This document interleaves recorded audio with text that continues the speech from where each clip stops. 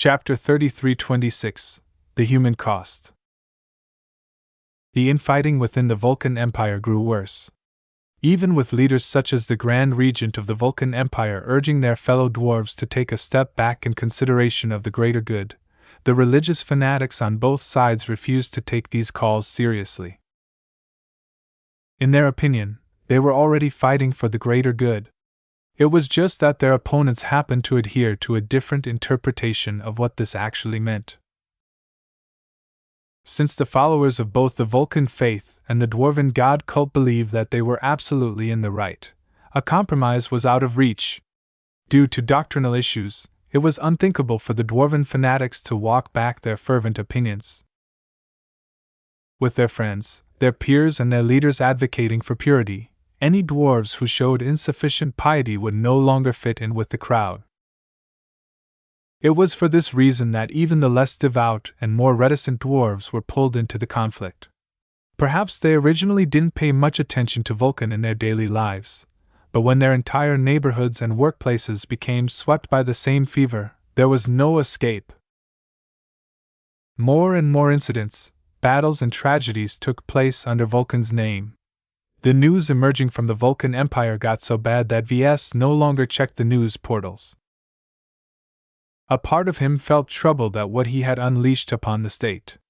Not every citizen had it coming. There were trillions of average dwarves who just lived a normal job and went about their day without bothering anyone. It was the influencers and decision-makers in their society who truly called the shots. Ves would have preferred to keep his revenge action more proportional. If he had the choice to target the leaders and cadre of the Dwarven god cult, then he would have chosen this option without a doubt. However, he didn't possess the power or ability to do so. His only means of attack required the cooperation of both the friendly dwarves and the unfriendly dwarves. After all, a civil war can't be waged if only one side is willing to fight, he muttered.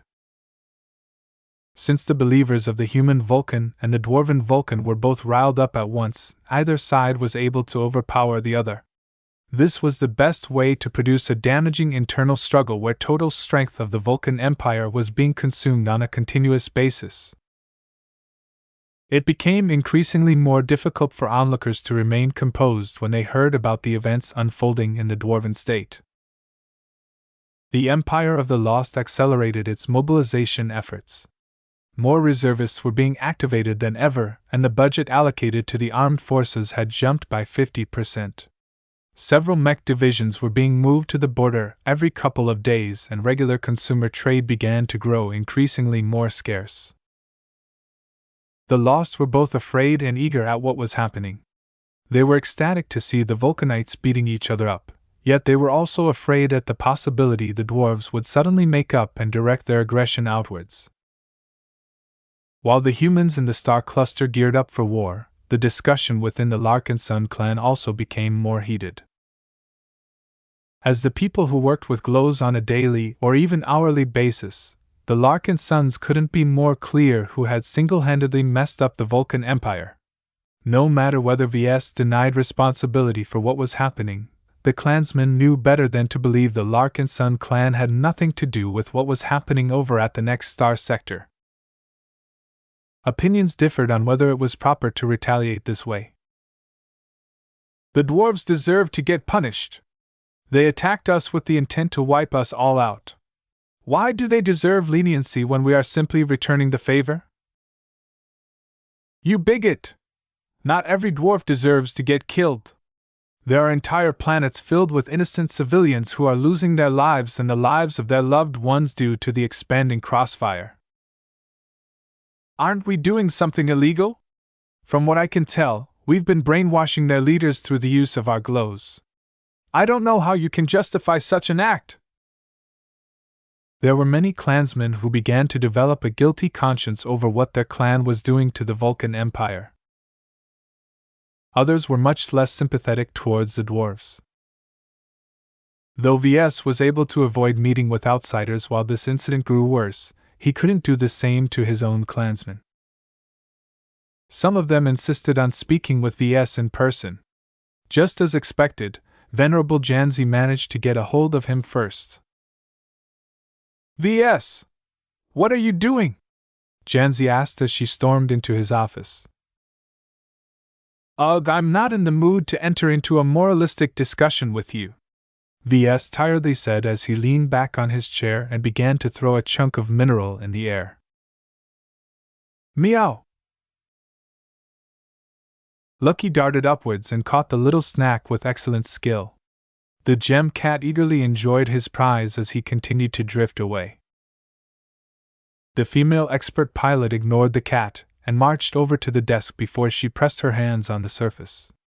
She leaned forward. "Your vindictiveness is going too far.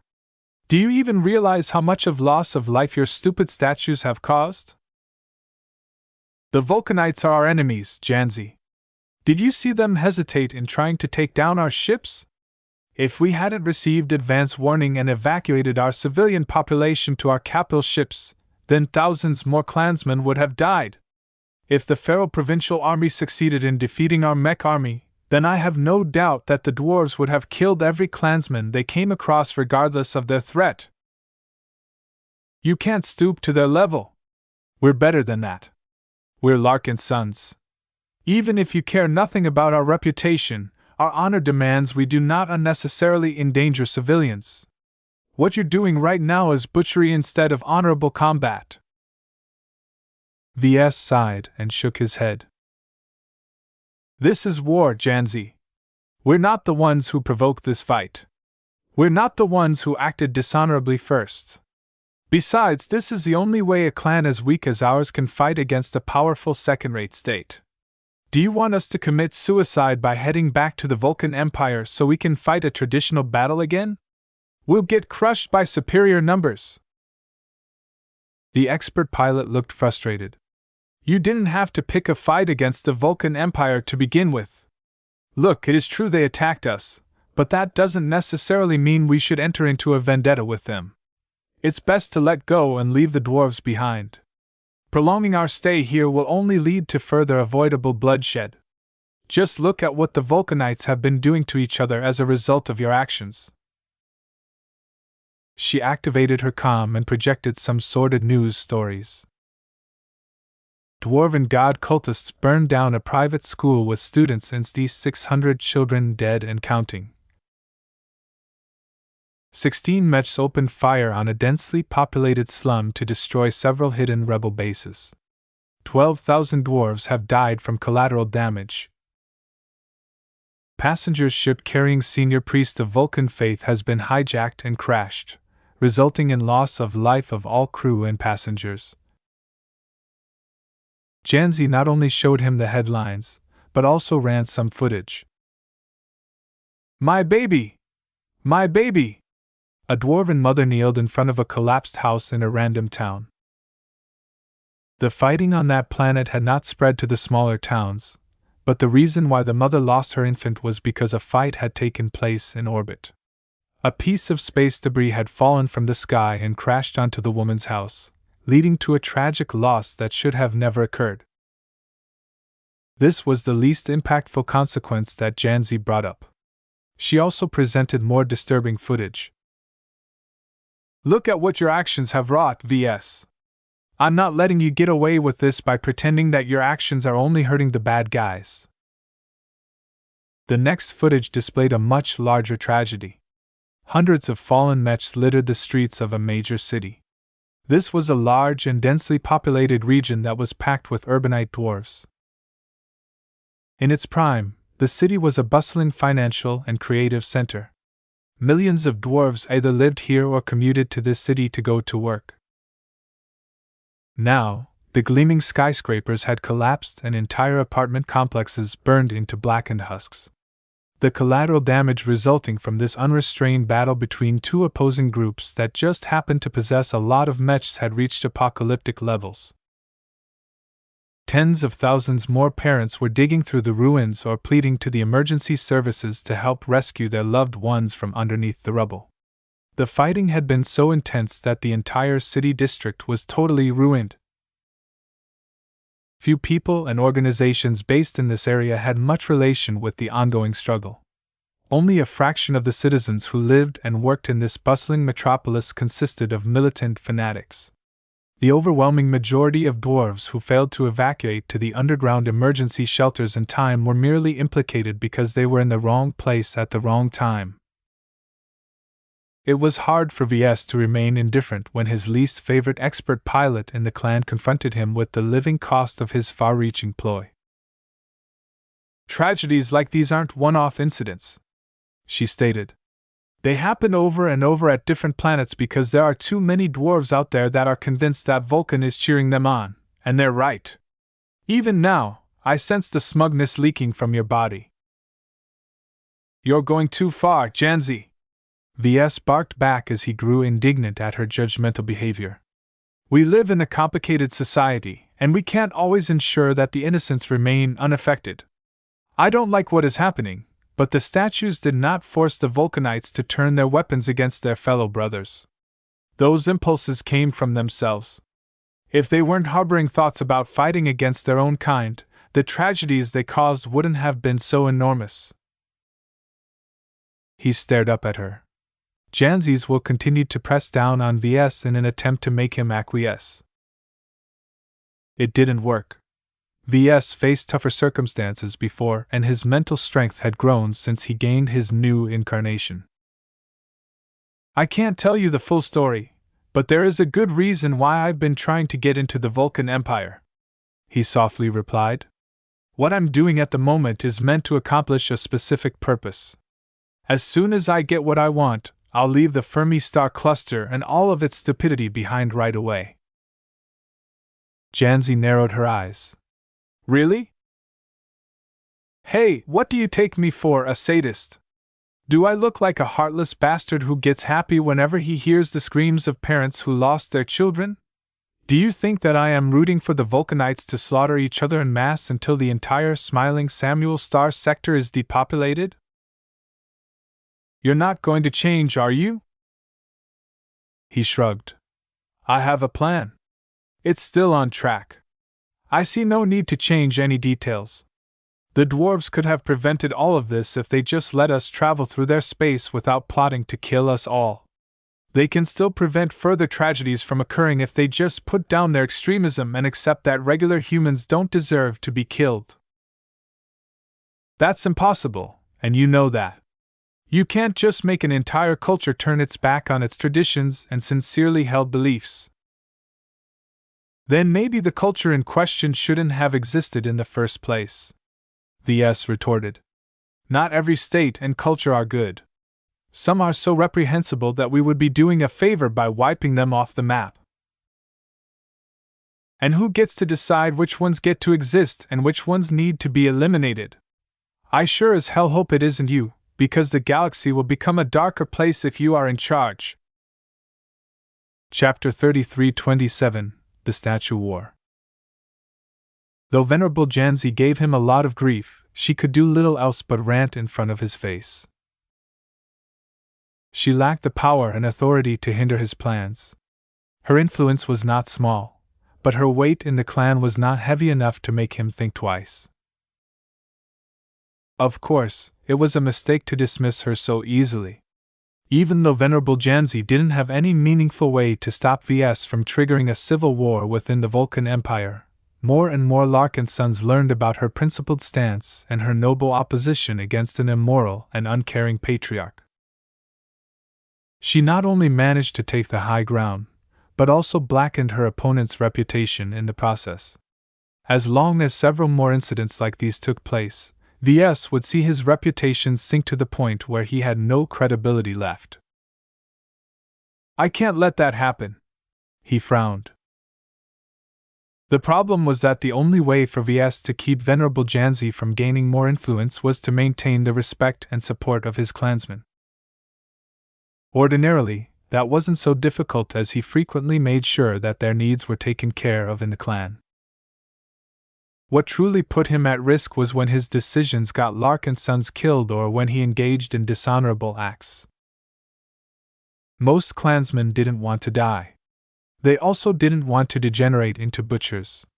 Ves knew it was wrong at some level to implicate the entire civilian population of the Vulcan Empire, but he didn't let his conscience get in the way of his goals. "The next phase will start soon," he whispered. Though he no longer looked up any specific news articles about the infighting between the dwarves, he was still aware of how the crisis was unfolding from a macro perspective. More and more planets and provinces were becoming engulfed in war. Though there were plenty of reasons for the extremists on both sides to back off, the militant dwarves had suffered too much and sacrificed too many lives to stop at this point. Victory was all that mattered to the radicals and traditionalists. The immaturity and lack of perspective that Minister Shadarin had spoken about caused the dwarves to lack a crucial quality that could have let the calmer heads among them negotiate a compromise. As a result, a lot of mechs and war assets that were initially meant to fight against the tall folk were instead employed to kill shorties just like themselves. Neither side of the conflict was capable of showing any respect for their adversaries. They completely forgot about their true opponents and regarded their former neighbors and friends as their archenemies. The dwarves were too prideful to back out. The bravest Vulcanites were those who fought for their beliefs just like the rebels of old. Many believed that if the heretical beliefs of their enemies became dominant, then the true Vulcan god would forsake the dwarven state and turn its back on its own people. In the words of many fervent priests, this struggle was not just about setting the record straight whether Vulcan was a human or a dwarf. It was an existential crisis where the truth could save the entire state, and where embracing the wrong version of Vulcan could literally cause their god to forsake his flock. With stakes this high, it was no surprise that the infighting unfolded into an outright civil war. A new rebellion had erupted as the massive state split into two different camps. Many provinces mostly fell into one or the other camp, but there were plenty of places where both sides were equally as strong. These battleground provinces turned into the hotspots of the sector-wide civil war as the traditional believers and the radical cultists sought to expand their territory and obtain enough superiority to suppress their opponents. When Minister Shadarin stopped by in order to explain what was going on, he called up a map of the Vulcan Empire. "The Dwarven state is not a monolithic entity, as I have explained before. There are strong regional identities that are based around provinces. Each province is the equivalent of a small to medium state in any other star sector. Capturing them and keeping them is key to winning this civil war." Ves nodded in understanding as he inspected the map. "I see that the rebel cultists have more provinces in their hands than the central authority." "That is correct, sir, but don't let this map fool you," Shadarin said as he switched the view to one that showed the GDP of every province. "The dwarven god cult initially gained influence in the lesser provinces and planets of the Vulcan Empire. The majority of these provinces are less densely populated and are not as developed as the more central provinces. The Yuri Burn province that is firmly in the grip of the Vulcan faith is worth at least 5 times more than the Feral province. Indeed, the provinces held by the central authority were much more developed in almost every criteria. The question was whether this was enough to keep the fight even. "Who has the advantage?" Ves asked. "That is not an easy question to answer. The central authority that officially supports the Vulcan faith is still in charge of most of the military. While there are mech regiments and even entire mech divisions that have defected to the extremist dwarves, there is no denying that the rebels do not grasp as many military units. Doesn't that mean the central authority can crush the cultists?" Shadarin shook his head. "There are many more factors that could even up this struggle. The dwarven god cult effectively controls the majority of the provinces. They can draw a large amount of mercenary or private forces under their banner to bolster their numbers.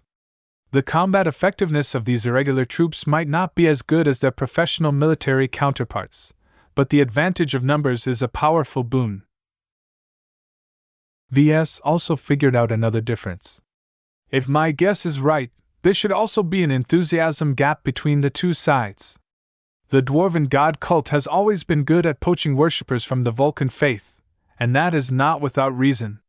The cultists have a better story and they are much more enthusiastic about worshipping their dwarven god.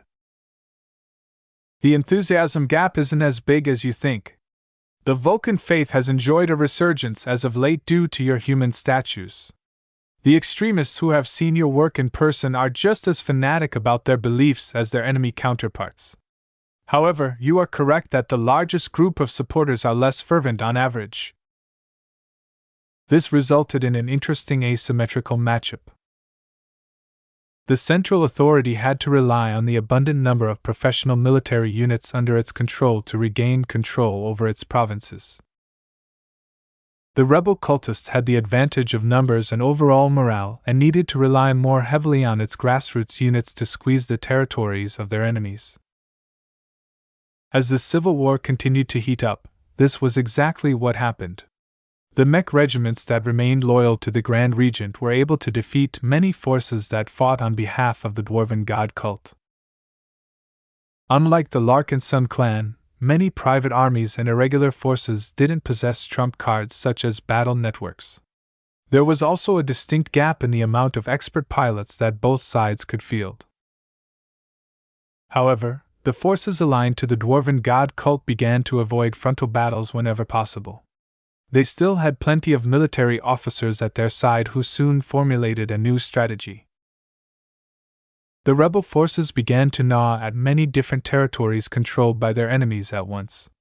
They refrained from attacking the highly populated industrial strongholds and instead sought to sweep aside resistance on many different rural star systems. The military under the control of the Central Authority couldn't afford to split up its troops and send them off to all of the smaller sites. That would just dilute their strength and make them vulnerable to being defeated in detail. "We're getting attacked from 1,000 different directions," a traditionalist general stated. "We can't let these rebels take over all of our farming planets. Our urbanized planets are too densely populated to be able to feed themselves. Can't our urban population subside on nutrient packs for a time? Our stockpile of nutrient packs is enormous, but it was never designed to keep entire planets fed for years." That's not the only issue. The Dwarven God cult has already taken over most of our peripheral provinces. If the cultists gain even more ground, they can form a blockade around the space that we effectively control, thereby squeezing out any trade that keeps our bellies filled and our industrial war engine running. This was indeed a grave concern. There were more factors at play that worsened the position of the Central Authority in the long term. The dwarves who inherited the belief that Vulcan was a human thought that they were in the right. They could not allow the upstart liars to erase the truth and rob Vulcan's glory from their proud state. Another general pointed at a core star system controlled by the opposition. "If time is on their side, then we will have to win the war before our window of opportunity is lost. I propose we launch an offensive on their strongholds and take the fight to their territories. The price is too big. It is easier to defend than to attack a location. We will bleed heavily if we wish to take over most of their core systems." "Then what would you have us do instead? We cannot keep acting like turtles when there are ants drilling through our cavities. Given the current conditions, we cannot outlast the rebels. If we attempt to do so, we will only run our military units ragged." There were more arguments in favor of going on the attack than to maintain a defensive posture. Once the leaders had made the decision, their mech armies quickly launched massive offensives onto the major star systems controlled by the enemy. If the collateral damage was already bad before, now the amount of dwarven lives that were being lost had reached meteoric proportions. What surprised people like Ves about this civil war was how quickly it escalated. Unlike the Komodo War, where the Friday Coalition and the Hexadric Hegemony each occupied different sides of the star sector, the Vulcanite Civil War was characterized by lots of immediate contact between the two sides. Provinces and star systems belonging to one side often burdened a territory that belonged to the other side. If possible, a mech unit stationed in one of these places only needed to make a single, direct FTL hop in order to launch an assault on an enemy position. Incidents like this took place in thousands of different conflict areas. Some local commanders didn't even wait for instructions from their higher-ups before they commanded their troops to barge into an enemy star system and fight the supposed heretics who believed in the wrong version of Vulcan. Hundreds of thousands of dwarven mechs were clashing against each other with little regard for self-preservation. The most celebrated soldiers were those who were willing to give it all and die for their righteous beliefs. Tear down the corrupt rulers! Wipe out the incorrigible rebels! The conflict that eventually became known as the Statue War started off so hard and so suddenly that neither side had made adequate preparations. Plenty of mistakes, misunderstandings, and missteps caused the dwarves from both sides to blunder more often or collapse sooner than expected. The bloodshed that ensued from all of the chaotic battles could fill entire oceans. The entire smiling Samuel Star sector was dyed in red. To think that all of this came to pass because Ves mailed 2,000 of his own handicrafts to different dwarves. "It's not my fault," he insisted to himself. "The Vulcanites started this fight. I'm just finishing it. My response is definitely proportionate." Chapter 33:28 Earnest Plea. The Statue War had engulfed the Vulcan Empire at a rapid pace. Just a month ago, none of the Vulcanites expected their state to descend into all-out warfare. How could they have known that one of their past actions came back to haunt them in the worst way possible?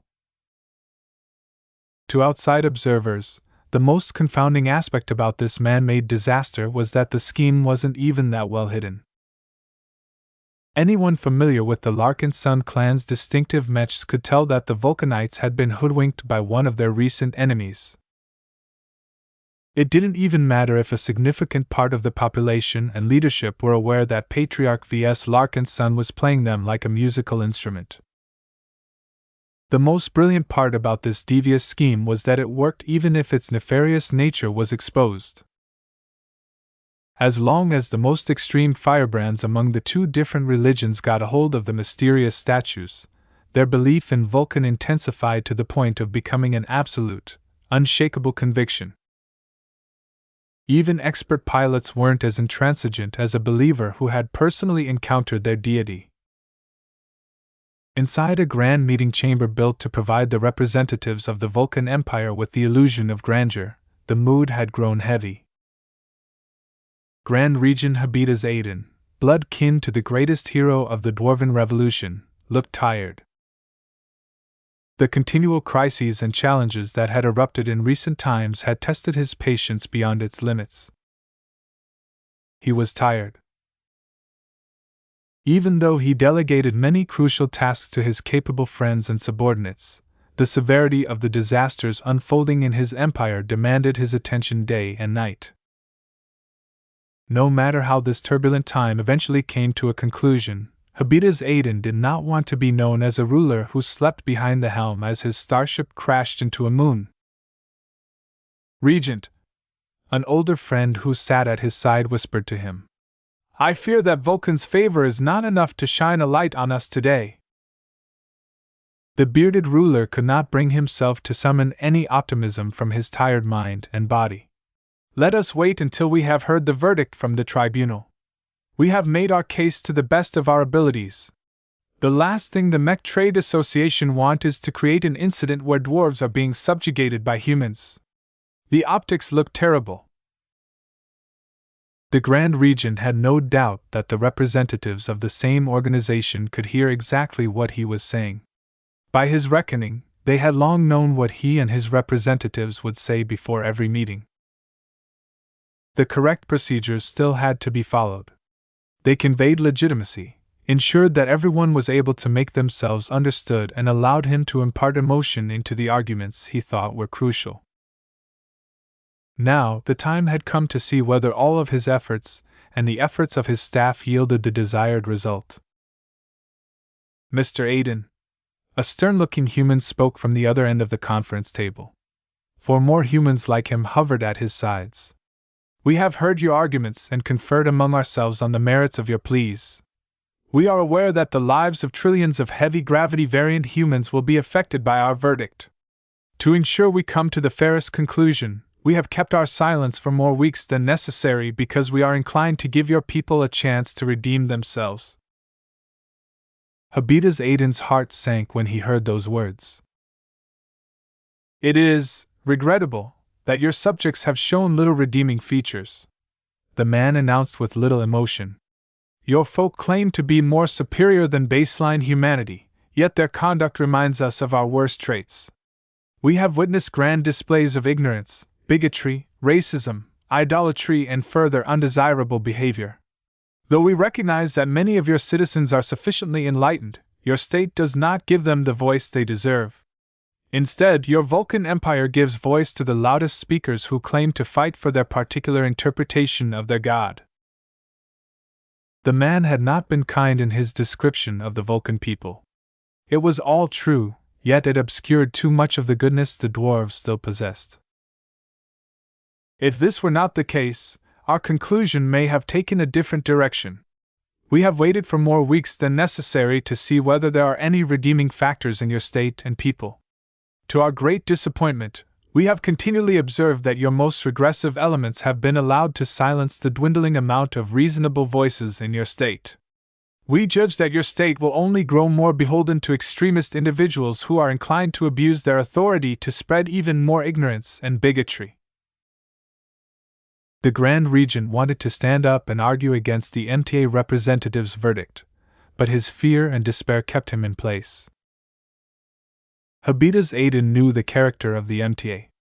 Once its representatives made up their mind, they were not open to any further persuasion. Their authority was absolute, and their official declarations were final. The MTA representative stared right into Habitas Aiden's eyes. Our verdict is as follows. We revoke our confidential agreement to guarantee the independence of the Vulcan Empire. Our association cannot in good conscience provide support to a state that has not only failed to guide its citizens to an enlightened future, but has instead brought them back to a past where humanity slew each other for the most illogical of justifications. The dwarven delegation all looked defeated at the news. They had anticipated that this might happen, but they always held out hope that the measures would give them a second chance.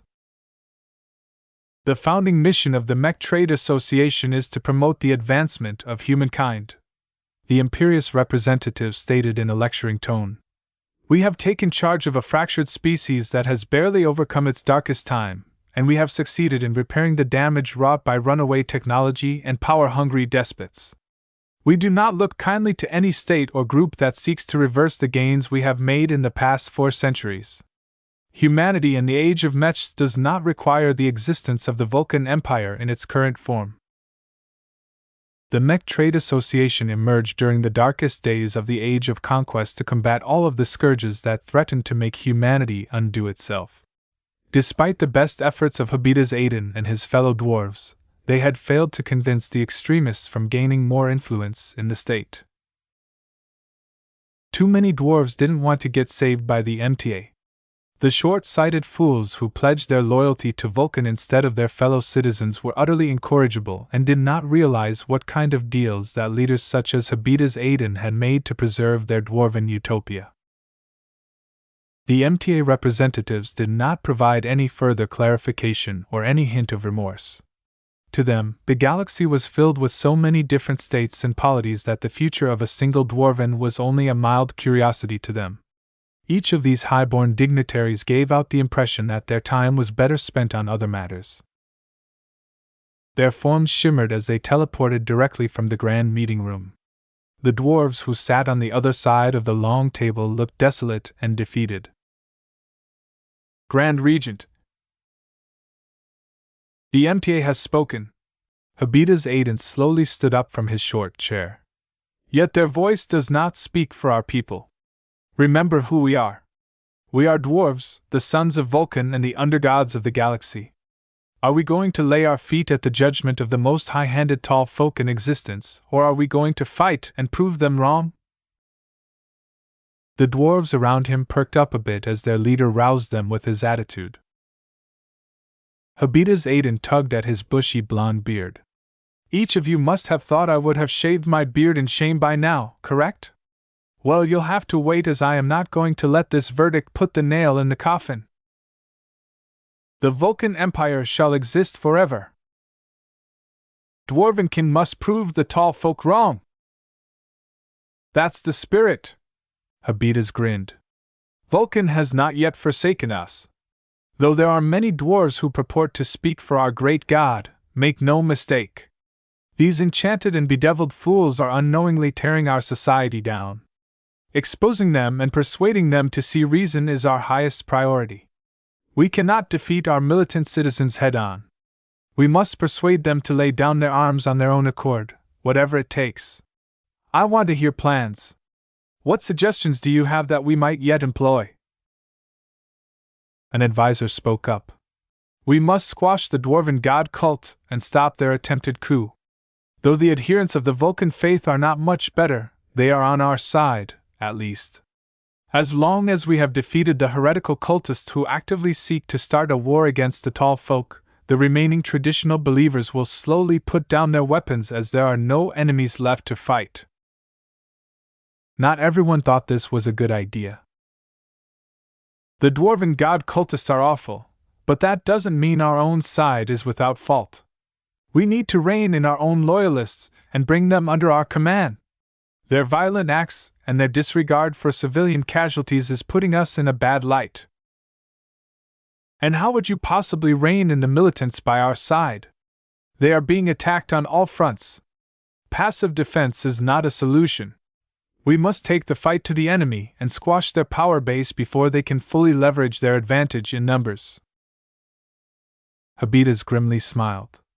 Though few of these suggestions sounded viable, at least his circle had shaken off their despair. There was still hope for the Vulcan Empire, though the window of opportunity was minimal. He looked up at the high vaulted ceilings and the decorative windows that depicted the greatest heroes of the Vulcan Empire fighting the great cause. The dwarves of old operated in much more barren circumstances than today. The original rebels of Desala X had launched their first act of resistance with a band of ill-trained, ill-informed miners and with no mech in their possession. Their awful battle wagons could barely fight against the local guard mechs, while their sole mech pilot had to borrow a mech from the enemy in order to deliver the paltry resistance movement its first victory. The stories told by the survivors of this desperate, foolhardy engagement were mixed and contradictory. None of the dwarves back then were academically trained historians or chronicles, and their educational development was frankly abysmal. Yet their lack of existing constraints and their unique perspectives produced colorful stories that had turned into a collection of revered myths that guided the Vulcanites to this day. The subject of Vulcan was one of the most oft-spoken elements in those first-hand accounts. Each of the rebels vouched for the dwarven deity's existence and descent. Habitas Aiden's granduncle was the first and only known dwarf to have served as a vessel to the god of dwarves, mechs, and craftsmanship. Solid proof of his enlightened creations and influence left no doubt to the Vulcanites that their patron and protector had once blessed their folk with his guiding hand. Grand Regent Habitas Aiden closed his eyes and pressed his strong and meaty palms together in prayer. Lend us your aid, Vulcan. Grace us with your wisdom once again. I am wholeheartedly willing to sacrifice my body and soul so that you may descend upon me in our darkest hour. The future of Dwarvenkind is at stake.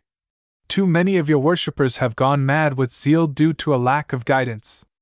If you can just appear before us once again and speak through a willing vessel such as myself, you can save the Vulcan Empire and every dwarf who reveres you as our guardian. Please give us a sign. The Grand Regent failed to obtain a response. Vulcan, it appeared, was deaf to his pleas. Chapter 3329, Second Try. Despite the best efforts of Grand Regent Habitas Aiden, his influence was hardly felt in the state that had descended into insanity. Priests, not statesmen, were in charge these days. Devotion and purity were much more important qualifiers to commanding over people than intelligence and expertise. Even though many people recognized that the whole premise and motivation of the statue war was stupid and self-destructive from the onset, the two sides who claimed to fight for the correct version of Vulcan did not see it that way. To them, they were fighting for the true God. If they won, the Vulcan Empire would be saved. If they lost or did nothing, then their enemies would drown their great dwarven state in perpetual darkness as Vulcan's light left the forsaken dwarves. Against this kind of logic, the dwindling number of non-religious and moderate dwarves failed to persuade their militant brothers and sisters from seeking compromise. When certain high-placed members of the Dwarven Society received word of the MTA's resolution, they began to make their own moves, ones that did not involve their maddened cousins. Two beardless old dwarves looked through the window of a military space station. Several damaged and half-repaired capital ships including the Great Ram were docked onto the arms that stretched out from the orbital base like antennas. Numerous shuttles and transports flew in and out of the fleet carriers, bringing in cargo and personnel at an industrious pace. Many dwarven soldiers, of which the men all lacked their distinctive beards, were undergoing their final check-in procedures as they waited to board their respective vessels. The large amount of luggage bots carrying their bags and trunks signified that these disgraced feral soldiers were about to go on a long trip. General Kebranor and Venerable Orthox both looked grave, the latter more than the former. "I received my orders this morning," the dwarven general spoke. "High Command reactivated us in order to march against our own brothers." "Our mission?" the expert pilot gruffly asked. "The provincial governor wants us to assist the other mobs aligned with the dwarven god cult in raiding the rural star systems of the Yuri Bern province. If we cannot hold the central authorities' territory, we are to burn and destroy any useful infrastructure that keeps the planets working and useful to the province. Think about destroying space stations, bombarding factories, taking out local government structures, and so on. We even have orders to raise the farmland wholesale if we have the time. If the statue war drags on long enough, our superiors think that starving the opposition is a viable tactic." The more Venerable Orthox listened, the more he lost faith in the Pharaoh province. Most of the decision-makers had already fallen under the sway of the dwarven god cult. They took over its radical policies and ideology, and stooped at nothing to gain an advantage over their opponents. He felt more and more powerless to prevent this maddening war from growing more destructive. His beardless state turned him from a war hero into a loser. Though there were still dwarves who respected his identity, the public had long dismissed his warnings and pleas because they did not align with popular opinion. The Pharaoh province, along with many other provinces, had completely fallen under the sway of the two polarizing religious denominations. Thinking about what had befallen his precious state caused Orthox's will to become more depressed. As an expert pilot, he was good at smashing powerful mechs. It did not turn him into a powerful politician or charismatic leader, though. Even at his prime, his influence only allowed him to command more attention than other expert pilots. The true players of the Vulcan Empire were much more capable of taking control of the population. At this time, Venerable Orthox would rather be a politician than a high-tier expert pilot. What was the use of extraordinary martial skill when he was helpless to stop his fellow dwarves from slaughtering each other? It was a dark irony that the dwarven authority figures who possessed voices that were able to sway a lot of people had fallen under the sway of a human enemy. Devil tongue, indeed. "How are the men?" Orthox asked with a touch of concern. "These are the last men that are still willing to listen to us. Are there any fanatics or cultists among them that can poison our remaining well?" "We know our people well enough to filter out the crazies," Kebranor answered. "It's the allies that we've invited that can pose a risk to us. I have no doubt that there are fanatics among our crew that have dedicated their lives to either the human or dwarven version of Vulcan. However, once we are on the move, we operate under a different environment. As long as our fellow compatriots are of the same mind as us, these fanatics will eventually give themselves away, allowing us to handle them as we see fit." The dwarven expert pilot looked resigned. I never want to fight against my fellow dwarves, especially when we are part of the same state. However, we cannot let our fleet descend in the same sectarian madness that is tearing our homeland apart. If we must eliminate a small number of dwarves to protect a larger group of dwarves, then so be it. Anyone who has signed up for our venture has made a promise not to bring the ailments affecting the Vulcan Empire to our gathering. I will not be lenient to anyone that has violated our rules. As it should, old friend. Are you ready to speak to the men? Venerable Orthox remained silent for a moment. Do I even deserve to address them? I failed them in the field of battle. We all failed on the battlefield that day, Orthox. My responsibility for our defeat is even greater than yours, General Cubernor said. We can't dwell on it anymore. We need to look forward, and to help our men do that, they need to pursue a new dream. What we need the most in this dire time is a visionary who can lead them to a new home. Can you do that, old friend? Can you regain your old fire and present a strong image that people are willing to follow? I shall make an attempt. Cubernor smiled and patted Orthox's shoulder. That is all I am asking from you. Your people need you. Go out there and make yourself heard. Time passed by as the fleet carriers that nominally belonged to the Molten Hammers finished stocking up on goods and personnel. Venerable Orthox stepped onto the bridge of the Great Ram and nodded to General Cubernor before he stood at the center. He looked down at the deck. A large hammer had been painted on this exact spot. It conveyed both strength and resistance to many dwarves. Now, the high-tier expert pilot sought to draw strength from this same symbol as well. A tech held out his outstretched hand at the side. Broadcast going online in 3, 2, 1, you're live. Lights shone on the beardless expert pilot from above as he attracted the attention of tens of thousands of Vulcanites. Men, each of you have made a choice. He began without much thought. I made a choice as well. Due to the civil war that has erupted throughout our entire state, our superiors sought fit to pull us out of the doghouse. His lips curled into a contemptuous sneer. Yet, rather than calling upon us to protect our civilians and seek a resolution of this conflict, we instead received orders to bully and rob the livelihoods of other civilians. No matter which province they live in, they are still fellow dwarves. To treat them as our opponents just because a bewitching statue told us to do it is madness. I don't know about you, but I will not allow myself to be a part of his dwarf-on-dwarf violence. Venerable Orthox spread his arms. I am immensely pleased that you share my sentiments as well. Each of us has pledged an oath to protect the Vulcan Empire from threats that seek to undermine it. We may not be able to fulfill this oath on a literal basis, but we can still fulfill the spirit of our duties. The greater population of the Vulcan Empire may be lost to us, but the people we have gathered in our evacuation fleet can still be saved. Through our efforts, we can preserve some of the best parts of our culture while offloading the rotten elements that have put our once great state beyond redemption. Though the dwarven expert pilot sought to phrase his point in an aspirational light, he and many other dwarves knew full well what they were truly trying to do. They were deserting their own state and absconding with valuable military assets while they were at it.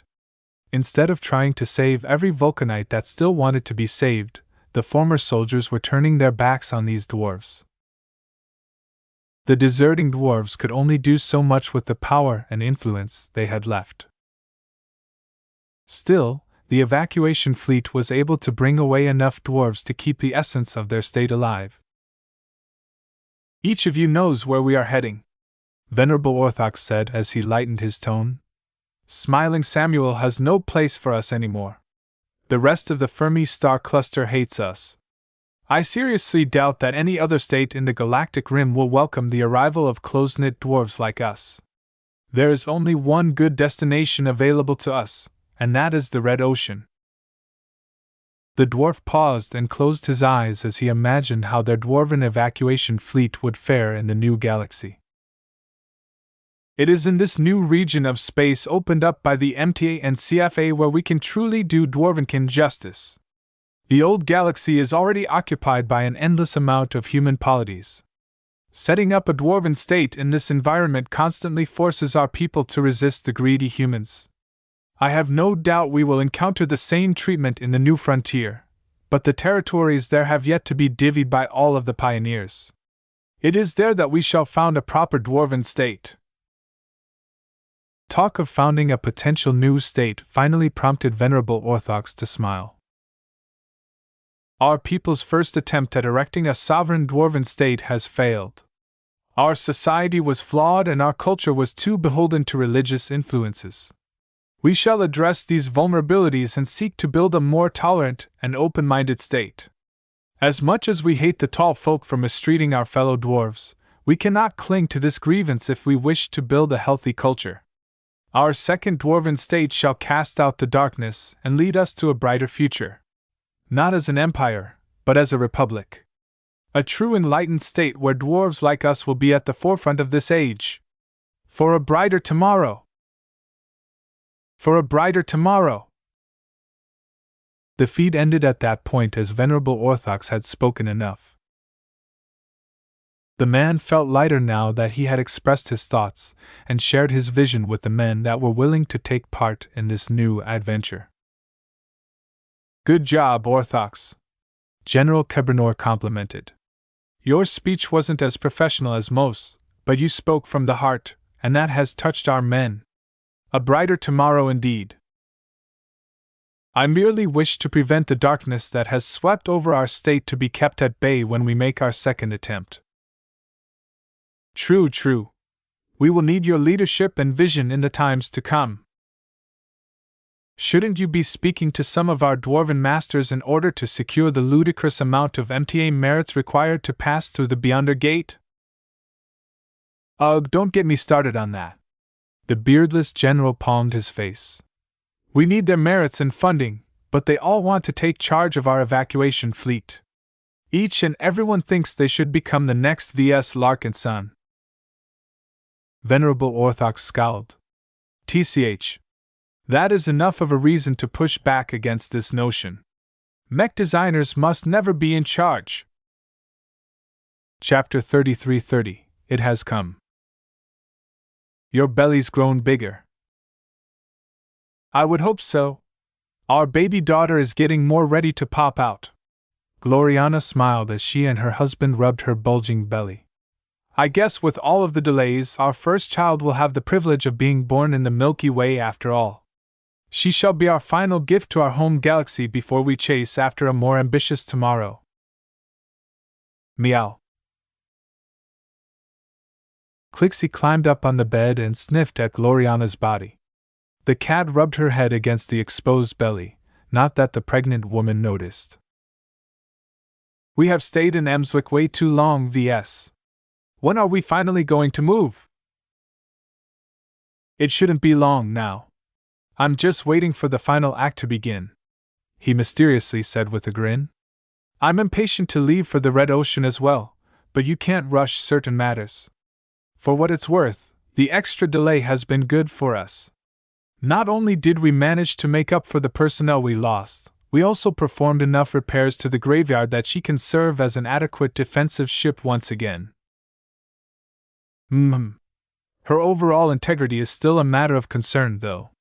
These makeshift repairs don't go deep enough. All of that heavy kinetic fire from the Slug Rangers has stressed and cracked many parts of her internal structure. Repairing these sections without access to complete dry dock facilities will be a long and painful journey. VS shrugged as he shifted out of his bed. The ship will hold. The graveyard will be able to pass through the Beyonder Gate without falling apart at the other side. Vivian Tsai has assured me of that. We can slowly fix the remaining damage once we have reached the Red Ocean. A dry dock is nice but not essential, especially once we have the diligent Ovenbird in our hands. Gloriana scrunched up her face. Have you reconsidered renaming our upcoming capital fleet repair and construction vessel?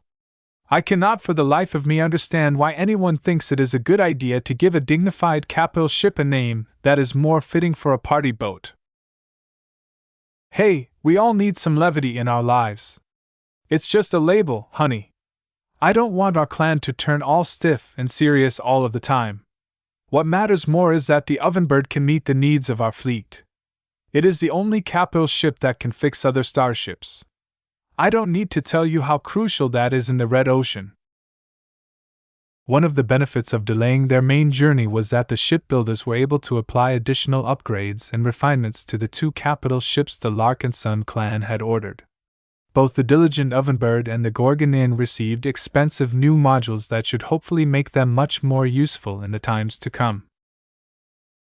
As the couple both went into their separate bathrooms to freshen up and ready themselves for the day, they met again to partake in their breakfast and talk about their various issues. Most of their discussion related to the Bulwark project and the Chimera project. Both of them had progressed substantially, with the former only a week away from completion. Venerable Janzi didn't have to wait much longer to receive her impressive expert mech. I want us to be in our best state once we refit and overhaul the shield of Samar, Gloriana insisted. You're too distracted with all of this dwarven stuff lately. I hope you wrap up this nonsense as soon as possible so we can finally get back to what we should really be doing. We're mech designers, not revolutionaries, you know. Ves coughed. You don't need to remind me. Everything I am doing is so that I can design better and more impressive mechs. I am not living out a power fantasy or anything. His wife rolled his eyes. Well, please tell me when you finally have your fill of megalomania. Playtime doesn't last forever. I'm not playing around. I'm engaged in serious business here. It's not easy propping up the clan. If ruling the clan is too hard for you, then you should try and delegate your responsibilities to someone competent, such as myself. Yeah, that would go well with the clan. I'm good. Thanks for the offer. Once they finished their breakfast, Gloriana headed over to the design lab straight away as usual, while Ves departed for his office. Meow! Clixie ran after him and brushed her body against his legs. Hey there! You want to keep me company today? Meow. Ves picked up the furry cat and scratched her chin as she squinted her eyes in pleasure. Clixie was a fine replacement for Lucky, who had wandered off again. Ves even heard reports that Lucky snuck onto shuttles that brought him to other capital ships. Oh well. Ves had plenty of pets these days. Once he reached his office, he put Clixie on his desk while he started his morning duties. He quickly signed off on some proposals from the chief ministers while listening to Gavin's morning briefing. As usual, his assistant was voicing concern over the expeditionary fleet's continuous delays and his continued obsession over the dwarves.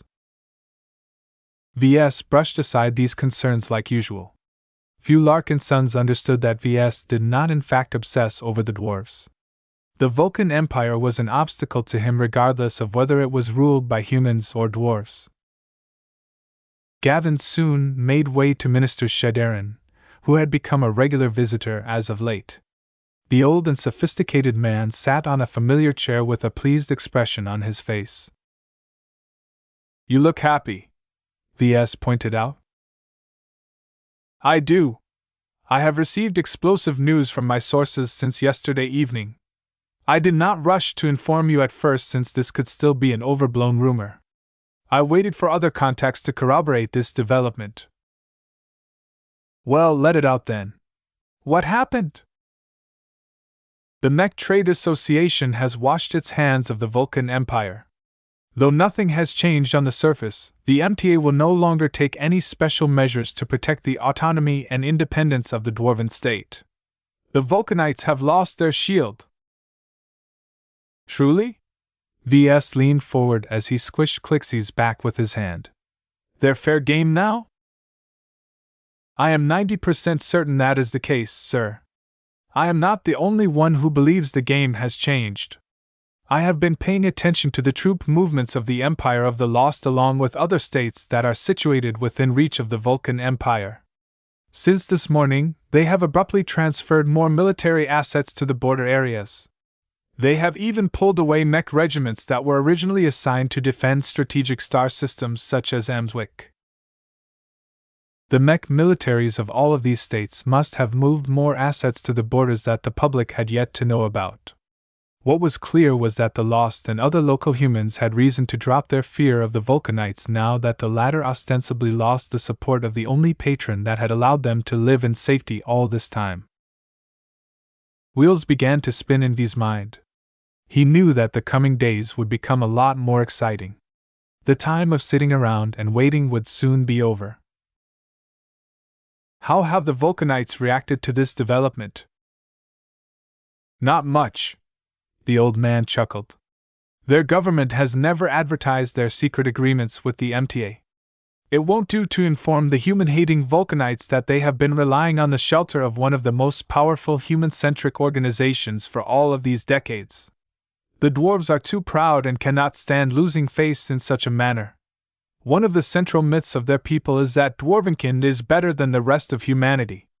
Any notion that dwarves must beg to retain the favor of the tall folk is so alien to the Vulcanites that it won't be accepted even if it is true. They'll probably dismiss it as fake news or something. Ves scoffed as he mimed quotation marks with his fingers. In my long career in public service, I have witnessed over and over again that there are a surprising amount of people who can't admit the truth even if it is staring them right in the face. Anyone who cries out fake news is simply unable or unwilling to accept reality. Sometimes it is for a selfish reason. Other times it is an expression of ignorance. Those are the worst in my opinion. Indoctrination has a way of making people think that something wrong is right and vice versa. The so-called statue war is the most recent example of how it can be abused. The Vulcan Empire was a powerful case that illustrated the faults of indoctrination. If the Vulcanites were taught to think for themselves, they wouldn't have easily fallen for the statues made by Vs. Critical thinking was already in short supply in religious states, but the Vulcan Empire was one of the worst that he had ever seen. If the Vulcanites weren't taught to blindly embrace their faith, they wouldn't have gotten into a rat race where false prophets were able to hijack a religious movement that could have given the dwarves the pride and confidence they needed to succeed in human space. If the Vulcanites didn't hate the tall folk so much, they might be more willing to accept the favor and goodwill of other humans. The central government shouldn't feel pressured to keep its complicated relationship with the MTA secret.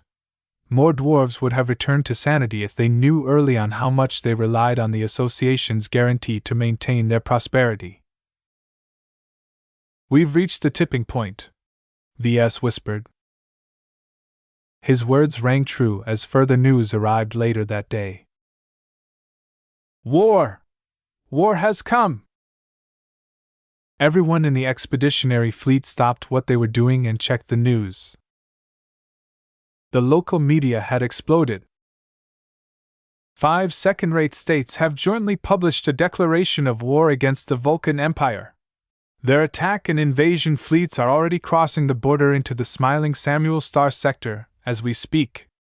More reservists are being called for service, and the Allied states will begin a comprehensive recruitment campaign in order to muster the troops that are not only needed to take back the Smiling Samuel Star sector, but to occupy it so that we can rebuild our human homes in our old star systems. Currently, the Empire of the Lost, the Mosley Confederate, the Consolidated Kingdom of Names, the Potsdam Republic and the Cameron Collective have all agreed to act in coordination and unify their strategic outlook for their joint invasion into the Vulcan Empire. We have even received information that we have yet to corroborate that the 5 allied states have already carved out the provinces of the Dwarven state for themselves. Few Vulcan military units show signs of halting their attack on their fellow dwarves. This will likely change in the coming days, but the statue war has already inflicted considerable damage to the Vulcan Empire's war readiness. Their defenses are in disarray, Their mech armies are displaced and their infrastructure is partially on fire. Even if all of the dwarves stop their infighting right this moment, they can only fight the 5 allied states to a standstill at best.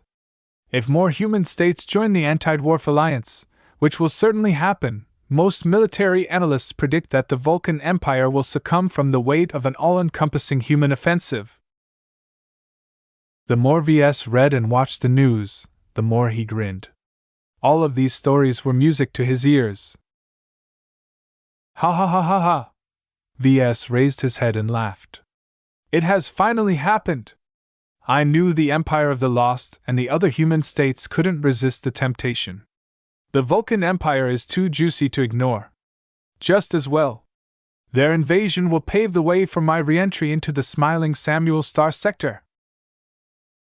This was what he had set out to do from the start. The entire Vulcan Empire had to be removed so that VS could finally retrieve his damn Timpala steel. Chapter 33-31, Land Grab. The ambitious plan to undermine the Vulcan Empire had succeeded. VS, Ministers Shadarin and Calabast had each contributed their own expertise to push the Dwarven state into the abyss. The two advisors recognized that while the Vulcan Empire was strong on the surface, its interior had several vulnerable cracks. Shadarin keenly recognized that the Vulcanites were too immature as a people and that their state was not as well run as it should. Religion was the greatest fault line of the Vulcan Empire, and it was the only element that could make its citizens forget about their hatred against the tall folk for a time. Calabast grasped the finer psychology of the extremist dwarves and knew what was needed to push them into militancy. She had gone on missions before where she was tasked with triggering groups of people to perform actions they would otherwise refrain from doing by finding the right handle to push them into action. Of course, she wasn't the only professional who recognized that the religious nutjobs among the Vulcanites could become their own worst enemies. There were plenty of dwarves who were quite aware of this fault line, and their animosity towards the tall folk meant that they were not that easily fooled by false flag attacks and other mundane tricks. This was where VS came in. Unlike other people, he possessed the unique capability to arouse the faith of the Vulcanites. Though no one knew why VS was so familiar with Vulcan, the glow he created recently worked so disturbingly well on the citizens of the Dwarven state that both of his advisors were surprised that the unwitting victims descended into civil war so quickly. VS didn't expect the dwarves to get hoodwinked at such an enormous degree. After all, any decent mech designer could establish a clear connection between the mysterious statues of Vulcan and V's design philosophy. It appeared that Shadarin's judgment that stupid people tended to double down when they were proven wrong was correct. His expertise, experience, and ability to read other people were invaluable to the Larkinson clan. Without his contribution, VS would have never been able to push the Vulcan Empire to the brink.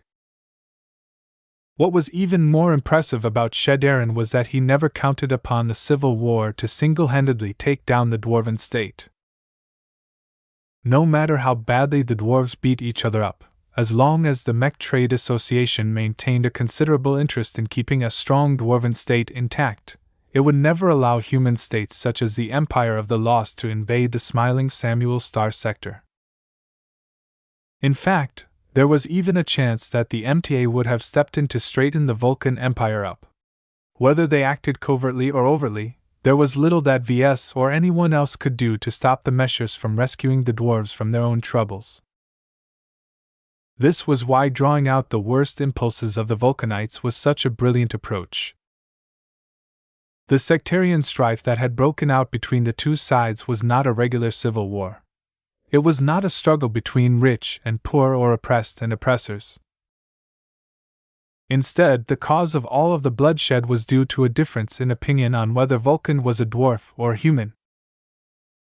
Even though there was a host of beliefs and attitudes associated with each interpretation, the fact that the dwarves were killing each other on a mass scale for a reason as banal as disagreeing whether their god was tall or short looked ridiculous. Shadarin predicted that as the Vulcanites continued to show more ugly behavior, the MTA's patience for these people would quickly wear thin. The Meshers consider themselves to be the most enlightened group of people in the galaxy, the Pernicer mentioned to VS. They place themselves above the so-called space peasants and rule human space from an ivory tower. Even if they treat us like cattle, they still have certain expectations for their chattel. If the pigs they rear are too violent, dirty, and unappetizing, it is not worth it to keep them anymore. This was the crux of their plan to collapse the Vulcan Empire. The behavior of so many dwarven citizens was so abhorrent and antithetical to the ideals of the Mech Trade Association that it had generated an enormous amount of disgust. The advantages of allowing the dwarves to keep an entire star sector for themselves no longer justified the cost of tolerating all of the excesses of the Vulcan Empire. A disaster like this would have never happened if the Vulcanites maintained a closer and more intimate relationship with the MTA, but obviously this was not the case. In the end, the dwarves not only bit the hand that fed them, but also acted so abhorrently afterwards that they showed no redeeming factors. It would have been surprising if the MTA did not opt to wash its hands from this quarrelsome group of ignorant dwarves. Once the MTA withdrew their guarantee, the Vulcan Empire was fair game to the surrounding human states. After so many decades of living alongside a xenophobic dwarven state that was filled with people who believed that the tall folk were the problem of all of their ills, it shouldn't be a surprise that the Vulcan Empire's neighbors did not like to live alongside the Vulcanites.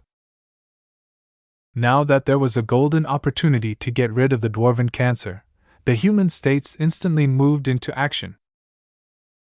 What surprised VS a lot was that the temporary alliance of human states moved in so quickly. He would have thought that the onlooking humans would have been content to sit back and relax while the dwarves kept expending their manpower and using up their war-making potential on each other. Time is of the essence. Shadarin illuminated VS. The more time passes by, the greater the chance that a new variable will come and change the equation. For example, the two dwarven factions might wake up to the fact that they are just weakening each other so that the tall folk outside could take over Smiling Samuel at a bargain. A powerful external state or organization might come and back the Vulcan Empire. The MTA might change its mind. To the humans, this is the first time that the Vulcan Empire is vulnerable to attack. Anything can happen that could close this window of opportunity. The best way to prevent these changes from occurring is to move quickly and decisively. I see. It still sounds like a big gamble, though. Second-rate states aren't weak, Patriarch. Each of them has built up a formidable military machine. While it is true that there is still a gap between the might of a regular second-rate state and one that has gained complete control over a star sector, the Vulcanites have provoked too many enemies and cannot defend against concerted attacks from each direction. If the dwarven war machine was still in peak condition, then the defenders might be able to stall the invading human forces. As it is, VS slowly smirked. The dwarves drew too many mech armies from the border in order to fight each other. Their military deployments are all messed up and completely in the wrong position to resist external invasions. Minister Shadarin nodded. Correct. Part of the reason why the Lost and the other invading humans launched their invasion so quickly is because they are afraid that the dwarves will eventually wake up to the fact that they have failed to guard their front doors and transfer their mech armies back to their border strongholds. Once the fortified star systems at the edge of Smiling Samuel have returned to full strength, it is much harder and costlier to take them down. Capturing these fortified star systems was one of the most essential steps to launching a successful invasion. VS was reminded of the Komodo War, where the Hexers initially managed to overrun the Friday Coalition's crestfallen stars. Though it was easy enough to bypass them in space navigation, leaving these military fortresses and bases intact left the invasion troops vulnerable to getting cut off or ambushed from multiple directions. Only by taking them away from the enemy would an invasion force truly be able to expand into the interior of enemy space. Since it was too costly to fully fortify every region of space, most states only fortified their key strategic nodes as well as the star systems at the border. As long as any attackers managed to overtake the latter, at least half of the most difficult steps of conquering an enemy state were in the bag. Ves fully realized how much of an advantage the human alliance had gained. It seems these human states are highly confident in their ability to fight the Vulcan Empire's armed forces head-on, he noted. That is certainly the case. The 5 states that have made a move so far are only the first movers. They have taken a larger risk in order to capture the most desirable provinces first and expand their claims. The other states in the region that have adopted a wait-and-see attitude will not stand by for long. Once the second batch joins in, the Vulcan Empire simply cannot resist a flood of foreign troops. The Civil War, along with the initial human invasion, already stripped away the Vulcan Empire's illusion of strength. For a long time, the Empire of the Lost, along with other neighboring human states, lived under constant fear of the powerful Dwarven state. Yet with so many displays of weaknesses, it was impossible for the humans to keep fearing the dwarves. Once they broke their psychological barrier, the human rulers would definitely make a move in order to project strength. As a result, a huge stampede took place where many different human forces invaded a star sector that they previously regarded as taboo. In the beginning, only the invasion troops of the original alliance moved in. Afterwards, more human states joined the party and dispatched their own troops on short notice. Even though all of these human powers fought on the same side, they also treated each other as competitors.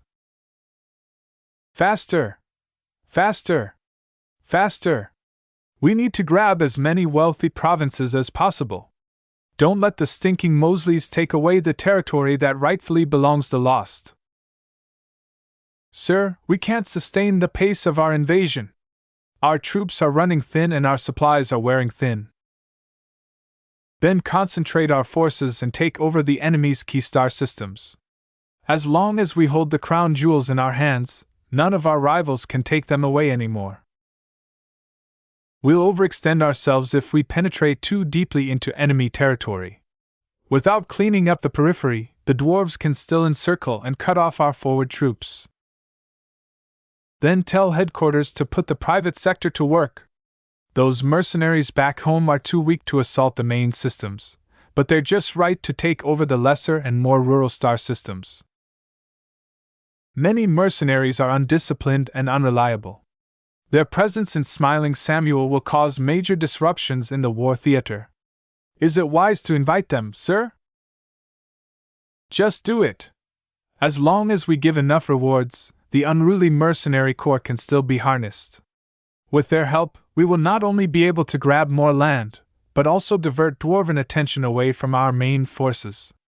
As long as we hold more territory in the end, everything is worth it. Now let's move before our rivals come up with the same idea. Once the Empire of the Lost started contracting mercenary organizations on a large scale, the other states quickly followed suit. Everyone seemed to smell a gold rush in the Vulcan Empire. While the states were mainly preoccupied with conquering territory, the various private sector forces were in it for a different reason. Loot! Loot all of these wealthy dwarven planets! Grab as much booty as you can, boys, because a chance like this doesn't come twice. A plundering season had begun as a multitude of human mercenary corps descended upon the Vulcan Empire like a school of piranhas. With the human mech armies occupying the attention of most dwarven military units, the Vulcanites did not have many forces left at their disposal that could resist the raids conducted by the mercenary fleets. It was under these increasingly more chaotic circumstances that the expeditionary fleet nonchalantly entered the Vulcan Empire once again. This time, the Golden Skull Alliance was far from the only human force that had entered dwarven territory. It attracted considerably less attention this time, which was exactly what Ves wanted. Chapter 33-32, Ves the Plague Carrier. The Larkinsons, glory seekers and crossers, entered the territory of their enemy once again. Not many of them thought this was a good idea. They all retain bad memories of their first entry into the Vulcan Empire. However, the circumstances were different this time. The expeditionary fleet might not have been able to get back up to its previous strength, but the mercenaries contracted by the Larkinson clan made up for a lot. With at least 10,000 extra protectors by its side, the Golden Skull Alliance became even less appealing as a target. "You're moving in too soon, Ves," Chief Minister Raymond Billingsley Larkinson said to Ves over the comm. "Relax. The Vulcanites have greater threats to contend with than us," Ves replied to the projection. "Even if they have finally smarted up and stopped their ridiculous civil war, there are way too many human invaders for them to spare any attention to us. We'll be avoiding all of the major hotspots where most of the dwarven troops are concentrated. What if there are Vulcanites that will stop at nothing to take revenge on us? We have attracted a lot of heat if you didn't know that already. We're spending a lot more effort scouting the way ahead. Also, we're a lot more on guard against the dwarves this time. The Black Cats are constantly monitoring different indicators to see whether there are any dwarven forces going after our fleet." "All of that sounds nice, but I have heard nothing that makes me confident that our safety is guaranteed. You are relying on too many assumptions about the dwarves that we won't end up well if any of them turn out to be wrong. That is also why we almost met our end last time." Ves grimaced. Raymond indeed made a good point. They had been too overconfident, and did not assume that the dwarves would be crazy enough to attack the expeditionary fleet despite obtaining a special permit. "Back then, we did not fully account for the internal dynamics of the Vulcan Empire. We know a lot more about the dwarves now that we're entering their territory for the second time. I think we can trust our intelligence organization to account for all of the ways the dwarves might plot against us, assuming they can even spare the attention." That was still highly questionable. All of the core star systems held by the dwarves were under threat. The Vulcanites could not afford to lose too many of them, and had decisively concentrated most of their mech forces to these key nodes. Under these circumstances, it was stupid to withdraw at least 4 mech divisions to go after the Golden Skull Alliance and its mercenary escorts. Even if the Vulcan Empire had a lot more forces at its disposal, its military forces had to cover a lot of important star systems. Removing 40,000 from the defensive line might lead to an early collapse and loss of a strategic location. Even though the war situation looked awful to the Vulcanites, the stubborn dwarves did not intend to lie down and let the human invaders walk all over their stocky bodies. As long as they withdrew their forces from their outlying provinces and concentrated their defenses in the center around the Yuri Burn province, they could still hold out for a moderate amount of time. As long as they bought enough time and forced the human invaders to occupy a large amount of dwarven territory, the invasion would inevitably slow down. It was not easy to hold all of those conquered dwarven territories. The dwarven residents of all of the conquered planets did not like their new human overlords and did not hesitate to take up arms and mechs to form local resistance movements. The only way to clean up these troublesome planets was to wipe out all of the dwarves who lived there, but no one dared to do so. Not only did the MTA take a dim view on war crimes, butchering Vulcanites wholesale was extremely bad optics. It was one thing to take down the Vulcan Empire. It was another thing for humans to wipe out every dwarf in the Fermi star cluster. No matter how much the local humans hated their dwarven neighbors, they still had to make sure their conduct conformed with the galactic norm. In any case, there were plenty of ways to make the dwarven problem disappear after the main invasion was done.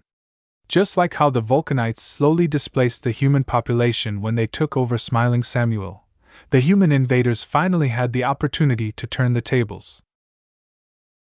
Of course, none of the aftermath had anything to do with Ves. He just opened up the Vulcan Empire for his own purposes. Just as the Empire of the Lost and all of the other human states took advantage of his deeds, Ves also exploited their invasion to attract all of the attention of the dwarves away from him and his fleet. Due to this, the relationship between the expeditionary fleet and the other human forces were a bit complicated. For example, no one wanted to get close to the supposed masterminds of the Vulcan Empire's fall from grace. Whenever the Golden Skull Alliance encountered another ship or fleet, the latter always tried to keep its distance.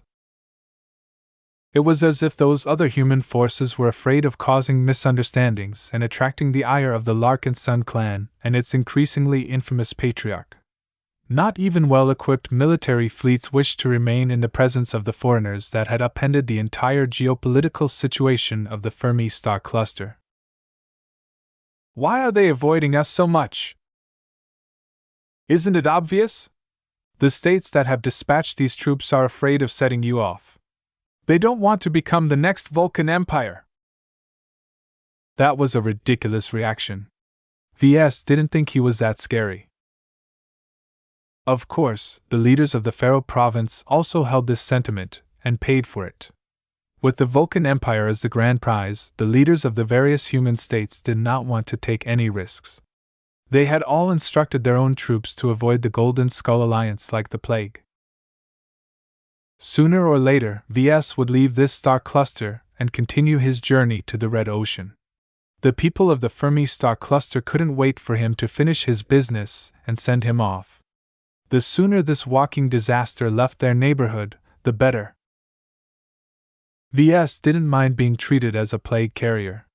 He didn't want to provoke any further trouble either, and happily watched as his fleet traversed deeper into the war-torn interior of the Vulcan Empire. Much of the attention of the human invasion forces was placed on the rich and wealthy second-rate provinces of the Dwarven state. On their part, the Vulcanites also concentrated their defenses at their superior territories. This gave the expeditionary fleet a peaceful and mostly quiet ride to the Paramount province. In historical terms, the site of the former Paramount Kingdom carried a lot of weight. It was the birthplace of the Dwarven Revolution and the place where Vulcan initially revealed himself to the dwarves. However, either side spared any attention to it. The human second-rate states didn't even bother to conquer the impoverished third-class provinces. The dwarves had no choice but to make the practical decision to defend their critical territories rather than their worthless ones. As a consequence, the expeditionary fleet did not encounter any friction by explicitly tracing a route through the neglected provinces. Since Ves was in a hurry, his fleet did not waste time on following a difficult, winding route.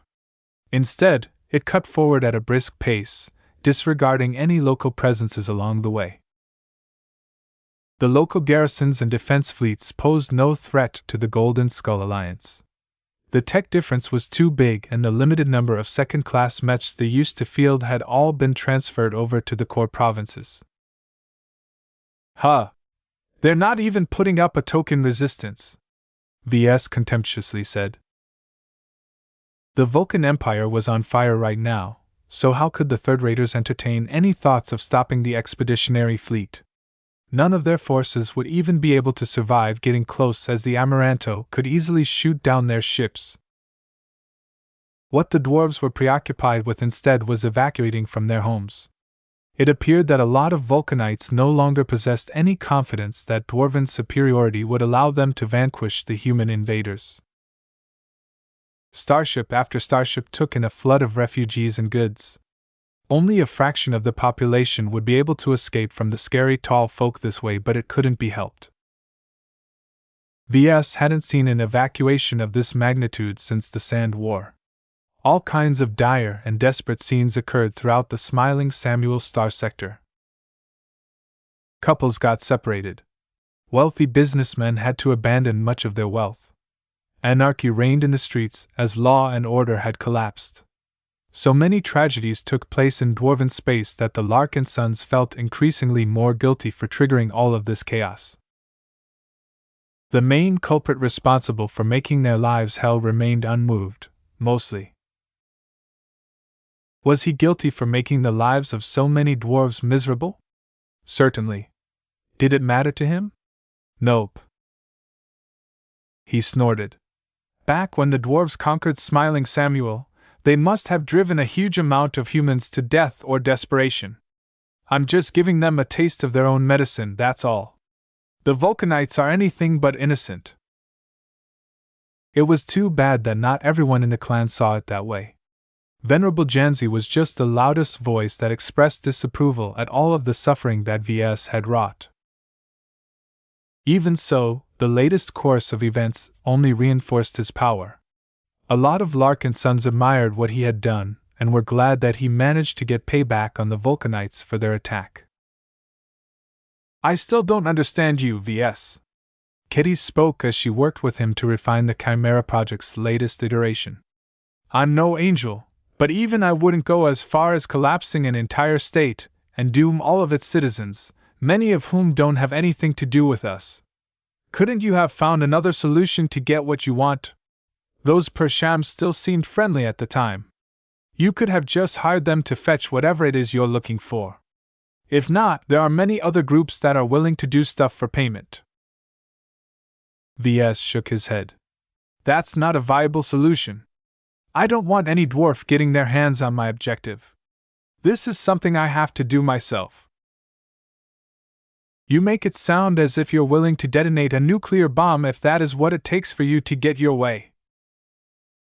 He directed a pointed stare at her. Don't be silly. I'm not that crazy. The MT would be on me in a second. I am a proper, law-abiding mech designer. I never engage in acts that would implicate me. That's not logical behavior. Kedis swept her arm around her. And you think riling up the dwarven crazies isn't damaging enough? The scheme you've pulled off is far more destructive than any nuclear bomb. Ves deviously checked.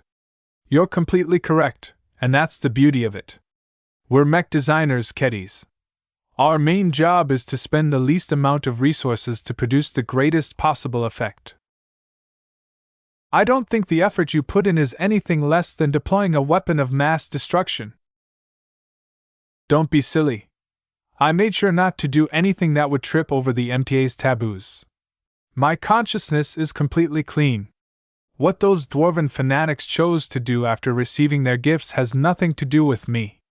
They chose to give in to their violent impulses on their own accord. You're responsible for more deaths than almost any other human in the galaxy. You're being silly again, Kedis. We're mech designers, Ves emphasized. We make products that are used to kill people every day. We're not culpable for the acts committed by our customers who use our products. Was this truly the case? Kedis wasn't sure. Chapter 33:33 Guilty People. Kedis was just one of many Larkinsons who expressed their misgivings at what had happened.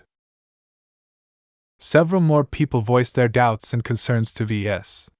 From Gavin to Raymond, all of them regarded him with a bit more fear rather than respect.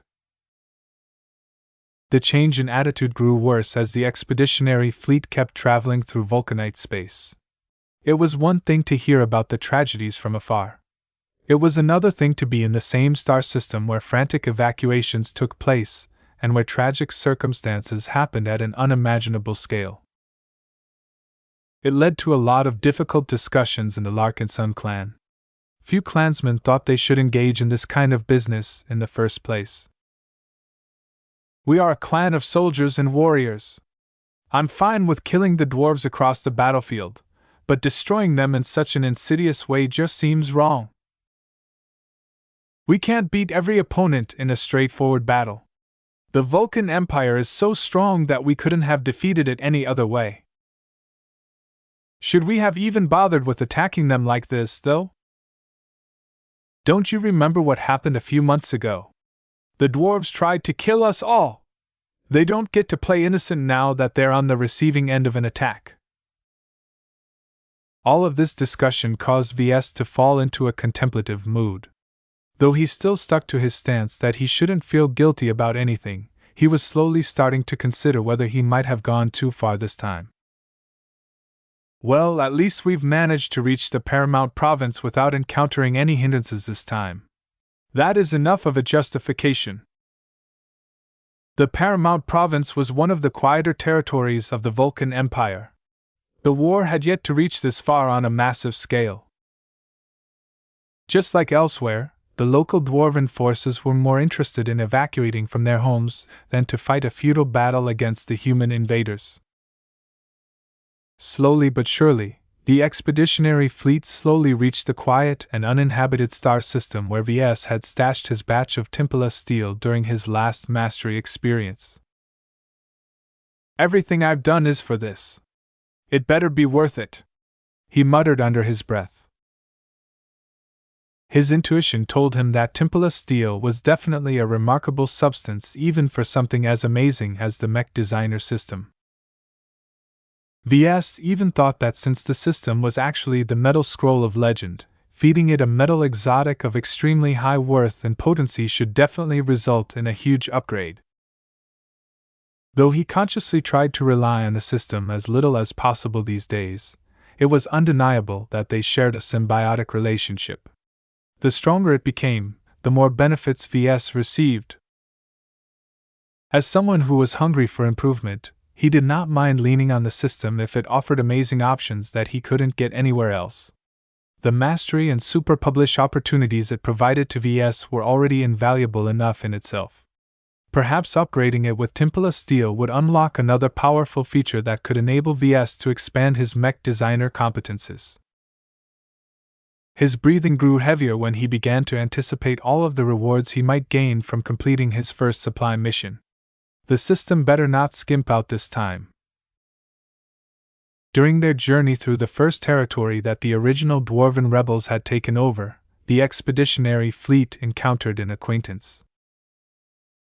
The scouts dispatched by the mercenary escorts had already given Ves advance warning about the familiar presence, so he wasn't caught off guard. He had mixed feelings about the only dwarves who took the initiative to intercept the expeditionary fleet. Whereas many dwarves and humans avoided him and his forces like the plague, the people who clearly wanted to meet with him did not have as much fear. The Pershams already befriended him before hostilities broke out. There were the few friendly and amiable Vulcanites that the Larkinsons had met who did not hold any hostile attitudes towards the tall folk. The dented coin was situated light hours away from the emergence point of the expeditionary fleet. She had made no attempts to close in and rendezvous with the powerful human visitors. Seeing that the Pershams clearly sought him out, Ves couldn't hold back his curiosity. He accepted a call over the galactic net. A projection of Director Olivier Persham appeared in front of Ves. The dwarf looked much more aged, tired and stressed, for understandable reasons. "You're a hard man to reach, Patriarch Larkinson." The middle-aged dwarf spoke with his deep voice. "I've been trying to call you for months, but you've never picked up until now. Do you really think so little of us dwarves?" Ves inwardly sighed. Faced with one of the victims of his actions, he felt his conscience acting up again. He tried to suppress this unwelcome and unproductive impulse as best as possible. "I've been busy, as you can clearly tell. Also, I no longer require your services. As you can see, we have no problems with navigating through Vulcanite territory." His cold tone did not make Olivier happy. The head of the Persham Chamber of Commerce looked disappointed. A few seconds passed in silence before the dwarf spoke up again. "Why have you done this, Patriarch? I don't understand. The Pharaoh province is certainly guilty for trying to kill you, but there are many dwarves who are still decent. Why must you implicate them as well? They don't deserve to lose their lives and livelihoods. My friends and family in the Paramount province are all crying because their worlds have collapsed. They have never known any homes aside from the planets they live in. Now they are all scrambling to get aboard the few ships that can take them away from the humans who will never treat them well." Ves let out an annoyed grunt. "Don't try to pretend your people are squeaky clean. One of the reasons why your fellow dwarves aren't comfortable with human occupation is because of how poorly you treated the original occupants of all of these star systems. The empire you built sits on a foundation that consists of an endless amount of human bones." That's because we had little other choice at the time. The Vulcanites who rose up needed to keep beating and conquering the humans around us. If we kept giving them room to breathe, they would have tried to attack us and rob our people of the space we needed to live decent lives. We were under constant existential threat unless we cleared the entire star sector of humans that could threaten a dwarven state. VS probably figured that this was true. The dwarves already attracted a lot of notoriety from the start. Sooner or later, their human neighbors would have acted in order to contain or neutralize the new threat. History went in the other direction, though. Due to numerous happenstances and improbable circumstances, the Vulcanites managed to beat all of the human states since Smiling Samuel. There is little point in talking about morality at this point, VS said with a tired voice. What is done is done. I do not regret my decisions. While I do not enjoy the ordeals that the average citizens of your empire are going through, the events leading to this collapse did not start from me. Your own people had already laid the seeds from the beginning. Director Olivier Persham came into more contact with foreigners and the outside galaxy than other dwarves. He possessed enough perspective to know what VS was talking about. While the internal propaganda of the Vulcan Empire always painted the dwarves in the right, those who were more aware of the complete history knew that the Vulcanites were not exactly innocent. Even in modern times, the dwarves frequently rattled their sabers and expressed an open intention to defeat all of their neighboring human states. Was it any surprise that the latter rightfully considered the Vulcan Empire to be an existential threat that had to be eliminated as soon as possible as long as there was a chance? Another silence fell as Director Olivier did not manage to receive any explanation that could satisfy him or give him closure. The dwarf slowly clutched his graying beard. Do you have something against us dwarves, Patriarch? Did we do something to you that caused you to seek our downfall? Nothing like that. VS shook his head. You're just humans but shorter to me. It's everyone else who keeps acting as if dwarves like you are a separate species. You Vulcanites are the worst in this regard. You not only try to separate your identity from the rest of humanity, but also claim to be superior to us. A few of your people even think that's enough of a justification to go on a crusade against the tall folk. If you dwarves didn't encourage such a close-minded attitude, perhaps you would have been able to prevent your own collapse. Technically speaking, VS did set the Vulcanites up on this path during his last mastery experience. His carelessness and his casual behavior back then not only set up the Vulcanites for success, but also precipitated its fall. This was why he sometimes considered the citizens of the Vulcan Empire to be his children, but only rarely. Seeing that this conversation wasn't accomplishing much, Director Olivier moved on to the last point he wanted to address. I have one final question to ask before I take my family out of this star sector. Are you Vulcan? VS let out a deep breath. He had a feeling his former dwarven friend would ask this contentious question. Do I look like Vulcan? He asked back as he wasn't comfortable with supplying a direct answer. I can't say. Olivier looked pained. I have worshipped Vulcan longer than you have lived. My daughter, my family, and all of the dwarves from my home planet have given their unquestionable devotion to the god that has helped to liberate our people. We worship the true Vulcan. It's just, when I equate the Vulcan described by the priests and portrayed in our scriptures to a devil like you, I don't know whether I can still maintain my beliefs. You're probably not the first Vulcanite who is undergoing a crisis of faith at the moment. Your people are suffering from an unprecedented disaster, and Vulcan hasn't lifted a hand to help you out, VS mildly said. Maybe it is because we spurned our god. Olivier lowered his eyes. It would explain much, I think. We invited his wrath due to our presumptuous actions, and now we're suffering the consequences of that. We were too arrogant and self-righteous to know right from wrong. It is no wonder our God has exacted his punishment on our people. Wow, Olivier! Your god sounds like a cruel and petty man. He must be enormously bored and prideful to stomp the sandcastle that he helped erect. The dwarf shrugged. Maybe so. I think I have a better idea of what our god is truly like now.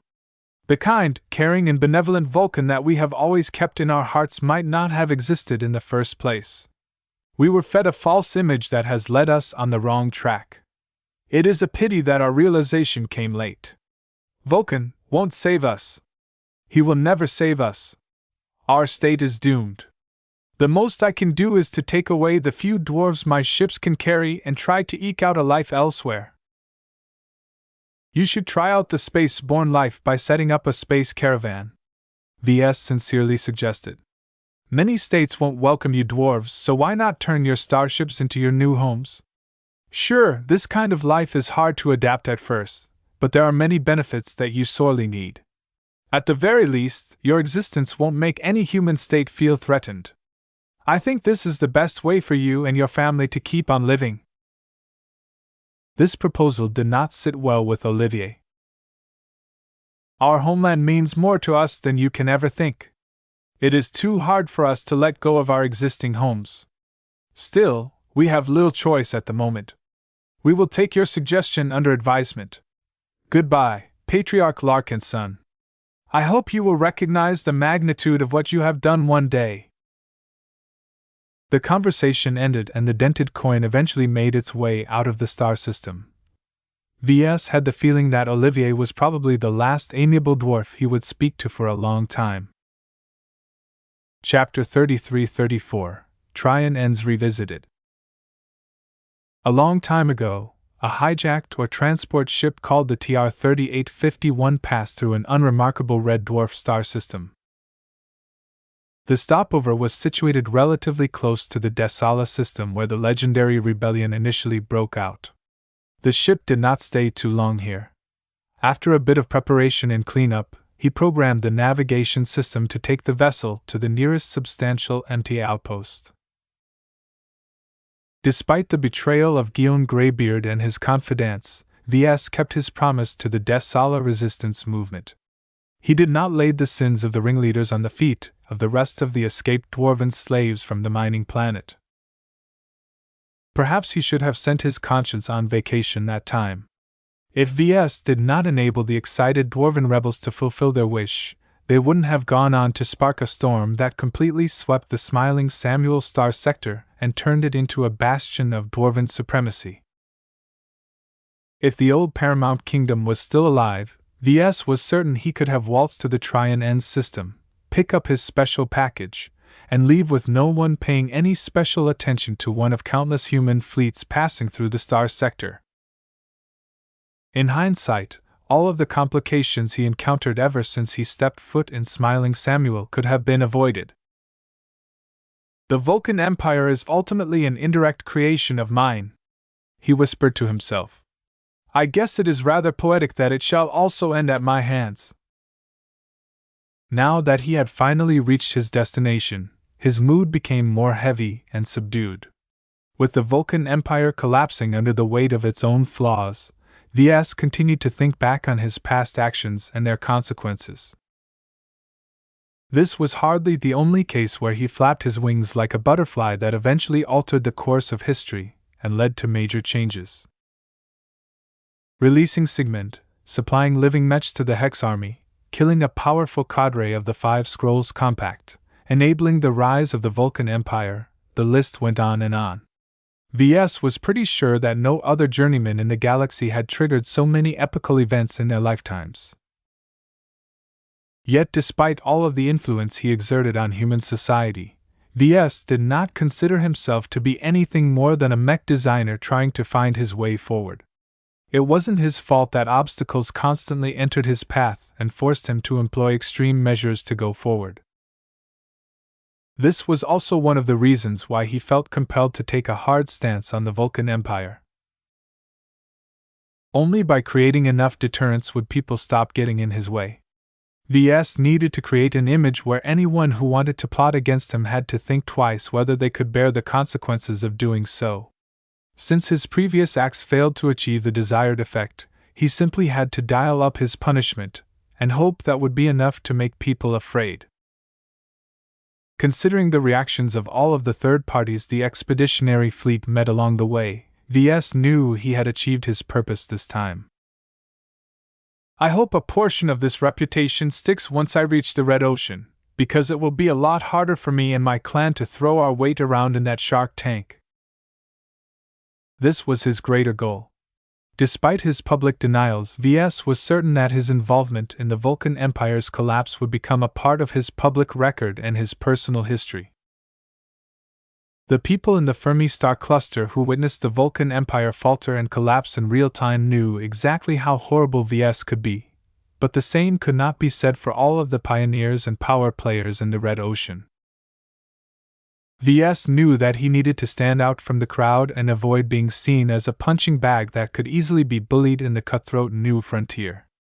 The notoriety he acquired by masterminding the end of a powerful second-rate state would continue to form a powerful impression even to people who originated from the more prosperous parts of the Milky Way. All in all, despite all of the setbacks he suffered, he actually made plenty of gains. The pressure generated by conflict always brought out his potential and enabled him to develop powerful new solutions that would all be useful in the long run. Whether it was developing a design spirit incarnation based around craftsmanship to discovering one of the most promising hidden properties of masterwork mechs, Ves was certain that he and his clan made enough gains to increase their chances of survival once they reached the Red Ocean. After all, the enemies over there are much more powerful than the Vulcanites. They won't give us a second chance when they launch an attack, he murmured. As he continued to contemplate his gains from this adventure, he received a call from General Vril. "What are your orders, sir?" "Oh." Ves woke up. "We've arrived at the target system. Please instruct the fleet to head to the inner asteroid belt. I'll provide further instructions when we reach this place." General Vril looked surprised. He didn't expect that Ves would go through all of that trouble to enter the Vulcan Empire just to reach a small and inconsequential red dwarf system. However, he knew that it was not his place to ask for clarification, especially on a remote channel.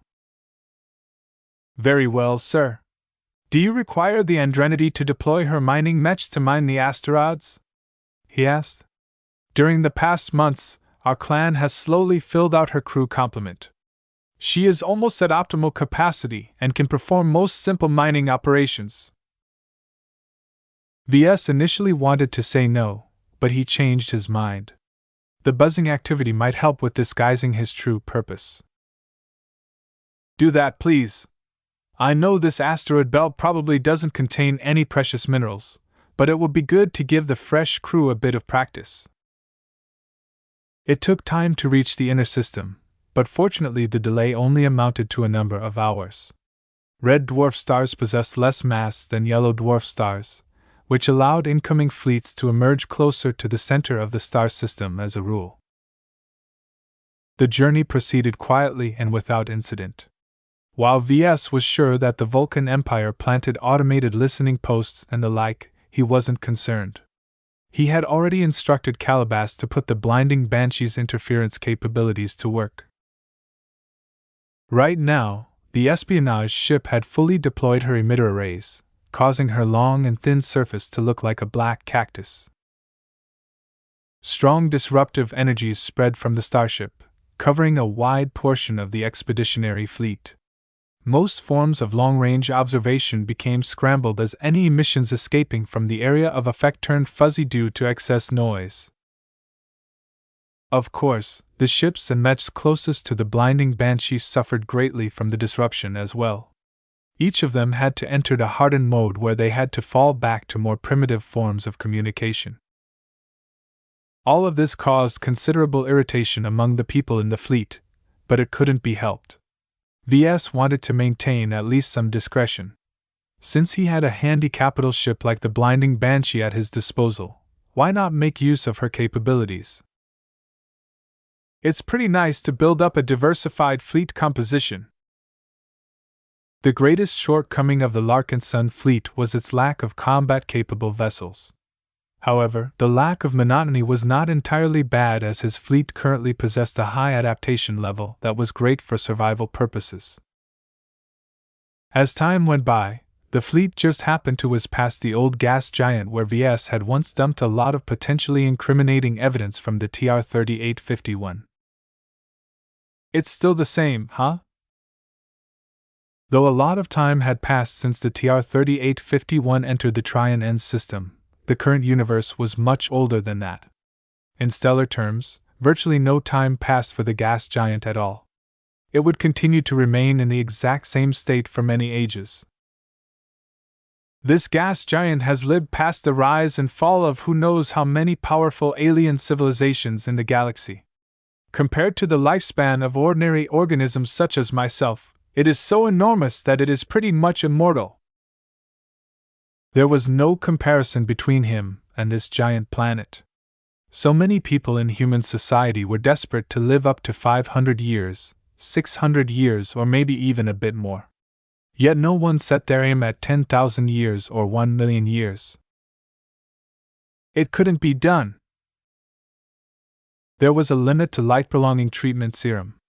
Though the details about the most valuable versions of this product were scarce, Ves was pretty sure that none of them had reached such a ridiculous level. Even those old fossils who have lived through the age of conquest have to exit the stage sometime. Ves looked forward to that time.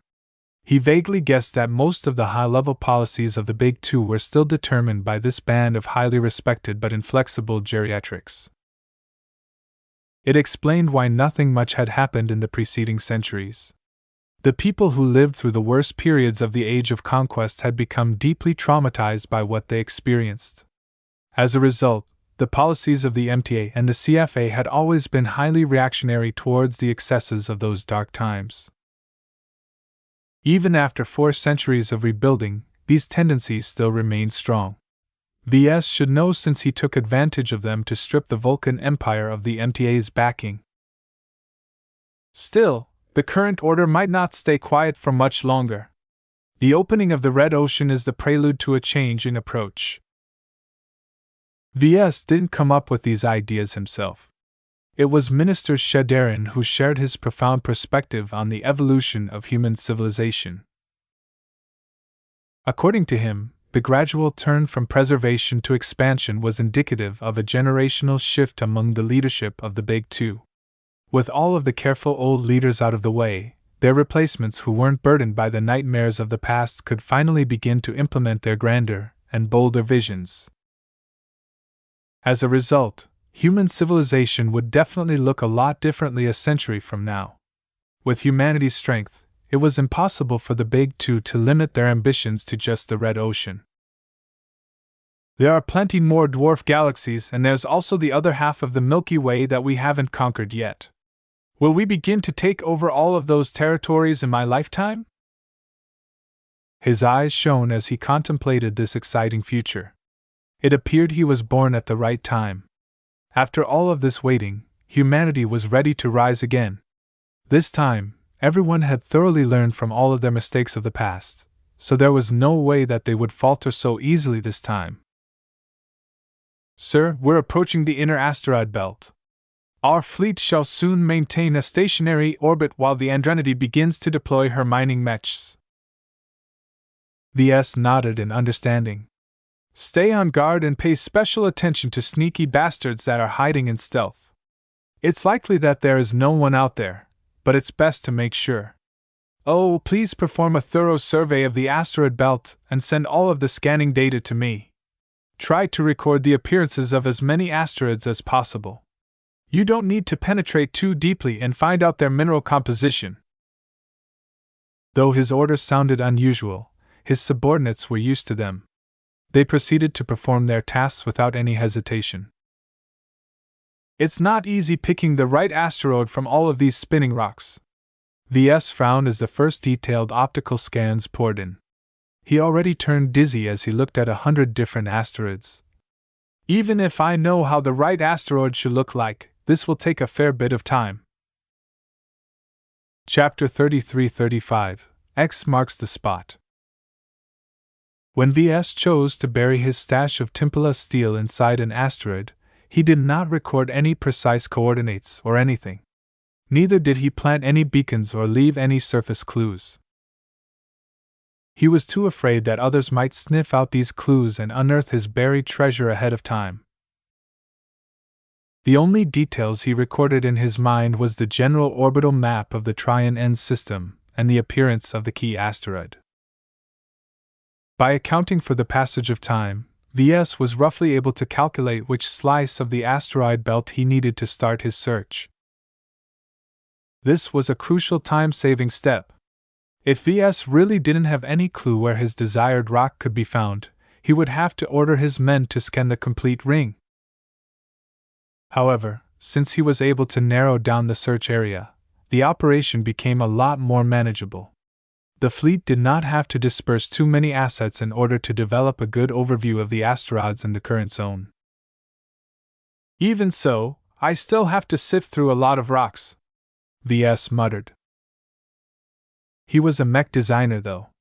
Faced with a static problem like this, he could easily engineer ways to simplify and automate his search. He put his programming skills to use and developed a sorting mechanism that filtered the asteroids by mass, dimensions, and other factors that he could still recall about the place where he buried his treasure. He briefly had the illusion that he was an old-fashioned treasure hunter looking for a buried treasure by tracing back the X on a primitive paper map. Just like all of those stories, it was always a challenge to figure out the definite coordinates of where the promised treasure was hidden. I really hope the asteroid I'm looking for hasn't collided into anything, he muttered. Although it looked as if the asteroids in the belt were obediently orbiting around the star at the same velocity, Ves knew that a lot of collisions took place on a regular basis over time. If the hook-shaped asteroid that he was looking for happened to smash into another large obstacle, it could have broken apart or received a jolt that catapulted it out of its regular orbit. Although the odds of that happening to this particular rock was small, Ves was still worried that such a complication might have taken place.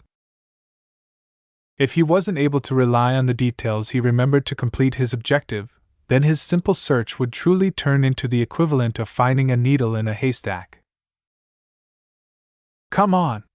It has to be here somewhere. If he had more time and resources back then, he would have been able to arrange a more convenient hiding space. Yet because Ves was reaching the end of his mastery trip, he could only make do with burying most of the Timpala steel that the dwarves managed to bring out of Desala X in a seemingly random space rock. It was the most secure choice he could make at the time. No one was bored enough to deep scan every single asteroid with powerful and expensive scanners in a star system, especially one centered around a worthless red dwarf. Ves found it rather ironic that an immensely valuable exotic such as Timpala steel could be found in the places that the most powerful players such as the Big Two routinely dismissed. Whether it was the Desala system or the Trion system, only yokels bothered to rummage around these places. A silent beep sounded in his mind. His self-created sorting program found a probable match after running through the scans of thousands of asteroids. That quick? When Ves mentally called up the scanning data of the rock in question, he froze for a few seconds. It's the exact same rock. Now that he was able to look at the precise image, he no longer held any doubts. It was the same rock. Even after decades of tumbling around in this silent belt, the large rock only suffered a bunch of minor collisions.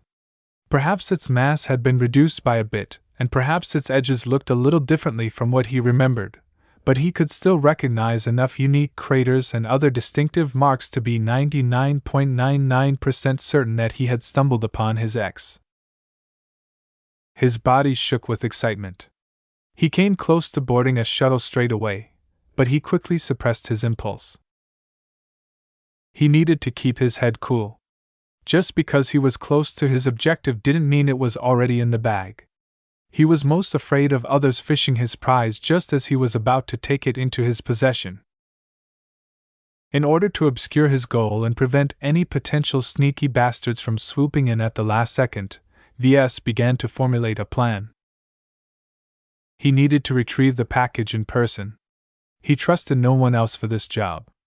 He wanted to submit it to the system on the spot in order to minimize any problems that might occur after the Templa steel was brought back to the spirit of Bentheim.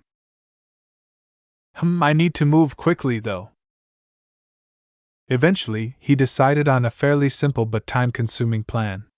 He instructed his subordinates to prepare a large shuttle and load it up with mining and drilling equipment. Ves then boarded it with a small entourage consisting of himself, Lucky, and his honor guard. Head over to this asteroid, he instructed the honor guard who sat behind the helm today. We're going to dig a hole. Yes, sir. The well-trained Kinners didn't ask why Ves randomly wanted to go out to dig a hole in a worthless space rock in person. It wasn't their business to know these kinds of secrets. Their job was to protect him and bring him to safety if necessary. Meow! Lucky slapped his articulated tail against V's helmet. The cat was pretty annoyed at being pulled out of his cozy rest. Don't complain, Lucky. I need you by my side to guard against any eventualities that might happen. Meow meow. The shuttle ride proceeded slowly as if Ves wasn't in a hurry. When it finally reached an asteroid he designed earlier, the hatch opened up. Several guards brought out a heavy drilling machine and anchored the device on the surface of the space rock. The drilling machine was relatively simple, so the guards were easily able to set it up. Soon, it began to drill a hole through the surface. The diameter of the cavity was wide enough to fit a single soldier in heavy combat armor, but not much more. Ves, who was wearing his unending regalia, stood patiently at the side while Lucky was randomly zipping around. This is going to take a while. Half an hour passed. They didn't just drill one hole, but several ones, each at different points on the surface of the asteroid. There was no rule or pattern to the digging. Ves had drawn random spots on the diagram and told his lackeys to drill the holes to a certain depth. Each time they completed the job, Ves floated through the narrow hole and poked around for 15 minutes while he activated all of his interference devices. He accomplished nothing of note and reached the surface without showing anything special. He then repeated this routine half a dozen more times before he was done with the asteroid. Pack up our gear. We're heading to the next asteroid. They continued to perform this monotonous operation on other random asteroids. Ves was sure that anyone who was paying attention to him was probably able to figure out that he was looking for something. Yet his behavior showed that he wasn't sure where his objective could be found.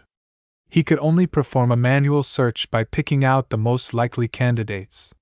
So far, his search did not seem easy. He was slowly closing in on the right asteroid, though. The hook-shaped rock that was floating around peacefully amidst lots of other rocks continued to lure him closer. After mindlessly exploring 7 empty asteroids, a lot of time had already passed. Lucky yawned as Ves and his crew boarded the shuttle once again. Meow. I know it's a long day, but this is just a small ordeal. Please bear with it a while longer. Even Ves yawned after spending so long to keep up the charade. He still stuck with his plan, though. Once the shuttle pressed down on another asteroid, the honor guard brought out the drilling machine without any delay and began to drill at the first point that Ves had selected. When Ves stepped onto the surface of the hook-shaped asteroid, he did not show any excitement.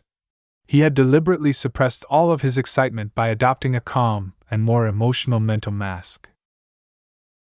On the surface, he exhibited the same boredom and lack of confidence as before. Even Lucky was fooled by his subdued demeanor. Ves yawned again as he mindlessly watched his guards drill a hole at the wrong place. It was only when they were about to drill their fifth hole that Ves secretly became more alert. This time, the guards were drilling a hole in the deepest pit of the asteroid. Several decades ago, a possessed dwarven body had tunneled at this approximate location. The coordinates and the angle of the current drilling operation did not exactly coincide with the drilling operation of the past. Ves deliberately fudged the details a bit so that the drilling machine did not exactly bore through the hole made in the past. If that happened, the machine would encounter a lot less resistance than before. Though the chance was small, such an anomaly might get picked up by someone. "Let's go down again, Lucky," he said as the drilling machine had reached the specified depth. Meow. Ves and his cat floated down the freshly made hole. Once they reached the bottom, Ves activated his interference countermeasures. He not only made use of a couple of jammers, but also went as far as to call up his system comm in order to activate its privacy shield. This was the strongest form of signal blocking that he had at his disposal. He was confident that not even the MTA could penetrate through it unless one of its agents was really close. Meow? Lucky finally noticed that Ves was acting differently this time. Now that he was certain that no one could see through him, he finally dropped his act and grinned. "We're almost at the finish line, buddy. Just wait a while longer. I just need to dig a bit more." During his previous tunnel jaunts, he already developed a habit of digging in random directions with the help of a powerful handheld mining tool. Therefore, his current pattern did not deviate from the one he set before. Ves leveraged his implant to calculate the coordinates of his original stash so that he could figure out the direction of where he needed to dig. This way. He angled the mining tool at a downwards angle and steadily began to create a new hole. He was quite wary of accidentally damaging the container that may have degraded over time, so he did not dare to dig too fast. Eventually, he stumbled upon an empty pocket. He immediately halted his forward progress and instead worked to widen the hole and the area around his find. When a light shone through the newly made tunnel, a very familiar reinforced metal box rested on the other end. Its crude construction, low-quality materials looked so familiar that Ves had a feeling he had the illusion that he had just made it yesterday. To think that he had left this treasure box behind in a time before his birth. Meow? Lucky looked befuddled. "Be careful. Let me handle what's inside. Its value is beyond measure." Right now, Ves was afraid that Lucky's hunger would get the better of him. A material such as Timpala steel should probably be an irresistible meal to the gluttonous gem cat. Ves was already prepared to launch Blinky in case Lucky wanted to take a bite. Seeing nothing drastic had happened, he moved through the tunnel and slowly reached the reinforced box. Before doing anything else, Ves deployed additional safeguards by unpacking a collection of sheets that was mounted to the rear of his unending regalia. He quickly built a simple metal hut around the tunnel that further helped with dampening and blocking signals. After making several cautious sweeps, which included throwing a pile of luminescent dust particles in the cavity to detect possible infiltrators, Ves finally felt secure enough to retrieve his prize. "Let's open this box." He drew out a multi-tool from his tool belt and began to cut through the reinforced container. Since it was made out of cheap third-class materials, it didn't take long for Ves to open his box. His eyes widened as he keenly looked through his helmet. The chunky material was neatly preserved inside the box. Even without scanning it, he recognized that it was the genuine article. Its appearance was an exact match to his memories, and the passage of time had not affected it in the slightest. A huge weight lifted off his shoulders. He was afraid that the MTA or someone else managed to trace his route back then and dug up his stash ahead of time. It turned out that he had worried in vain. It's finally within my reach! Chapter 33-36, System Update. Ves did not delay any further. He grabbed hold of the Templa steel with his gauntlets. Meow! Lucky finally discovered the remarkable nature of Templa steel, but before he could dart in to have a bite, the strange material shimmered before the chunk dematerialized out of existence. Meow! There was no question what had happened. The system had finally acted and absorbed the ore that could be refined into the substance known as Templa steel.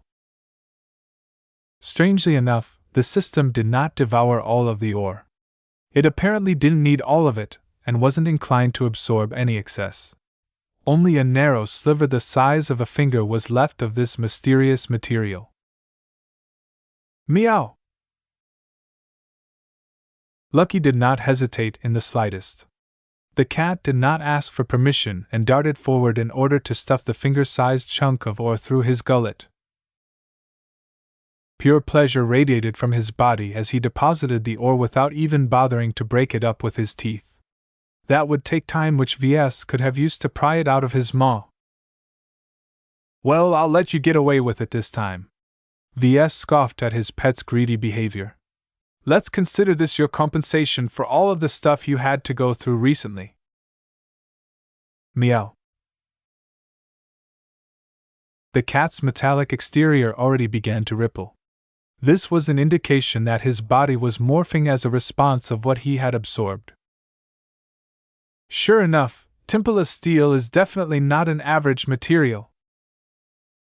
Lucky had eaten a great variety of exotics over the years. Average exotics no longer provided him with any measurable upgrades. Only the more powerful and special ones could upgrade his attributes and functions. The tremors quickly came to an end, though. Lucky did not look much different from before. Perhaps his exterior had turned a little paler than before, but the uncertainty level was too high to be sure about this change. Not enough, Ves judged. What Lucky obtained was doubtlessly useful to him in some way, but the crumbs left behind by the system hardly sated the cat's appetite. While the cat was enjoying his own little reward, Ves paid attention to what happened next. He mentally received a couple of brief messages despite not activating the system's interface. Congratulations for completing your first S-rank supply mission. By fulfilling the sole objective of Material Supply 3, you have overcome difficult odds to source a pinnacle material. You have received 1 use of the Inventorize ability. You have received 10 golden lottery tickets. His eyes shone brighter as he finally obtained his long-awaited rewards. Though the rewards yielded by the golden lottery tickets were often random and unpredictable, Ves should have a decent chance of drawing a truly valuable prize with 10 drawing opportunities. Maybe it's too much for me to hope I'll get a reward akin to the Grand Dynamo, but whatever else I can get won't be too shabby, hopefully. What Ves truly valued was the Inventorize ability. This allowed him to materialize and dematerialize a single possession. As a paranoid bastard, Ves was always afraid of losing access to his possessions. This ability suited him just fine. As long as no one was powerful enough to block or hinder this capability, he would always have a solution at hand. He had thought a lot about which valuable item he should use this reward for. The capability of being able to recall any possession should never be spent lightly. The first time he gained access to the Inventorize ability, he did not hesitate much before he used it on his system comm. There was no safer way to carry it, hide it, and keep it hidden from organizations like the MTA than to store it in an intangible state. With that, Ves was much more assured he would be able to preserve his greatest secret. Now, he was faced with a new opportunity to turn another crucial possession into his inseparable loadout. Ves hadn't made up his mind yet. Despite months of mulling over this question, he had not come closer to a definite answer. My unending regalia is a rather obvious choice. Not only does it offer me protection against both material and spiritual attacks, but it can be enhanced through spiritual means due to the nature of its primary material. It can also protect me from exposure to hostile environments. Ves wasn't worried about the unending regalia becoming obsolete. Just like the ship of Theseus, as long as the overall object was the same, it did not matter if Ves updated its configuration over time. Only when it was completely destroyed would the inventor's ability lose its target. This turned his unending regalia into an excellent investment if he prioritized defense and survival. What was even better was that the suit of armor consisted of a complete set of integrated systems and modules. It could do more than offer protection. It could also integrate scanners, incorporate a mini-fab, mount integrated weapons, and so on. As long as it didn't take up too much space, Ves could stuff it with all kinds of useful goodies. It's a highly compelling choice, that's for sure. In fact, it would have been even better if Ves was able to inventorize an even greater machine such as a mech, an enormous bot, or even an entire starship. However, the system wasn't that generous. Ves had already inquired about the limits of this reward. He couldn't go too far. The unending regalia was already on the large side, and it wasn't even that bulky compared to other suits of combat armor. The only reason why Ves hesitated to inventorize his unending regalia was because there were a couple of other compelling choices. The hammer of brilliance that he recently made housed his incarnation. Though it was not too remarkable at the moment, over time its continued exposure and growth alongside Vulcan would definitely turn it into an exceptional totem. The greater its power, the more difficult it was to retain it.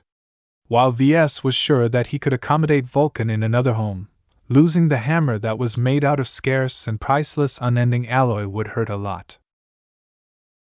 In the long run, inventorizing the hammer of brilliance so that Ves would always have a hammer that had endless growth potential by his side.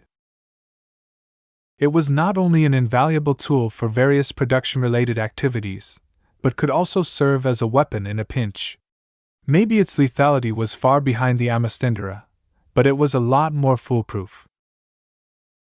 Maybe I should consider inventorizing the Larkinson mandate as well.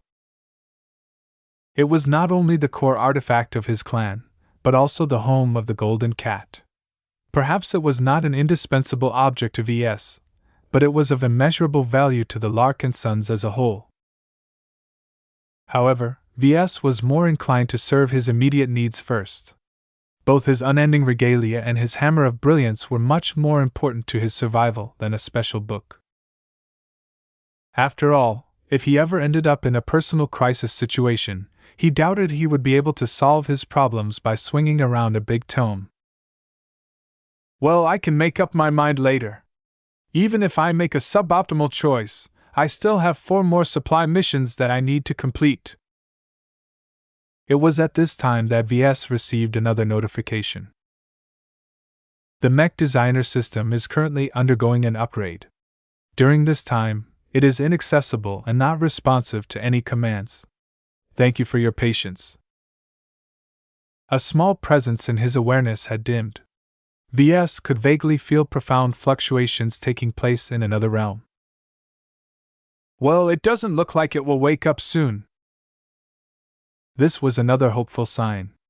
The Templa steel that Ves had just delivered to the system had to be a powerful supplement for it to take an extended break to integrate this extraordinary material.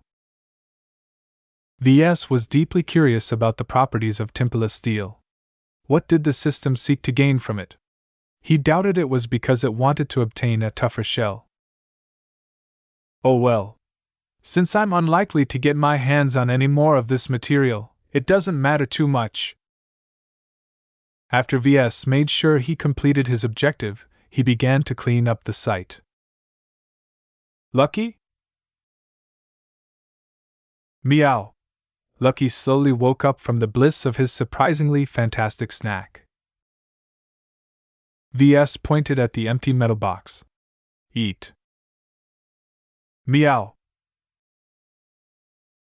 I said eat. I need you to get rid of the evidence. Lucky made an ugly hacking motion. Meow meow. I know it tastes like crap to you, but I need every trace of this box gone. I can't bring it out of this hole and I can't destroy it with my weapons either. If I fire at it with my amistendera, I'll just vaporize it, which will cause a lot of particles to spread around. I can't afford to leave such traces behind. Only you can make it disappear entirely. Meow. His cat looked aggrieved again. Remember who brought you here and allowed you to eat a precious substance in the first place. This is a material that even the system was greedy for. You've eaten the meat. Now it's time for you to eat your veggies. It took a bit of time, but Lucky eventually did what was necessary. Tears seemed to leak from Lucky's eyes as he begrudgingly ate the low-quality metal container until there was nothing left. He felt as if he had been downgraded to a garbage disposal bot. VS and his cat soon emerged out of the hole while looking hardly any different from before.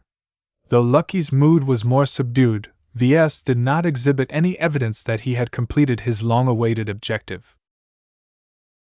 Let's go drill another hole, he instructed, even though it was completely redundant. An hour passed by as VS suppressed his happiness and continued to act out his charade. The more holes he drilled, the smaller the chance that someone would find anything suspicious when they retraced his activities in this asteroid belt. VS began to yawn again as he looked forward to ending this exhausting but incredibly fruitful day. Just as he thought about leaving this damned star sector and completing his journey to the Beyonder Gate, a sudden development occurred. Sir!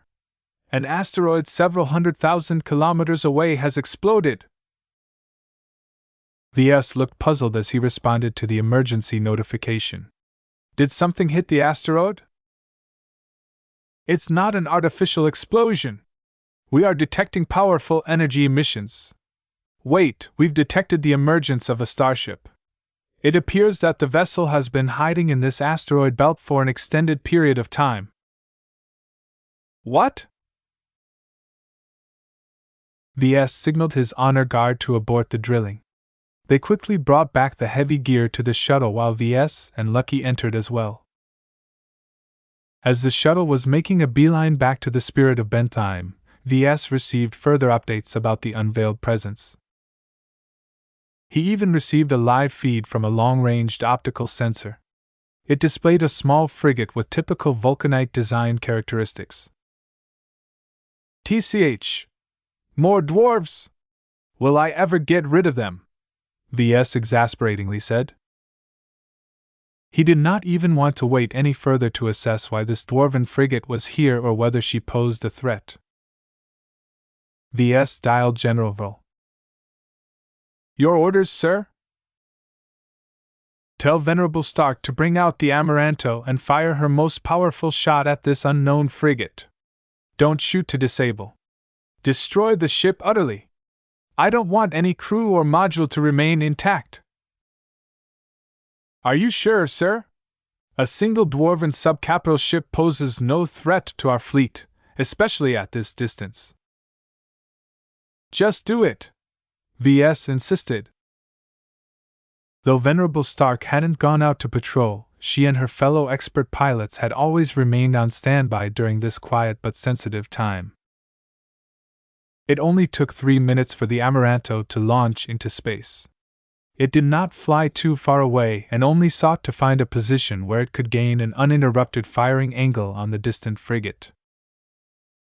Though the distance was rather extreme, it was still doable for a precise expert rifleman mech to hit a frigate-sized vessel. Venerable Stark had to take her time to aim, though.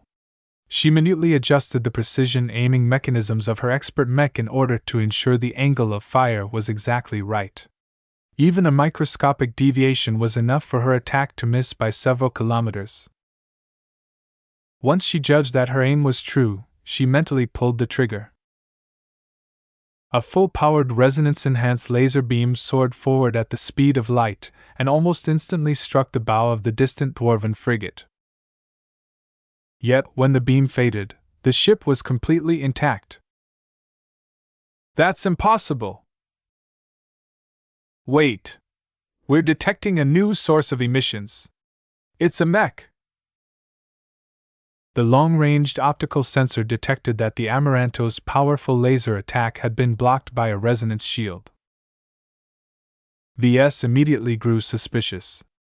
Though the distance was too far to capture more detailed readings, his instincts became increasingly more unsettled the more he looked at the feed. This mech. The more the image cleared up, the more Ves and every other observer was able to get a glimpse at the dwarven machine. It's an expert mech, and not a cheap one considering how easily it blocked the Amaranto's attack. It doesn't appear to carry a physical shield. It must be an offensive expert mech. Is it stronger than the Gatekeeper? V's panic suddenly spiked. That's not an expert mech. That's an ace mech. Chapter 33-37, A Greater Height. Ves never encountered an ace pilot, an ace mech before in his entire life. Back when he lived in the Bright Republic, these existences were too powerful and distant to the likes of him. They only showed up occasionally in second-rate states, but even then they were treated as the trump cards and the crown jewels of their respective people. Whereas an average citizen still had the opportunity to get in touch with an expert pilot if they tried hard or if they were lucky, ace pilots were too grand and special for others to approach. The descriptions that Ves had read about ace pilots was that they were much more closer to gods than humans. There was no way that anyone could mistake them as average, and that they were noticeably less bound by human constraints and conventions than normal. Their willpower was legendary, and it took an unimaginable amount of struggle and introspection for them to rise above the height of other expert pilots. They were so driven to pursue their goals, ideals, or convictions that not even reality could stop them from fulfilling what they perceived to be their duty. They were living saints, inhuman warriors and soldiers whose excellence put them close to the apex of human society no matter their origins or background. Each of them possessed an incomparably honored status in the Mech Trade Association. Should they ever feel disgusted or become alienated with the states they originally owed their loyalty to, ace pilots always had the option to become a part of one of the big two, which would completely propel them to entirely new heights. It was because of the latter that cultivating and keeping ace pilots into service was incredibly challenging. Third-rate states simply couldn't afford the resources required to commission and maintain a powerful ace mech. Even second-rate states were enormously burdened by the huge amount of requirements they had to fulfill in order to retain a small group of ace pilots. Yet it was worth it. To those who could afford the enormous expense and trouble, the value of an ace pilot equipped with a fitting ace mech was immeasurable, both on and off the battlefield. In times of peace, an ace pilot was a national symbol, a hero beyond compare, and a model that every mech pilot in a state aspired to follow. No one knew how to pilot mechs and fight with them better than an ace pilot. Their piloting skills were so inhumanly powerful that they could even guide the training of expert pilots. This meant that the expert pilots who managed to obtain the tutelage of a saint faced fewer bottlenecks, and could potentially save years of groping around in the dark. Ultimately, this led to a collective increase of strength in the high-level combat strength of an entire state. It was not incorrect to say that a single ace pilot was the strongest contributing factor to enabling the rise of high-tier expert pilots. This was also the main reason why Patriarch Reginald Cross was close to advancing to ace pilot himself. The tutelage and training provided by his father played an indispensable role in his relatively rapid advancement. Yet no matter how close he was to becoming an ace pilot, the enormous wall in front of him couldn't be overcome with just a casual push. There was a vast difference in strength between high-tier expert pilots and the freshest ace pilot. What was more horrible was that once an individual managed to succeed where thousands if not tens of thousands of expert pilots had failed, their impressive qualifications enabled them to enjoy a rapid period of development right afterwards, causing their effective combat strength to soar in a single decade. Once they became a half-god, it would be a long time before they encountered another bottleneck. While junior ace pilots were noticeably weaker than senior ace pilots, properly speaking, both of them still belonged to the same broad tier. Whereas senior mech designers had to struggle immensely in order to realize their design philosophies, a junior ace pilot only needed a good ace mech and a good training environment to slowly work to becoming a senior ace pilot. Once they reached this point, a senior ace pilot had become one of the foremost mech pilots of human civilization. Since god pilots almost never showed their might in human-to-human conflicts, ace pilots were the pinnacle soldiers that states could deploy in their wars. Even then, ace pilots rarely intervened and only fought the battles that truly mattered. The loss of each one was incomparably painful. Not only would their fall inflict a huge morale blow to friendly troops, but it would also deprive a state of a high-tier expert pilot training machine. This led to a custom where ace pilots were treated in a similar fashion to weapons of mass destruction. They were too destructive and risky to deploy in battle, so they were most often used as a form of deterrence. The existence of a sufficient number of ace pilots was often enough for a losing state to give its opposition some scruples. A state or organization with an ace pilot is a completely different beast.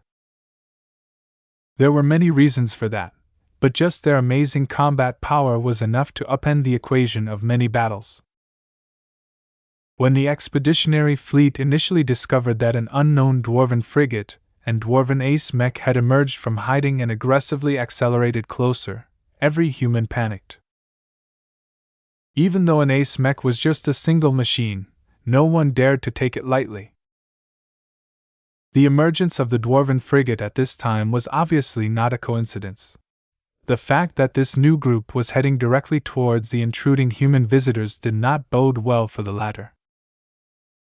No one had forgotten that Ves had essentially triggered the collapse of the Vulcan Empire and the deaths of a huge number of dwarven citizens. How could a Vulcanite ace pilot ever stand by when the culprit responsible for ruining his or own state happened to be so close? Even from a distance of over 100,000 kilometers away, Ves could faintly feel an intense hostility directly pressing on his heart. "We need to get out of here. We're evacuating towards the nearest Lagrange point, but our larger and slower vessels can't exceed the acceleration of an ace mech and a frigate-class vessel. According to our current estimates, the unknown enemies will enter our defensive envelope 40 minutes before our main vessels can jump out of this star system. Only our faster and smaller subcapital ships can evacuate safely. Then transfer our civilians as well as any non-essential personnel we can spare to these swift boats and get them out of here first. We'll strain their life support systems if we do that, sir. They can't take on too many passengers without performing time-consuming modifications. Then put them into vaxits and transfer additional supplies over to them. Be creative. This is an emergency right now, and we can't risk our civilians." The entire expeditionary fleet was scrambling due to the appearance of a single mech. It sounded absolutely ridiculous for the Golden Skull Alliance to become so spooked by a single machine, but this was no joke. Even if the enemy ace mech wouldn't be able to beat tens of thousands of mechs, it could certainly wipe out a huge chunk of the fleet in the process. When his shuttle speedily returned to the Spirit of Bentheim, Ves and Lucky raced to the bridge. Every ship in the fleet had entered red alert. Alarms were ringing through the corridors and red lights flashed as if to emphasize the urgency of the moment.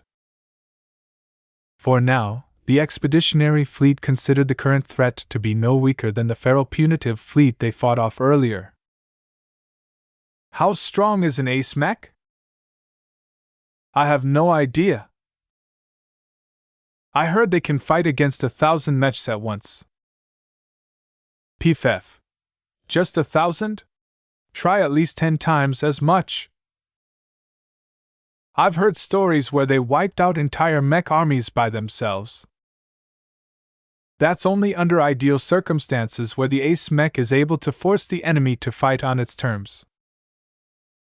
Not many Larkinsons possessed a clear idea on the actual combat performance of ace mechs. This was a deficiency in knowledge that couldn't be helped. Though ace pilots and ace mechs were famed and admired throughout human space, much of the public information about them was too general. Even the footage of ace mechs in action hardly clarified anything. They just existed to propagandize the saints and make them look cool. Ves wasn't any better off. The mech design universities didn't teach anything about ace mechs because the chance that any graduate would ever get to work with them was too minuscule. This kind of high-end knowledge simply wasn't accessible to Ves and everyone else in the Larkinson clan. This was a potentially fatal flaw. Knowing your enemy was extremely crucial in finding a way to beat it. Without knowing the properties of an ace mech, Ves couldn't be sure what measures he needed to take to defeat such a monstrous opponent. Fortunately, the Larkinson clan wasn't alone. Marshal Ariadne Woden! Patriarch Reginald Cross! We need to talk on an emergency channel! Ves shouted in a priority channel as he continued on his way to the bridge. The current crisis situation did not provide him with the luxury to calmly talk about the current issue. Every minute counted as the enemy at the rear continued to close in at a steady rate. Once Ves reached the bridge and sat on his observer's seat, he set up a privacy screen and accepted an impromptu conference call between the other leaders of the Golden Skull Alliance. He quickly noted that Patriarch Reginald had brought along Professor Benedict as well. He didn't mind the added presence as a senior mech designer most certainly possessed a greater insight on ace mechs. Together with Patriarch Reginald's second-hand information on ace pilots, the duo from the Cross clan definitely knew more about their current opponent than anyone else in the fleet. You did it again, Ves. You provoked another powerful enemy. Professor Benedict tiredly sighed. Ves felt quite miserable about that. How could he know that a frigate carrying an invaluable ace mech had been hiding in this asteroid belt for months if not years just to see whether someone would come and sniff around? There was definitely something fishy about this, but the immediate crisis was too acute for him to get distracted about these superfluous topics. We don't have much time, so let's put the non-essential matters aside, Ves said with a touch of urgency in his voice. What can you tell me about the enemy closing in on our heels? You don't want to fight against a proper ace mech, Reginald said with a grave expression. His eyes turned gloomy as he thought about the distant enemy. Even I don't want to fight against this dwarven machine. The gap in strength is too big. Ves looked a bit shocked. He always saw the Cross Patriarch as a gloryhound obsessed with challenging strong opponents to stimulate a breakthrough.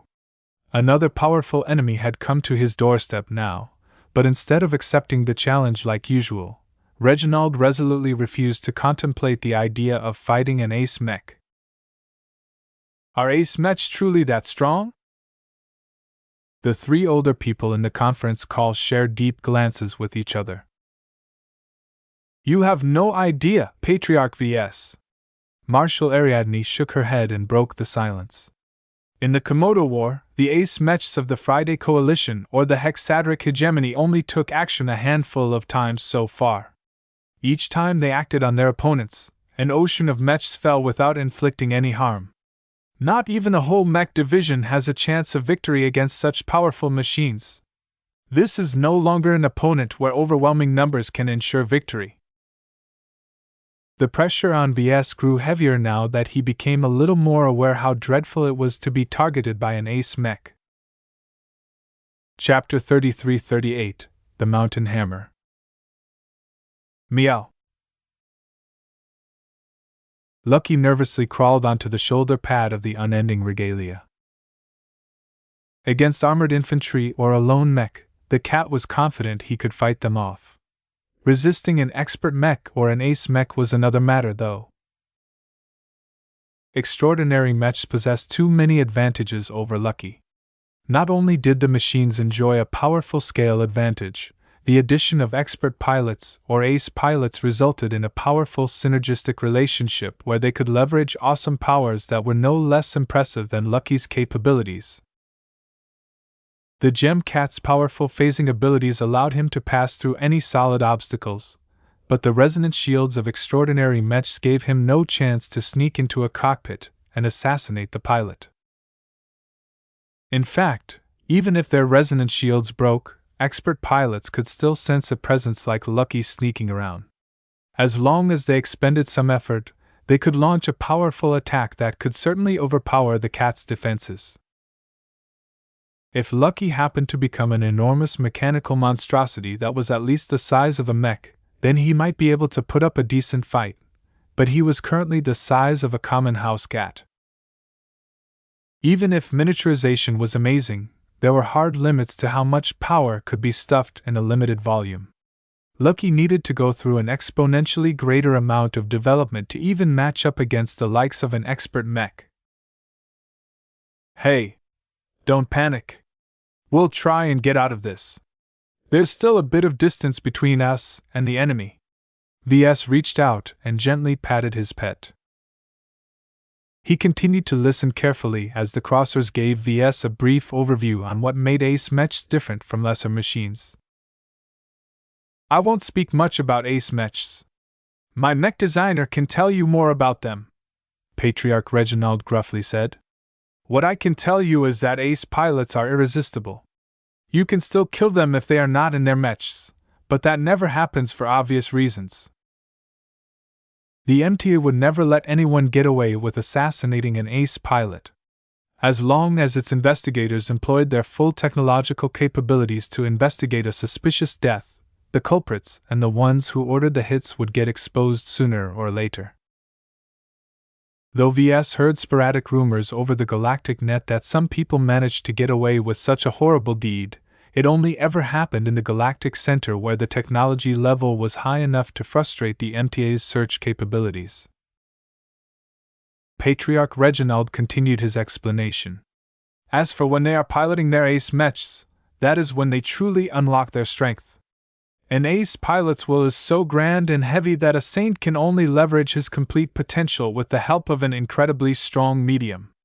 Once his condition is met, the result is a combination where something close to a god has descended onto the battlefield.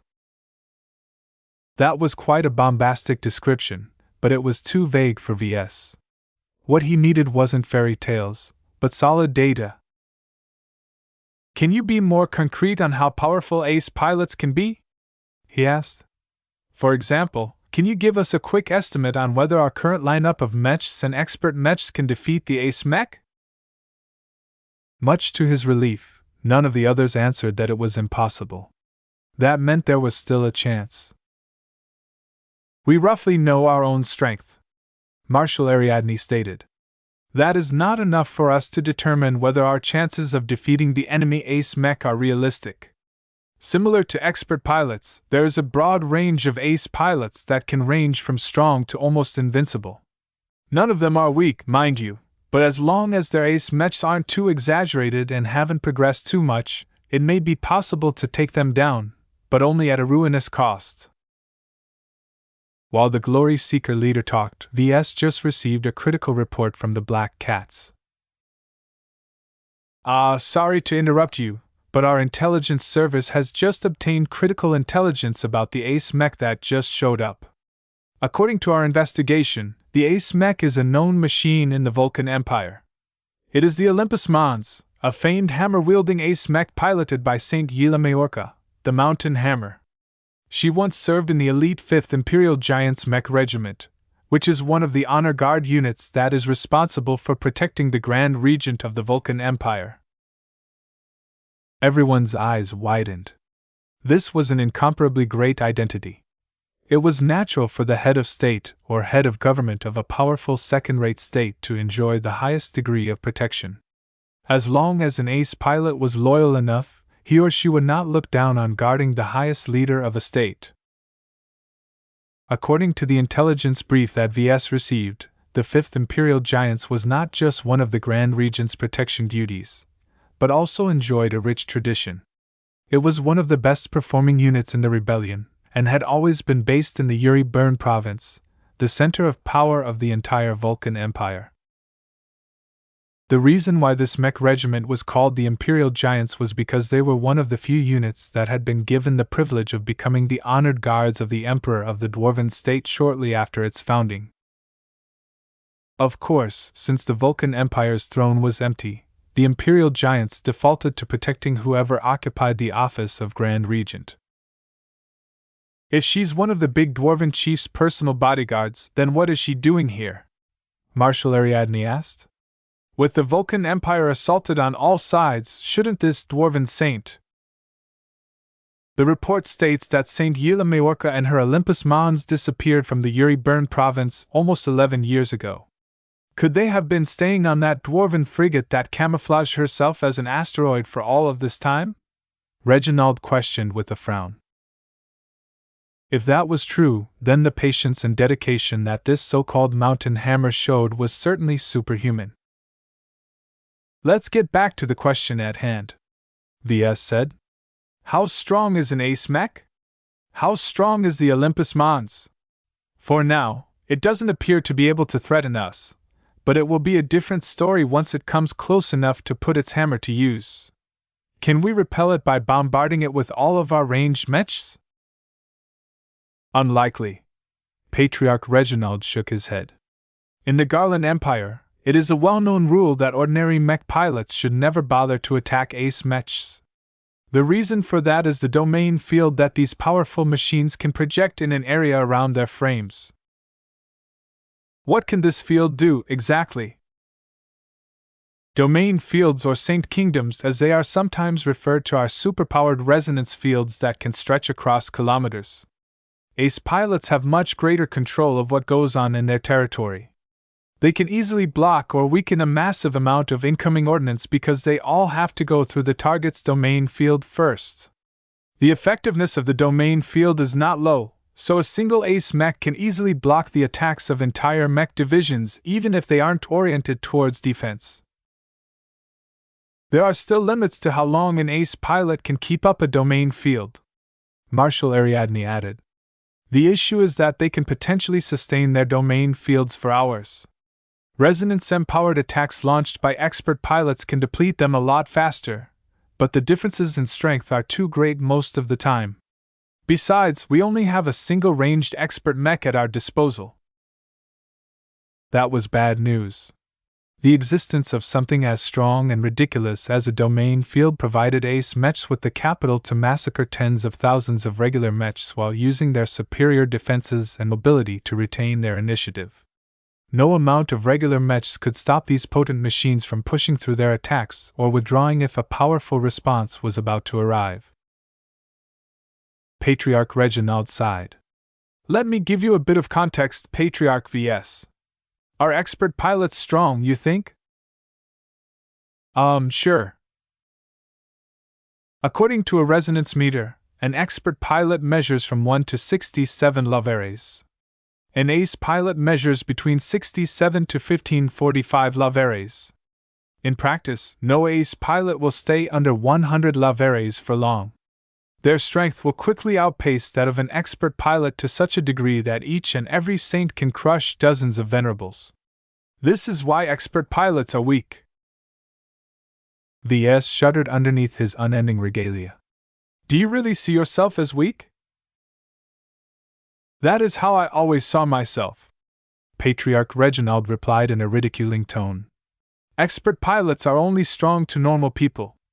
At our level, my fellow expert pilots and I are practically children. Our ability to leverage our will to produce true resonance looks impressive at first, but it is actually too weak and crude. Our proud resonance shields and resonance abilities are poor copies of the real deal. It is only at the level of an ace pilot that the laws of reality can finally be overridden by the laws mastered by the individual saints. This was a new concept that VS had never heard of. This was genuine high-end information that only a select group of people knew about.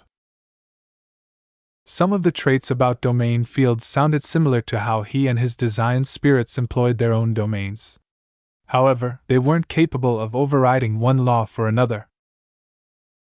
When an expert pilot advances to ace pilot, his strongest combat means and the skills he has mastered the most will become sublimated into something greater, Reginald said. For example, a swordswoman such as Venerable Dice will undoubtedly develop a domain field that is at least based around swords. They've moved beyond the level of mere specialties or techniques. They've evolved into that pilot's personal kingdom, a field where he can exert his strongest attacks with much greater strength, variety, and control than before. This is already close to how actual god pilots fight. VS understood the gist of the Cross Patriarch's message. To put it simply, expert pilots were merely upgraded versions of regular mech pilots. They were powerful to be sure, but they still possessed many of the weaknesses of mortal pilots. They were the equivalent of children who could pretend they were as strong as their parents, but in practice they just fumbled around with their toys. Ace pilots were above this level. They grew up into their teens or early adolescence, and could already perform some of the more simple tasks of adults. They had already made significant strides to transitioning into a transcendent life form that their force of will already carried the power of a god in some ways. The more VS learned about Ace Mechs, the less confidence he held that his fleet could repel the approaching dwarven Ace Mech. Mass numbers no longer appeared to be as helpful. The only available options that might truly cause this monster to pause was to employ his expert mechs or his battle formations. Soon, VS received another notification. One of our scouting bots just came close enough to perform a reliable measurement on the resonance strength Olympus Mons. The readings currently average at 647 laveres. Everyone looked heavy while Patriarch Reginald's eyes widened. Out of everyone, he knew what this meant most of all. This was already 11 times more laveres than what the Cross Patriarch was able to reach with his Bolvar Rage. Yet that was a misleading comparison. The lavere scale was not linear but more complex. In practice, the Olympus Mons was at least 100 times stronger than the Bolvar Rage depending on the criteria. The former could easily crush a company of expert mechs while only incurring light damage at most. That was why ace mechs were often considered to be the equivalent of weapons of mass destruction. There was just no stopping them once they unleashed their awe-inspiring might. VS softly gulped. Is an ace mech who measures at 647 laveres an opponent that we can even resist? Chapter 33-39, True Friends.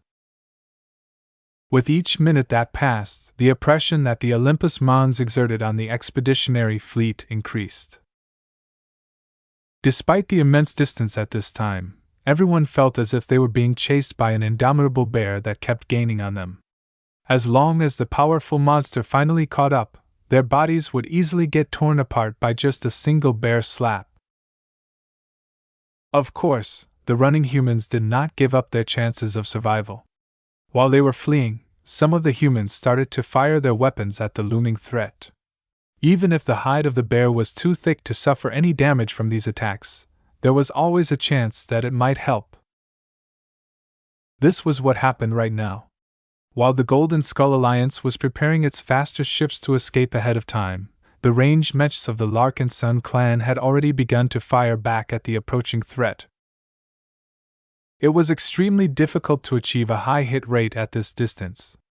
Energy weapon discharges such as laser beams exhibited the highest degree of accuracy, while physical weapons such as Gauss rifles were much less reliable at extreme ranges. Even so, none of the transcendent punishers, eternal redemptions, and bright warriors armed with ranged weapons dared to slacken off too much.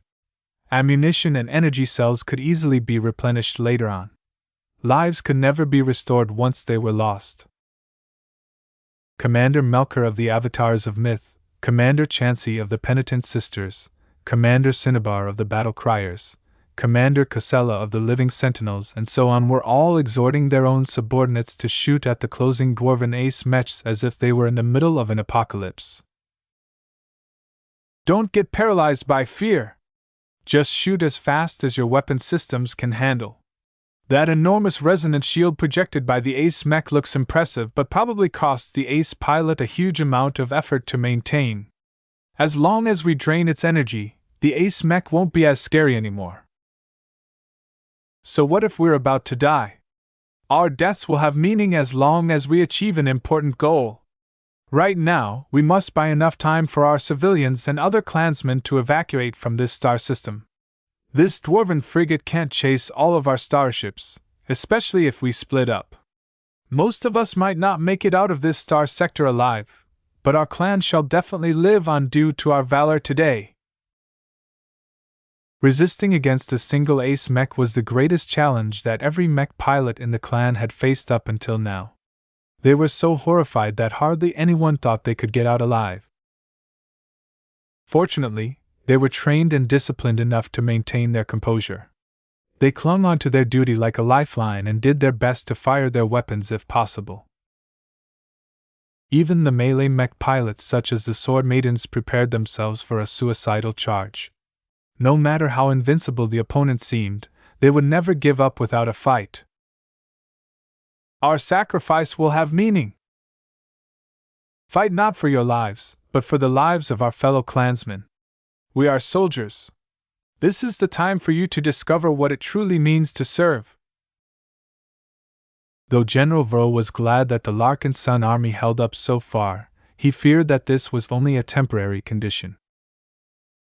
Once the Olympus Mons came close enough to envelop its opponents into its domain field, it would be hard for any mech pilot to remain brave when they were being crushed by the Ace pilot's enormous will. When Vro took a look at what the other mechs in the fleet were doing, he began to frown. Why are you hesitating?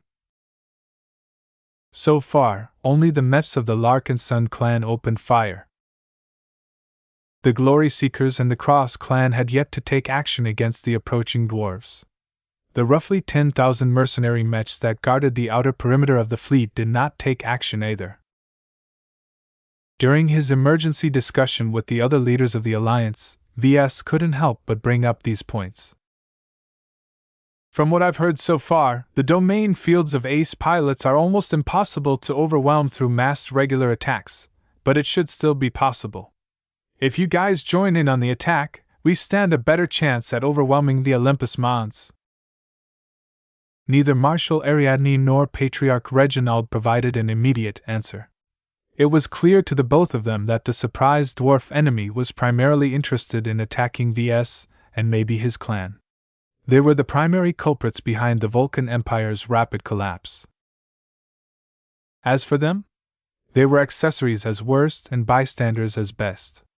There was no way the Vulcanites held the same degree of animosity towards them as Ves. Their prospects of survival were actually much greater as a consequence, provided that they split up immediately and distanced themselves from the Larkinson clan right away. V's mood darkened as he saw this response. Though his allies hadn't said no, they were considering it. He had learned a long time ago that times like these tested whether he could truly count on his friends and allies. This was also why he held high respect for people like the Sword Maidens. They had faced these kinds of circumstances with the Larkinson clan before and always stayed true to their oaths and loyalties. His trust in them was ironclad. As for the Glory Seekers and the Cross clan, it appeared their willingness to share the misfortunes of the Larkinson clan was not as absolute. Professor Benedict decided to enlighten Ves about an important detail. The mercenary organizations that you've hired to defend the fleet against attackers will not act this time. A standard mercenary contract stipulates many exceptional circumstances where the contractors are not obliged to fulfill their normal duties. Squaring off against a hostile ace mech will definitely trigger a force majeure clause. There is absolutely no way that mech pilots for hire are willing to die for something as trivial as money. Damn it! Ves gritted his teeth. You can never count on mercenaries when you need them the most. Even the larger and more powerful mercenary organizations still shared the same flaws as their smaller cousins. None of their mech pilots were truly willing to die for a cause that was greater than themselves. They only truly cared about earning as much money as possible while keeping their lives intact. As long as either of these conditions could no longer be met, they could no longer be counted upon to perform their services. Ves did not bother to ask Shadarin to persuade the mercenaries to help the expeditionary fleet out for this reason. No matter how much money the clan was willing to throw at them, nothing was more important than preserving their lives and company assets. He let out a deep sigh. Then what about you two? Can I count on the Glory Seekers and the Cross clan to abide by their commitments? He did not want to play any games at the moment. He wanted to know straight away if the Golden Skull Alliance actually meant something to them, or if they were too selfish to rely upon in the long term.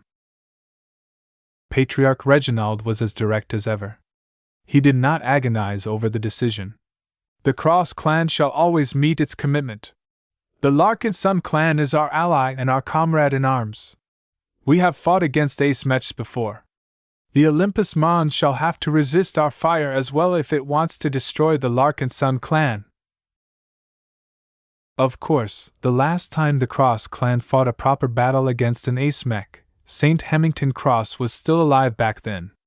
The Crossers were far from being able to resist another Ace Mech now that they were only a shadow of their former glory. That made Ves appreciate Cross Patriarch's decisive commitment even more.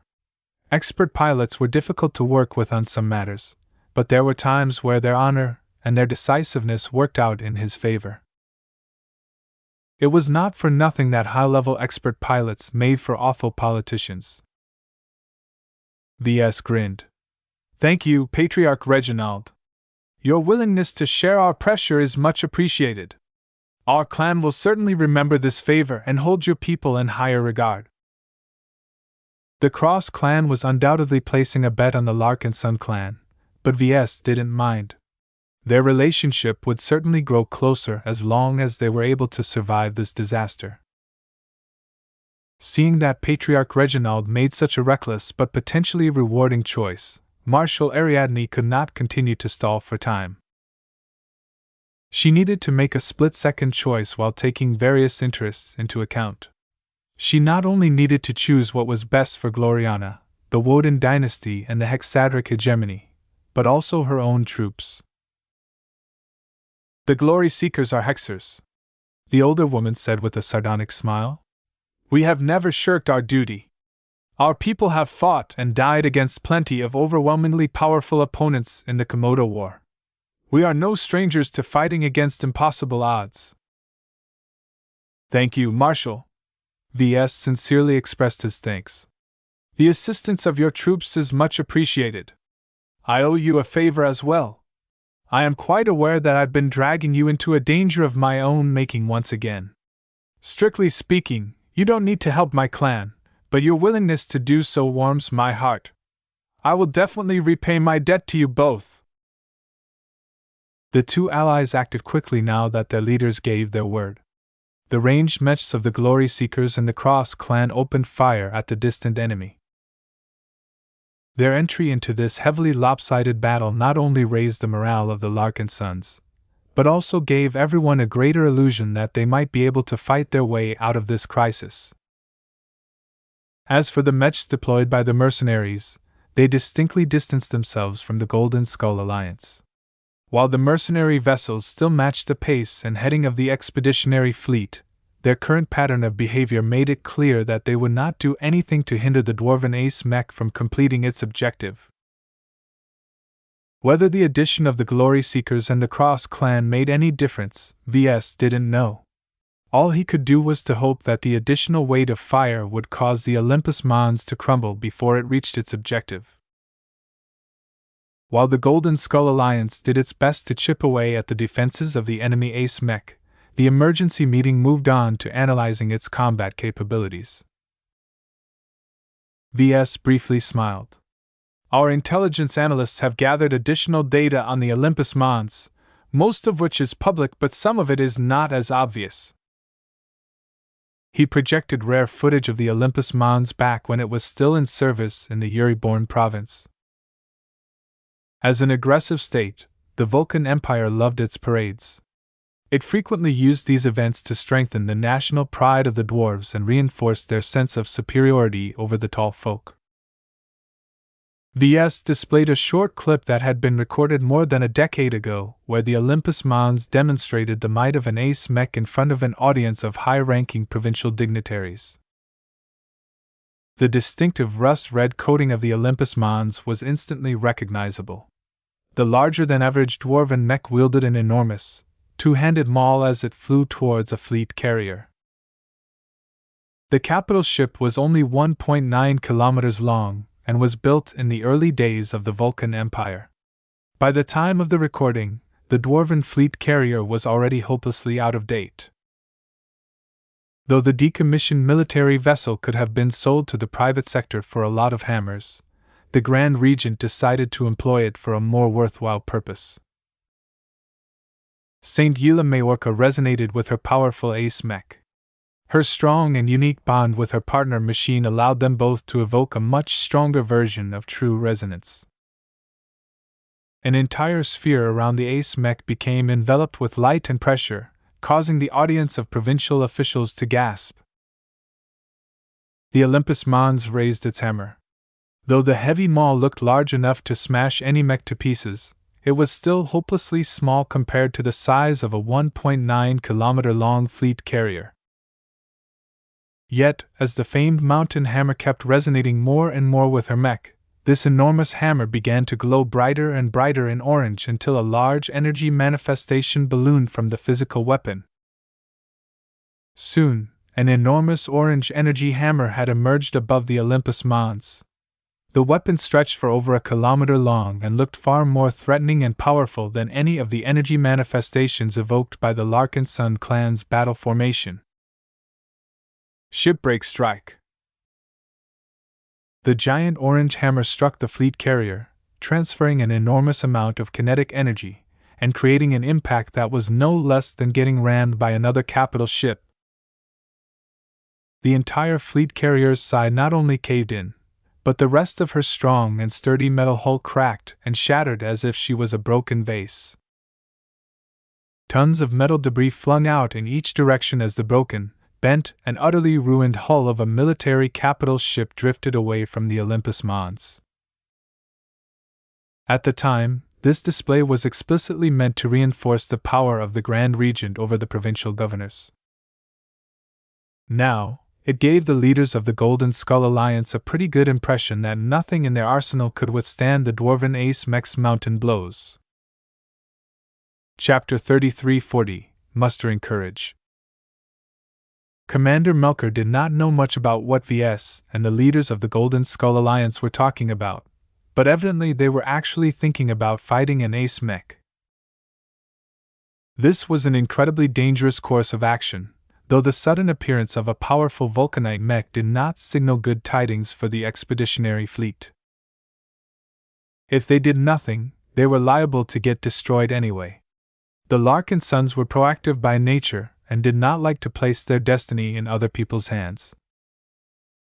Instead of kneeling in front of a dwarven enemy and begging for mercy, Melker and many other Larkinson soldiers would rather keep their backs straight and resist their inevitable doom. Against a threat that was more overwhelming than anything that Melker had confronted up until now, his pride, dignity, and responsibility as a leader did not allow him to falter. We have beaten warships. We have beaten dark gods. We have beaten professional mech militaries. An Ace Mech is not much stronger in comparison. The good news is that it is alone.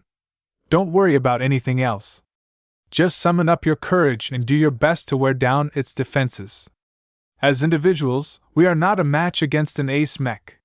Together, even saints can fall at our hand. For the clan! For the clan! Ranged mech companies, invoke the illustrious one.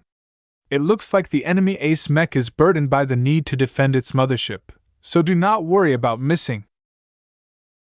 Ever since the avatars of myth developed their own crooked method of activating a battle formation, they had developed it further.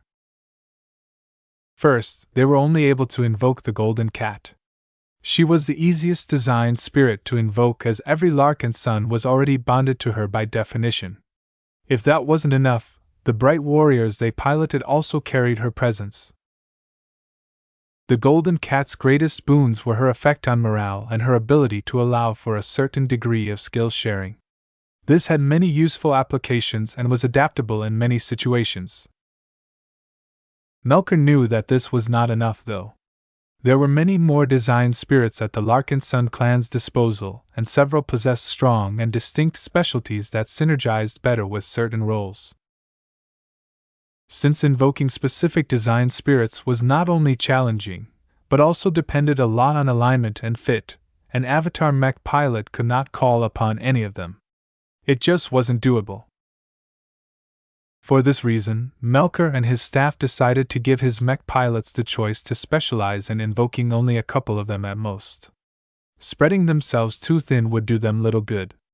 It was much better for the avatars to spend their time deepening their understanding and connection to the most useful and compatible design spirits. Night mech pilots specialized in invoking Kilangso, which fit their inclinations extremely well most of the time. Lancer mech pilots did not have a clear choice at the moment, so their choices were largely based on preference and fit. Some chose to invoke Lufa in order to clear their minds of any distractions. Others chose Kilangso in order to increase their odds of survival upon the dangerous moment of impact. A few even threw themselves onto Bravo. The ranged mech pilots of the avatars of myth all settled for the illustrious one. Since none of the bright warriors were armed with Gauss rifles or other physical weapons at the moment, there weren't any other viable alternatives at the moment. It was not easy to get started with the illustrious one. It was an entity modeled after a sentient alien race that was quite weird to say the least. The avatars who chose to bond with the illustrious one persisted, though. They only needed to rewatch the footage of the Amaranto in action in order to remind themselves what they were working towards. Since the Amaranto demonstrated the strength and potential of the illustrious one most clearly, the avatars benefited from an excellent model to base their own approaches. Enough time had passed since the Battle of Fort de la Zentra for the bulk of the ranged mech specialists to get their foot through the door. Each of the mech pilots in question clutched the luminar crystal medallions hanging on their necks.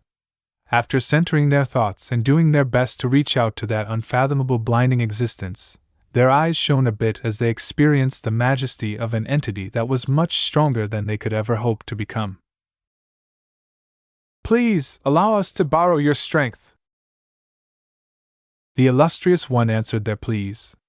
Though the help he could provide was limited due to the limited bandwidth of the rudimentary connections, he was still able to do enough to give the avatar mech pilots a little push. "Load light beam attack phase crystals." The Larkinson clan had a lot more luminar crystal rifles at its disposal this time. The clan prioritized its production after confirming its incredible effectiveness in the previous battle. The overall damage output of the ranged mechs had increased by at least 20% on average, but that was not the most valuable gain from this upgrade program. The inclusion of multiple attack modes, including the ability to fire light beams, was a crucial advantage. Making it standard issue for this unique weapon system was meant to give the Larkinson army a lot more teeth against expert mechs. Since these light beams work so well in stripping the resonance shields of expert mechs, it should be effective in this case as well. Bombard the ace mech with light beams. We'll peel back its fancy shell no matter what it takes. If 1,000 beams isn't enough, then we'll flood it with 1,000,000 beams. If 1,000,000 isn't enough, then let's try 1,000,000,000. The weight of fire from the Larkinson clan was formidable. The Avatar ranged mechs were more eye-catching than most. Each of them glowed, and their crystal rifles also began to glow in rainbow colors, allowing them to output more damage at marginally greater precision. The other legions of the Larkinson army did not slack off, though. The battle criers fought with gusto, and the living sentinels fired their rifles in volleys in order to maintain a consistent pace. Of course, the absolute leader among them was the Amaranto. Huddled safely behind a purpose-built defensive enclosure on the exterior hull of the graveyard, the masterwork rifleman mech fired one high-powered shot after another. Venerable Stark did not pace herself because the Olympus Mons was too formidable of an opponent. It was no use conserving her reserves against a single opponent.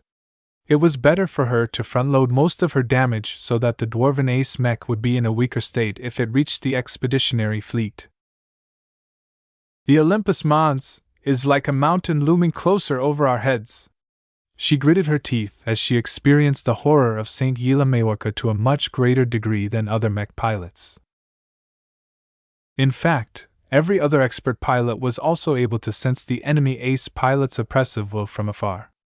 The mountain hammer was just that strong, and it did not help that she directed her hostility towards the Larkinsons. That last part was potentially fatal. The extraordinary willpower of an ace pilot was much heavier and more condensed than an expert pilot.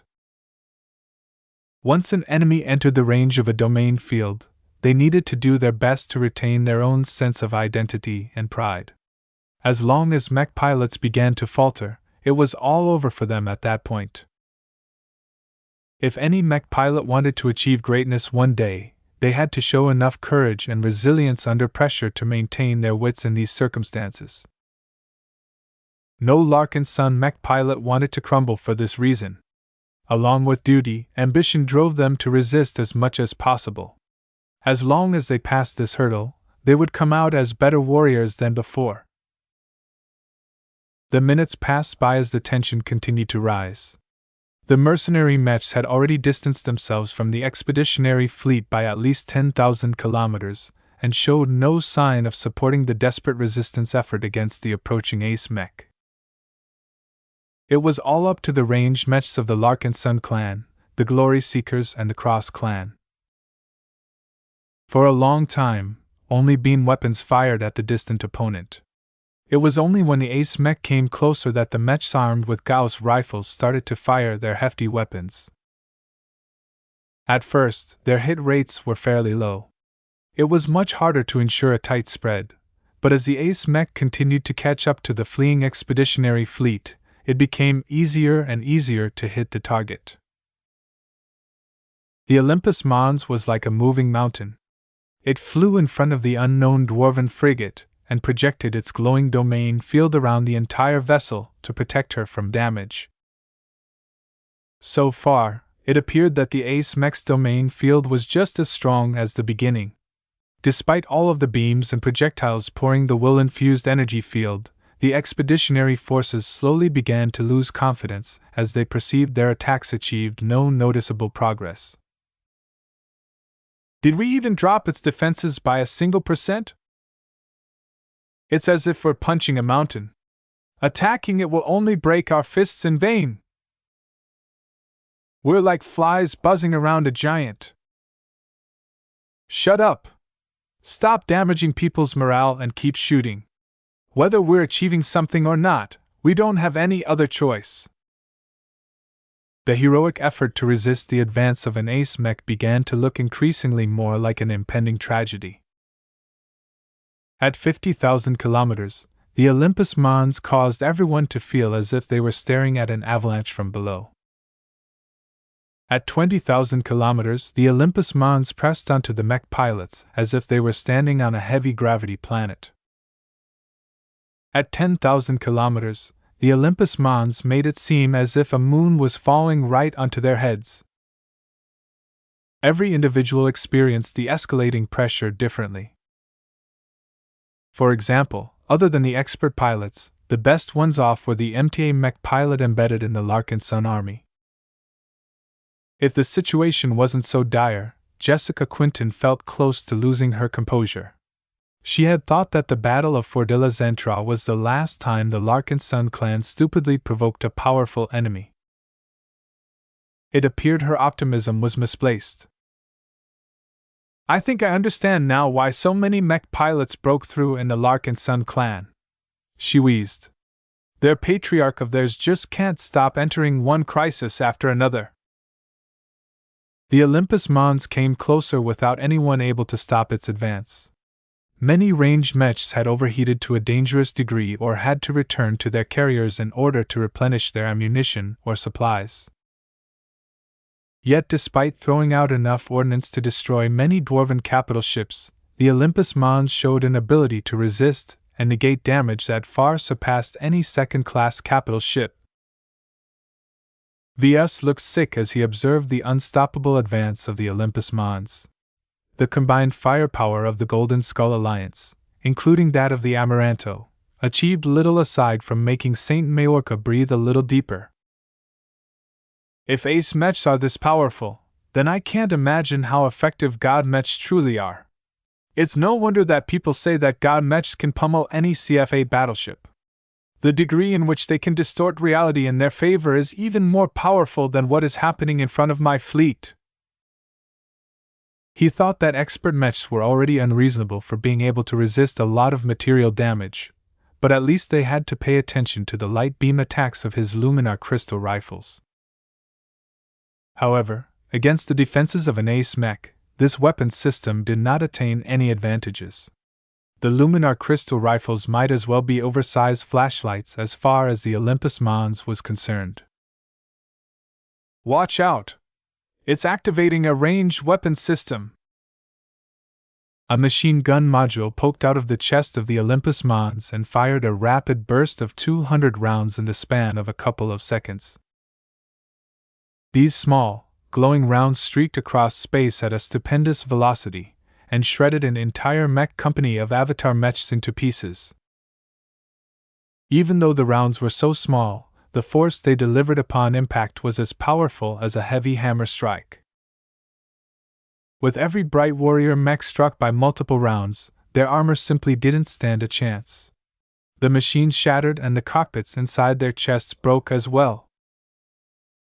No! The Avatar mech pilots inside did not even have the time to eject. The Larkinsons suffered their first casualties. Chapter 3341, Alpha Strike. On a standard mech, the machine gun module mounted on its chest hardpoint would have been classified as a light or ultralight weapon system. Enemy mechs wouldn't have taken such a small and weak weapon seriously. Its rounds were too light, and the firing mechanism could not propel them forward at impressive speeds. The chances that a small machine gun module could penetrate the armor of a mech was practically minimal. The only chances they could inflict meaningful damage was if they struck the internals of a mech, but more powerful weapons could do that job even better. One of the few advantages of a light machine gun weapon system was that it took up minimal capacity. The requirements were low and their small caliber allowed a mech to carry a lot of ammunition. Their firing rate could also be high. This made them suitable for attacking lighter targets at a distance. They excelled at clearing infantry, shuttles, and unreinforced structures. VS had never seen a humble light machine gun hardpoint wipe out an entire mech company within seconds. The horrible rust-red-coated ace mech had demonstrated its overwhelming power advantage by launching its first attack on the expeditionary fleet.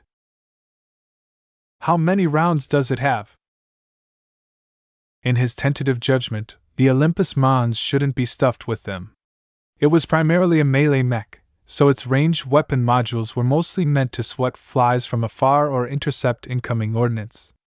It was unrealistic to conclude that this small but formidable machine gun was stocked with enough ammunition to shred every mech of the expeditionary fleet.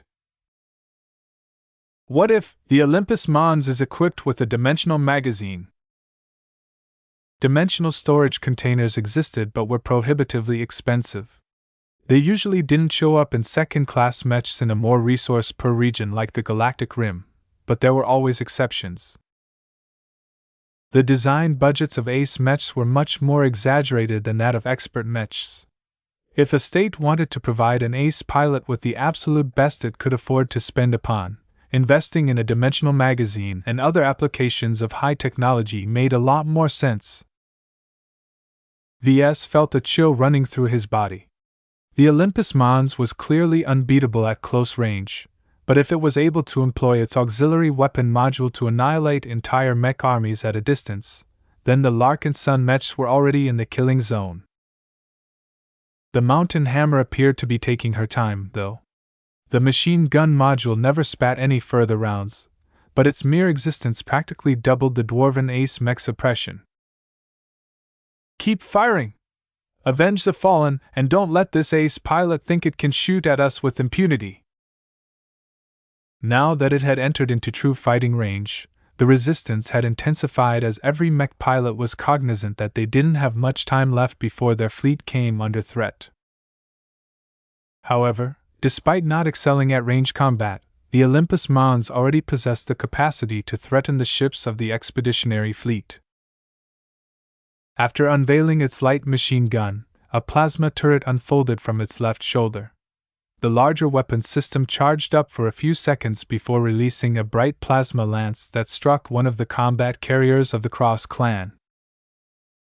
The Hifia runt has been struck. She suffered a massive hull breach. The ship has lost power. She's drifting away. This wasn't all. The plasma turret slowly charged up and fired once rapid plasma lance every dozen seconds or so. Each strike vaporized right through the armored hulls of the combat carriers and struck the engineering bay. If their power generators or propulsion systems hadn't been melted to bits, the catastrophic damage the ships suffered was enough to put them out of commission anyway. A lot of people were horrified at the ranged capabilities of the Olympus Mons. They all understood that if they faced a ranged ace mech, they probably would have already died from the beginning. The mere thought of facing a superpowered version of the Amaranto was enough to collapse all thoughts of resistance. This isn't much better, though, Ves grumbled. Meow! Lucky nodded as his metallic body shivered as he clung to the unending regalia. The Olympus Mons generated an increasing amount of despair among the people in the fleet. The dwarven ace mech's secondary weapon systems were already so formidable. Once it came close enough to employ its heavy maul, the power and lethality of its attacks would probably multiply by 100 times. Ves couldn't even think of dispatching expert mechs like the Riot or the First Sword to contend with this monstrous machine. I've managed to uncover additional information through my contacts in the mech industry, Professor Benedict's projection said. The Vulcan Empire's mech industry is quite impressive for its age, but it is clear that its native masters are not good enough to design an ace mech of this caliber.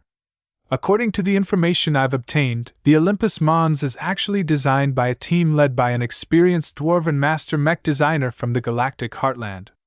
Even though he is not a Vulcanite, the master volunteered his services to assist the Vulcan Empire. That explained much. Ves shared the same suspicions as well. Even if the masters of the Vulcan Empire did their utmost, it was too difficult for them to design a mech this high-end. Dwarves stick together, Ves observed. The Vulcan Empire disgusts a lot of humans but also inspires a lot of dwarves throughout the galaxy. Even if these foreign dwarves live too far away to relocate to this star sector, they can still provide a lot of funding and technical assistance by remote. That's one of the biggest reasons why this state expanded so quickly. Even though dwarves were a minority group in human space, a huge amount of them were still scattered across the galaxy. Even though many of them were poor miners or average citizens in their respective states, there were always geniuses and lucky bastards among them who had achieved much greater success than others. One of the success factors of the Vulcan Empire was that its dwarven population successfully managed to squeeze donations out of rich and powerful foreign dwarves. By appealing to their shared biological heritage, the Vulcanites became quite proficient in begging for handouts from powerful dwarves who were based in the galactic heartland or even the galactic center. Otherwise, how else could a band of former mining slaves and a swarm of dwarven immigrants transform the smiling Samuel Star sector into a dwarven stronghold? What else did you find out? The Olympus Mons is faster than you think, the senior mech designer seriously explained. It not only possesses a short-range boosting system, but also a medium-range cruising function. Aside from that, it is equipped with a powerful directional shield generator, a foldable shield and axe, incredibly resilient ECM and interference shielding, and can operate in multiple environments including underwater. Ves grew dizzy from all of these features, and that was just the more basic capabilities of the dwarven ace mech. Do you know anything about the more extraordinary capabilities of the Olympus Mons? Professor Benedict responded with a brief smile. These details are hard to come by. The Vulcan Empire guards those secrets carefully. From what I have discovered, the Olympus Mons is an ace mech that is designed to operate a domain field based around three central concepts: mass, physical force, and hammers. These were the laws or concepts that St. Yela Majorca based her battle method around. All of her attacks and techniques were physical and kinetic in a way that transcended ordinary limitations. VS just had to recall the short burst of machine gun fire the Olympus Mons had released to confirm that the ace mech was truly designed to hit as hard as possible. The Olympus Mons is attacking again. Though the Mountain Hammer did not appear to take her opposition seriously, she did not allow the Golden Skull Alliance to attack her ace mech with impunity. With another burst of machine gun fire, a seemingly unending streak of glowing rounds tore through the hull of 3 Larkinson subcapital ships at once. We can't wait any longer. VS stood up from his chair. General Vol, commence our Alpha strike. The range isn't optimal yet, sir. The Olympus Mons will see our mechs coming. That dwarven ace pilot is still underestimating us at the moment. There's a good chance she won't try her best, so let's strike before she changes her mind. The Larkinson army finally made its big move. For the first time, it employed all of its battle formations at the same time. The melee mechs moved first. Venerable Joshua had even hopped into the cockpit of a customized Valkyrie Brunhild mech to play a role. Though it was much worse than his Valkyrie Prime, he had no other choice at the moment. He felt more vulnerable than ever, but that did not stop him from participating in this high-risk attack maneuver. It doesn't matter if I pilot a regular mech, a prime mech, or an expert mech. My chances of surviving against an ace mech is equally low in all 3 instances. With the Valkyrie Brunhild leading a large formation of penitent sister mechs, their mech pilots steadily began to reach out to the superior mother. Approaching from another angle was a smaller but more sharper formation of sword maiden mechs. Led by the first sword, Venerable Dice had the illusion that she was thrown right back onto the battlefield of Aeon Corona 7. Back then, Venerable Foster and her regenerating expert mech proved to be the bane of her sisterhood. I will not let that happen again, Dice vowed as her expert mech gripped the decapitator. Sisters, let us pierce through this veil and slay this beast. The battle criers led by Captain Dietrich were more subdued but did not stray from their mission. They had a poor run as of late, and it seemed that this time wouldn't be much better. We need to show our best. Even if we fall, our mech legion shall be remembered.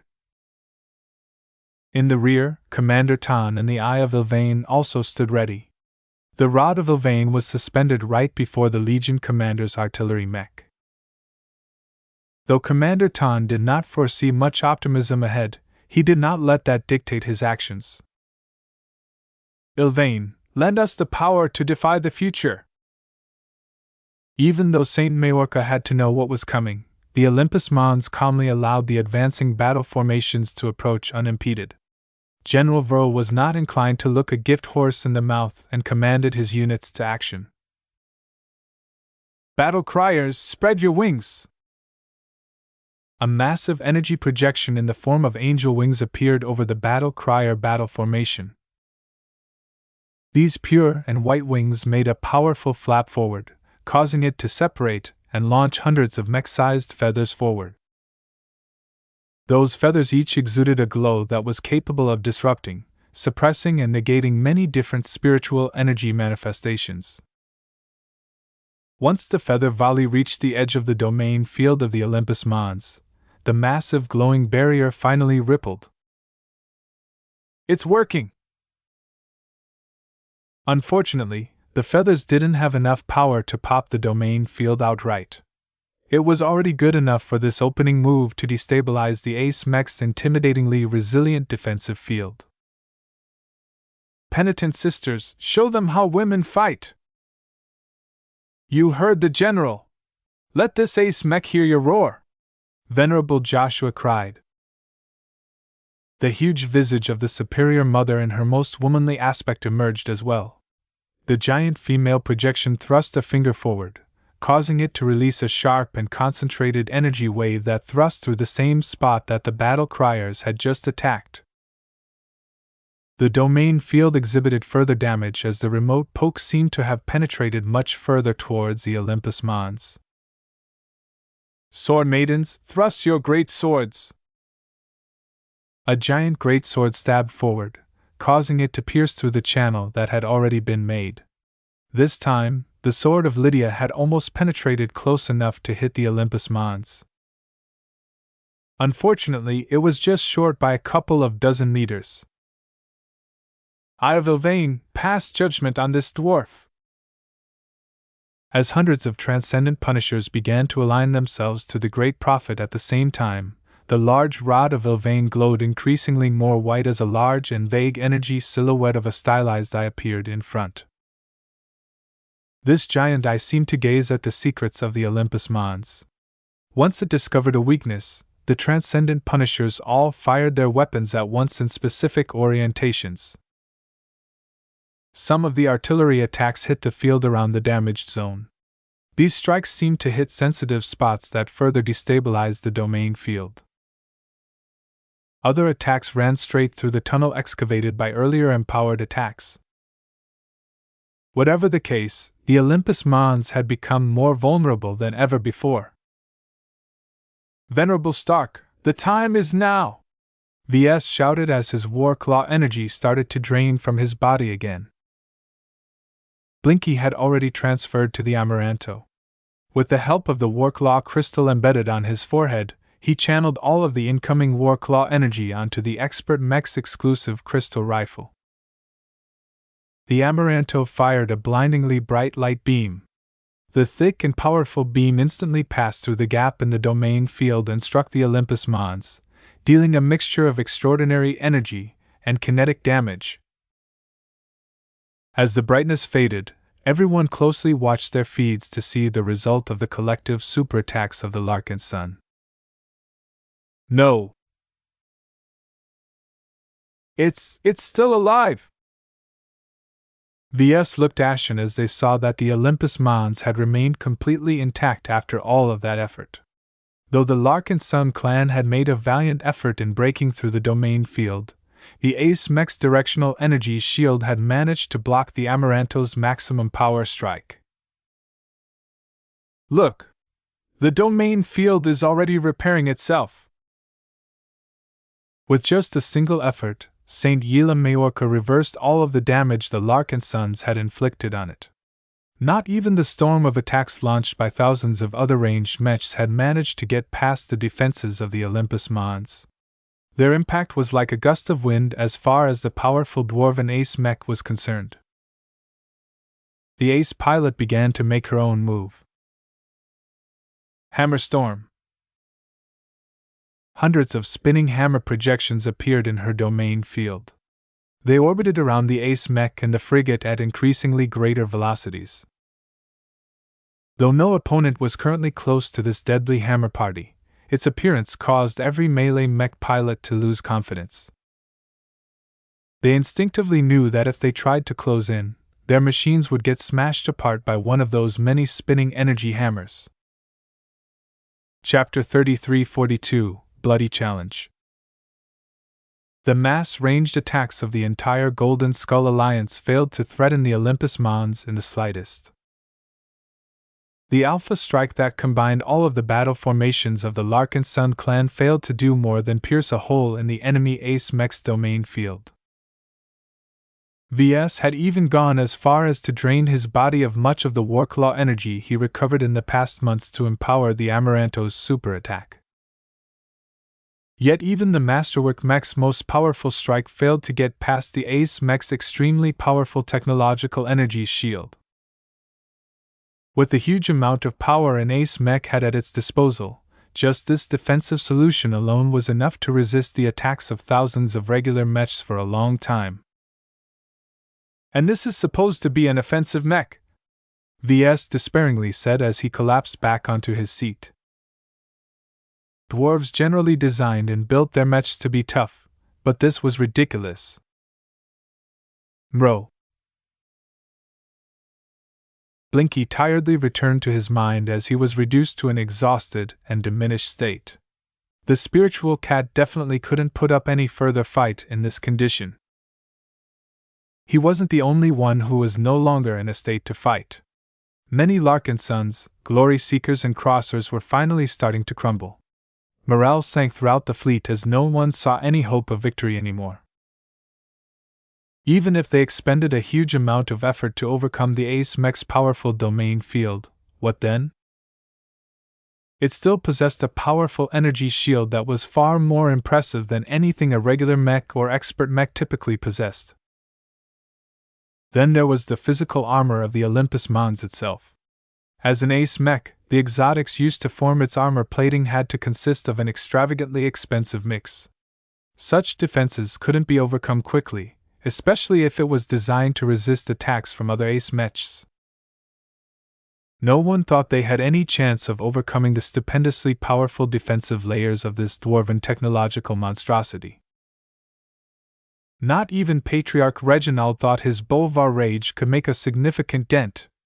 If his hybrid expert mech kept its distance, then its varied weapon systems simply wouldn't overcome the defenses of this super machine.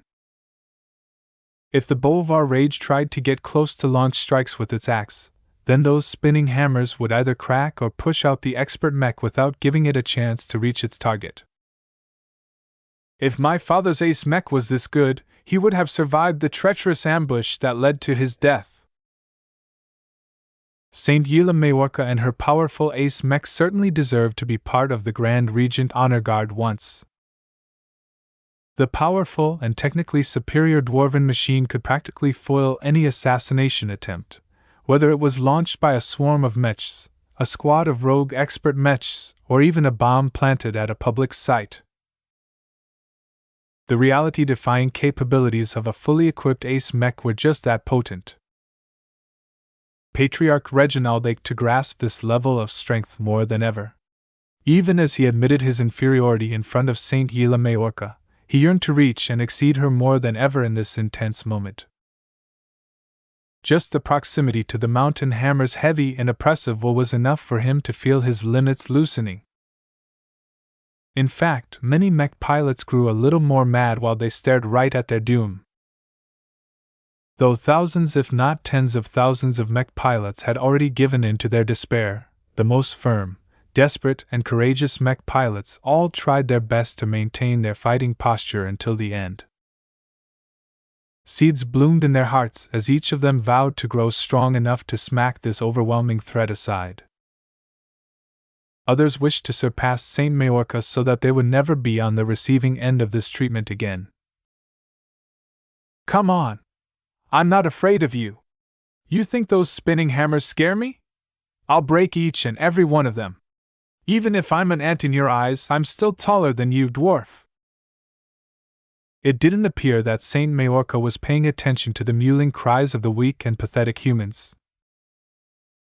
Their resistance was quaint, but ultimately futile. The Olympus Mons didn't make haste to wipe out the human mechs and ships before it. Saint Yela Majorca continued her steady advance while making sure her domain field covered the frigate flying close behind her ace mech. Should we split up? Ves asked. Since the Olympus Mons is being restrained by the need to protect its mothership, it should not be able to chase hundreds of different ships that are flying in every direction. General Verl shook his head. We will lose our ability to combine our strengths and coordinate our assets. Besides, with the range capabilities demonstrated by the Olympus Mons, it can already shoot all of our mechs and ships down. What's the right decision, then? There were no good answers now. The Larkinsons and its allies had already emptied their entire bag of tricks. In the face of absolute power, all of the trump cards that the Larkinson clan was so proud of turned out to be nothing but gimmicks and parlor tricks in front of an actual ace mech. As Ves tried to rack his mind to figure out if he could squeeze one more means of attack that might actually work, he received an emergency call from one of his advisors. Patriarch! Minister Shadarin urgently addresses him with an uncharacteristically raised voice. Our clan needs to cease our attacks. We are not forming the correct response to the enemy's challenge. What? With the attack methods demonstrated by this ace mech, Saint Majorca clearly possesses the power to wipe our entire fleet from existence. However, it has only fired its machine gun and its plasma turret for a short amount of time. Don't you think that is suspicious? According to my behavioral analysis, our opposition isn't seeking to destroy us. I've studied Saint Majorca, and she is a consummate professional soldier who is also dedicated to serving on behalf of the dwarven people. She isn't the type of mech pilot who revels in our despair or wishes to prolong our agony. Ves frowned as he thought about this issue. The only reason why the Saint isn't doing her best is if she or her ace mech are impaired or if she is tasked with testing us. Minister Shadarin finished. I believe that the dwarves are probing us instead of destroying us. We have no choice but to play their game and seek to pass their challenge. Do you have a guess? Ves asked. According to her record, Saint Majorca is also a believer in Vulcan, though not a fanatical one. Much like many other older dwarves, she is much more dwarf-centric than obsessed with Vulcan. I predict that proving your connection to her god may be the answer to Saint Majorca's challenge. That actually makes a lot of sense. Ves grew a bit looser. I'm glad I have you around to think on my behalf. Who knows how long it would have taken for me to make this realization myself. Shadarin's projection responded with a brief bow. I am at your disposal, sir. I suggest you act quickly. Saint Majorca's patience should already be running thin. Ves acted straight away. Even though he had just exhausted his mind and body due to his earlier stunt, he had yet to reach his limit. Come on, Blinky! Help me out for a moment here. I need as much juice as you can pump. Mro. The purple cat did his best to push away his need for rest and began to channel additional spiritual energy.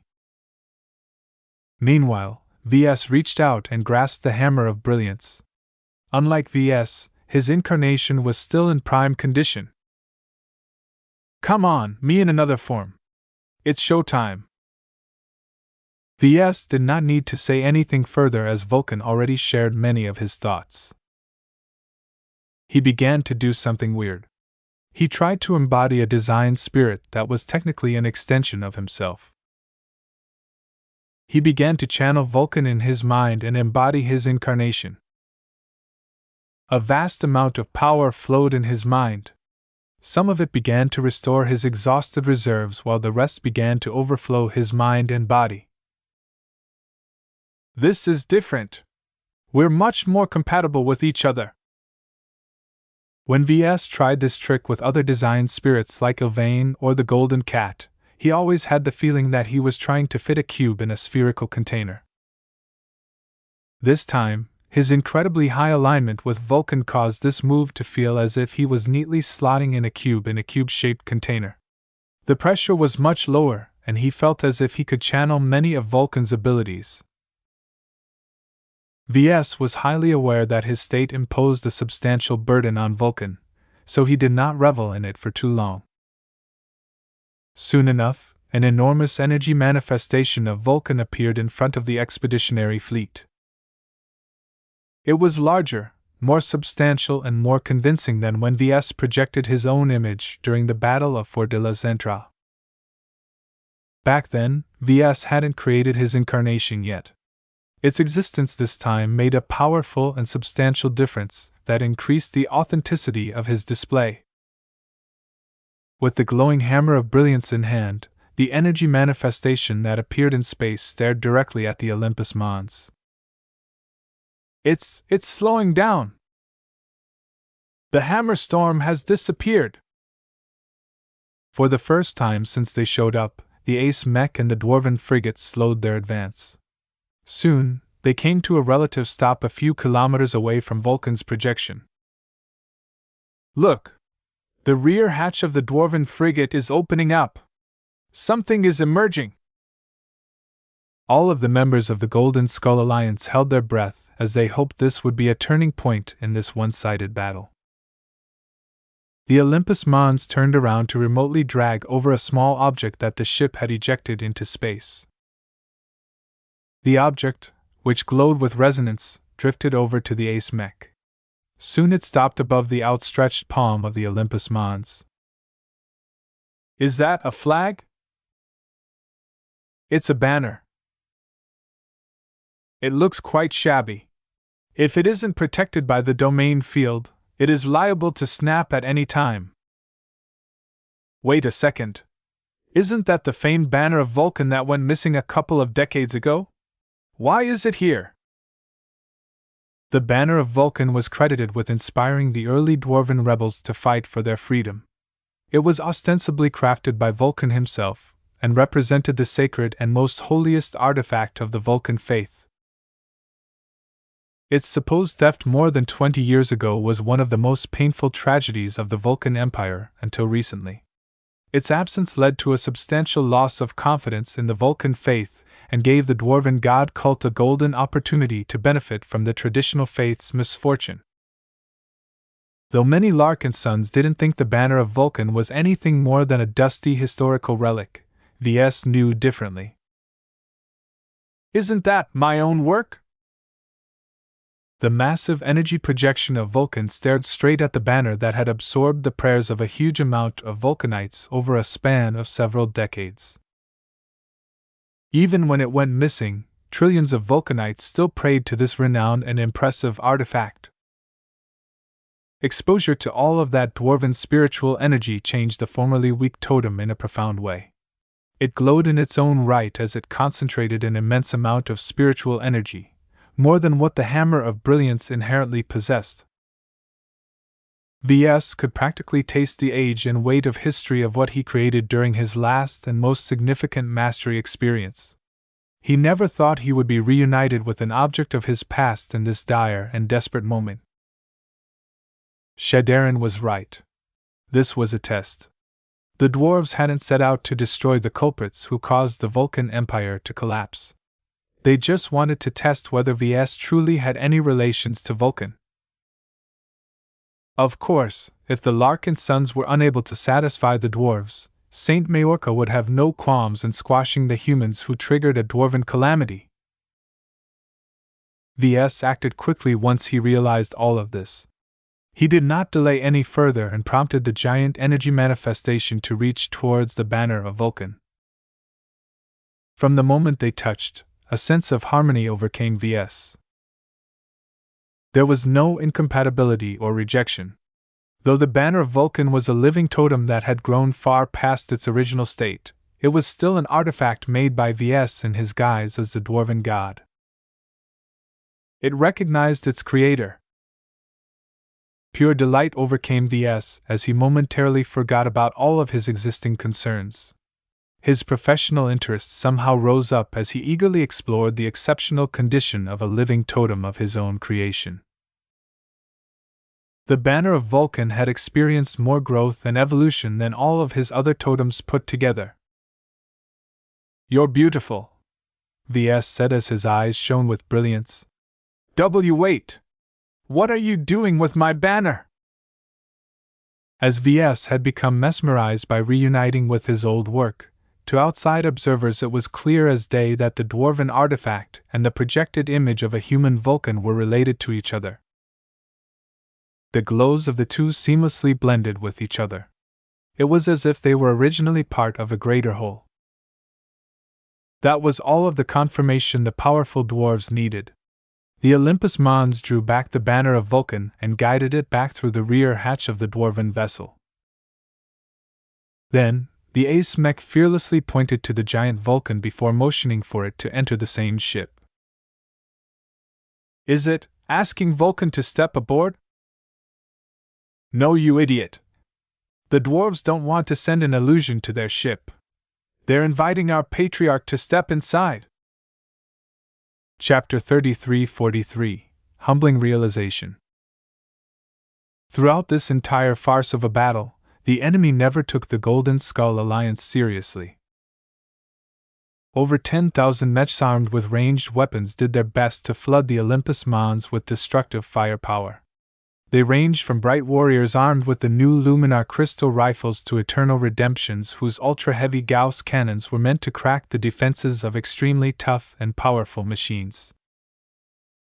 Yet what did they ultimately accomplish? Almost nothing. The Ace Mech was like an umbrella that effortlessly withstood the incoming firepower like drops of rain. It gave out the impression that it could stand in the rain for days and not let a single drop pass through its cover.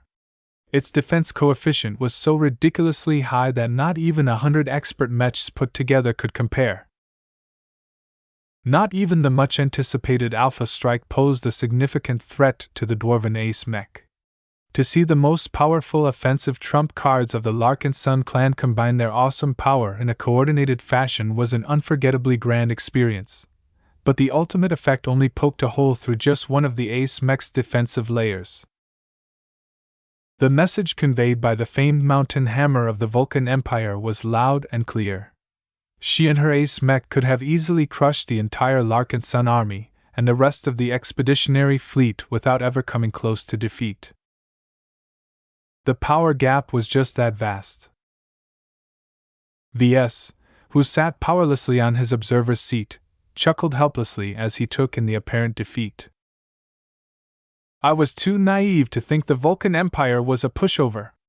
I got too carried away with the thought that it is a flawed state that is rife with internal division. Its military is still strong and its crop of ace pilots are truly close to godlike in strength. My clan is far from contending against even a fraction of the power of a second-rate state." A true second-rate state was enshrined by at least one ace pilot. Without such a powerful guardian, it was too vulnerable against other states that did enjoy the services of one. The extravagant combat power of an Ace Mech was enough to overrun any expert mech, and their soft power was also far-reaching. If an Ace Mech was backing up a mech army, then the combination turned into an extremely powerful war machine that could either form an impenetrable wall or an unstoppable spear. Aside from encountering opposing Ace Mechs, there were only a couple of ways for such an army to falter. Ace Mechs were powerful but extremely expensive and difficult to maintain. A lack of funding, resources, and high-level expertise could easily cause these transcendent machines to degrade over time. Ace pilots also had to be handled properly.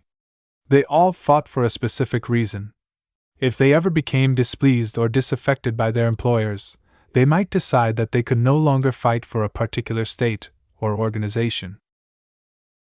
This happened quite a lot, especially when states morphed over time. A typical example was when a formerly well-run state decayed into a corrupt and tyrannical state. Since ace pilots were typically soldiers who dedicated their entire lives to uphold certain ideals, it was difficult for them to tolerate serving a master that pursued the opposite. The threat of driving away an ace pilot was one of the more subtle reasons why states rarely fell to this extent. Even the most selfish and decadent rulers knew they couldn't mess around too much. Otherwise, their states would lose too many high-level protectors, and only make them vulnerable to getting conquered by stronger rivals that had their affairs in order. I wonder why St. Gila Majorca has left the side of the Grand Regent. Ves frowned in thought. The Vulcan Empire is burning all around her. The dwarven citizens need her more than ever. What motivation is strong enough to ignore her people's suffering and remain hidden in this obscure star system? He had a feeling that he would find out the answer soon enough, because he was about to meet with the opposing dwarves in person soon. Ves slowly lifted himself from the observer's seat and began to move to the hangar bay.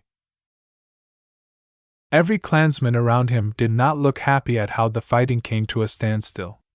They were all aware that the only reason why they still existed was because the opposing Vulcanites allowed them to exist.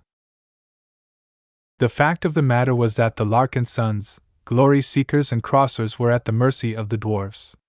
If the enemy ever changed its mind, the entire Golden Skull Alliance minus the evacuated civilians would all perish without a doubt.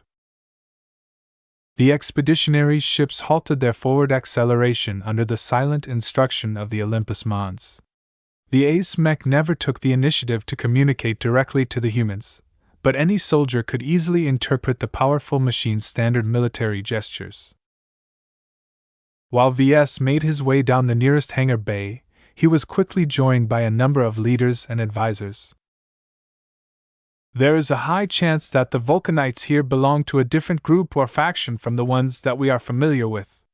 Minister Shedaren provided his analysis as he walked while wearing a luxurious vaxit. Do not assume that the dwarves we're facing have sided with the Central Authority or the rebels. Their goals are likely at a higher level than the objectives pursued by more vulgar groups. That is likely why St. Majorca chose to be here. Since we are presumably meeting with a high-end group of Vulcanites, it is best if you allow me to accompany you and speak on your behalf. Ves frowned. I think the dwarves want to speak to the man who assumed the identity of Vulcan, not a stand-in puppet. Still, I would love to have you by my side. We'll see whether the dwarves will mind your presence. Shedaren was clearly a civilian and exuded the vibe of an officious dignitary. Ves was hoping to slip him into the inevitable meeting with the dwarves. You'll come with me as well, Lucky, Ves softly said while he reached out and petted the gem cat that was perched on his unending regalia. If these dwarves insist that I should remain on board their ship as a guest, then you know what to do. As long as you can neutralize the threat, anything goes. Meow, Lucky responded as he nervously swung his tail. Even though the dwarven vessel was too small compared to the capital ships of the Larkinson clan, Ves did not underestimate the danger she posed. Just the Olympus Mons hovering right outside was a massive hurdle that he needed to overcome before he could ever think about attempting an escape. The identity and motivations of this dwarven group is highly suspicious, Calabast's projection said. We have been trying to decipher whatever clues we can find from analyzing the appearance of the dwarven frigate and the pattern of behavior shown so far. Although she doesn't look like it, the vessel is actually extremely high-end. What you see on the surface is definitely a form of misdirection.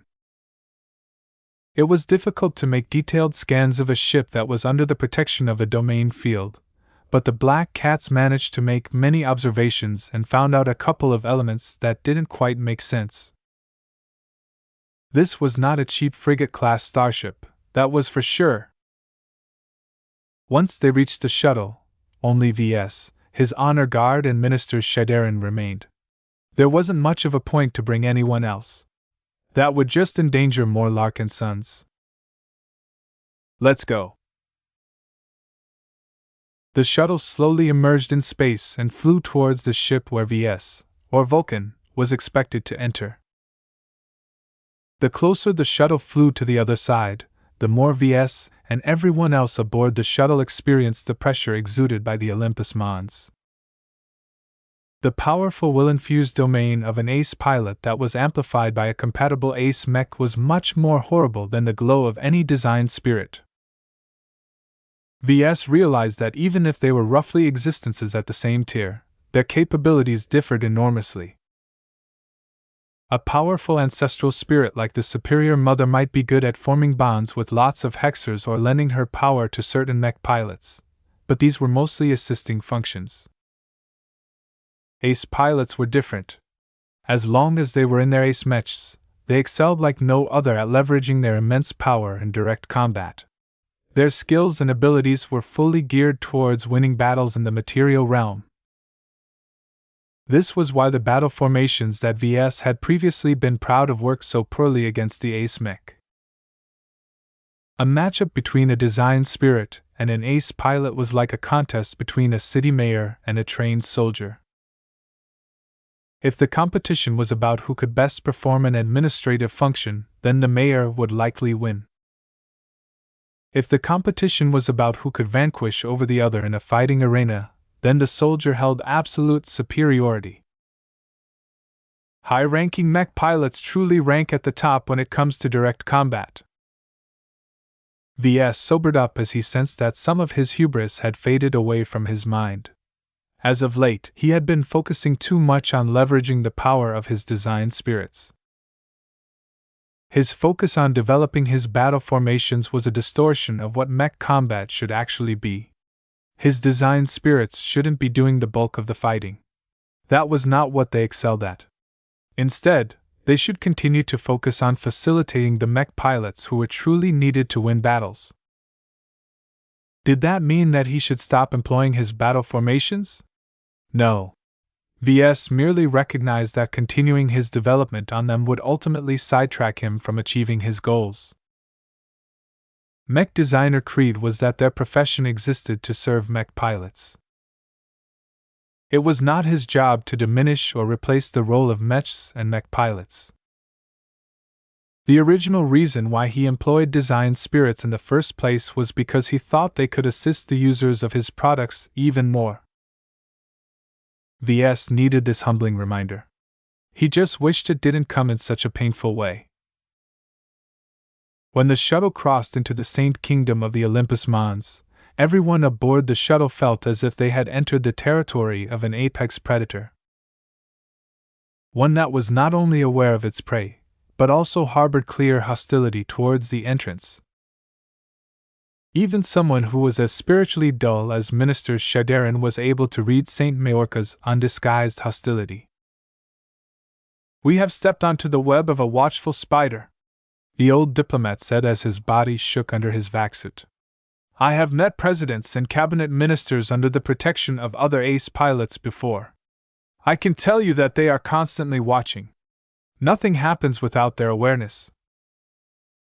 Ves grew concerned. "Can they read minds?" "I cannot answer that.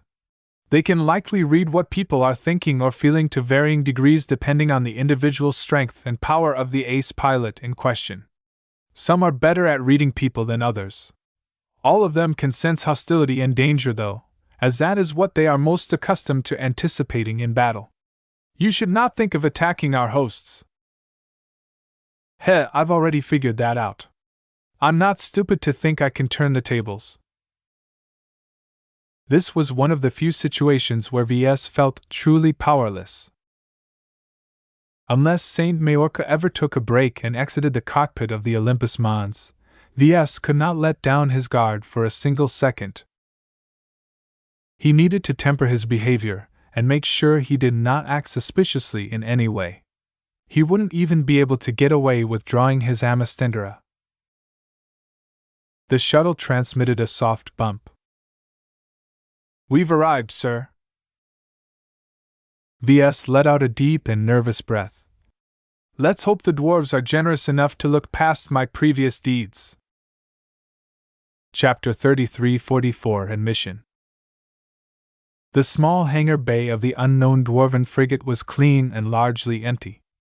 There was no dwarf in sight, and Ves was not able to glean a lot of relevant clues.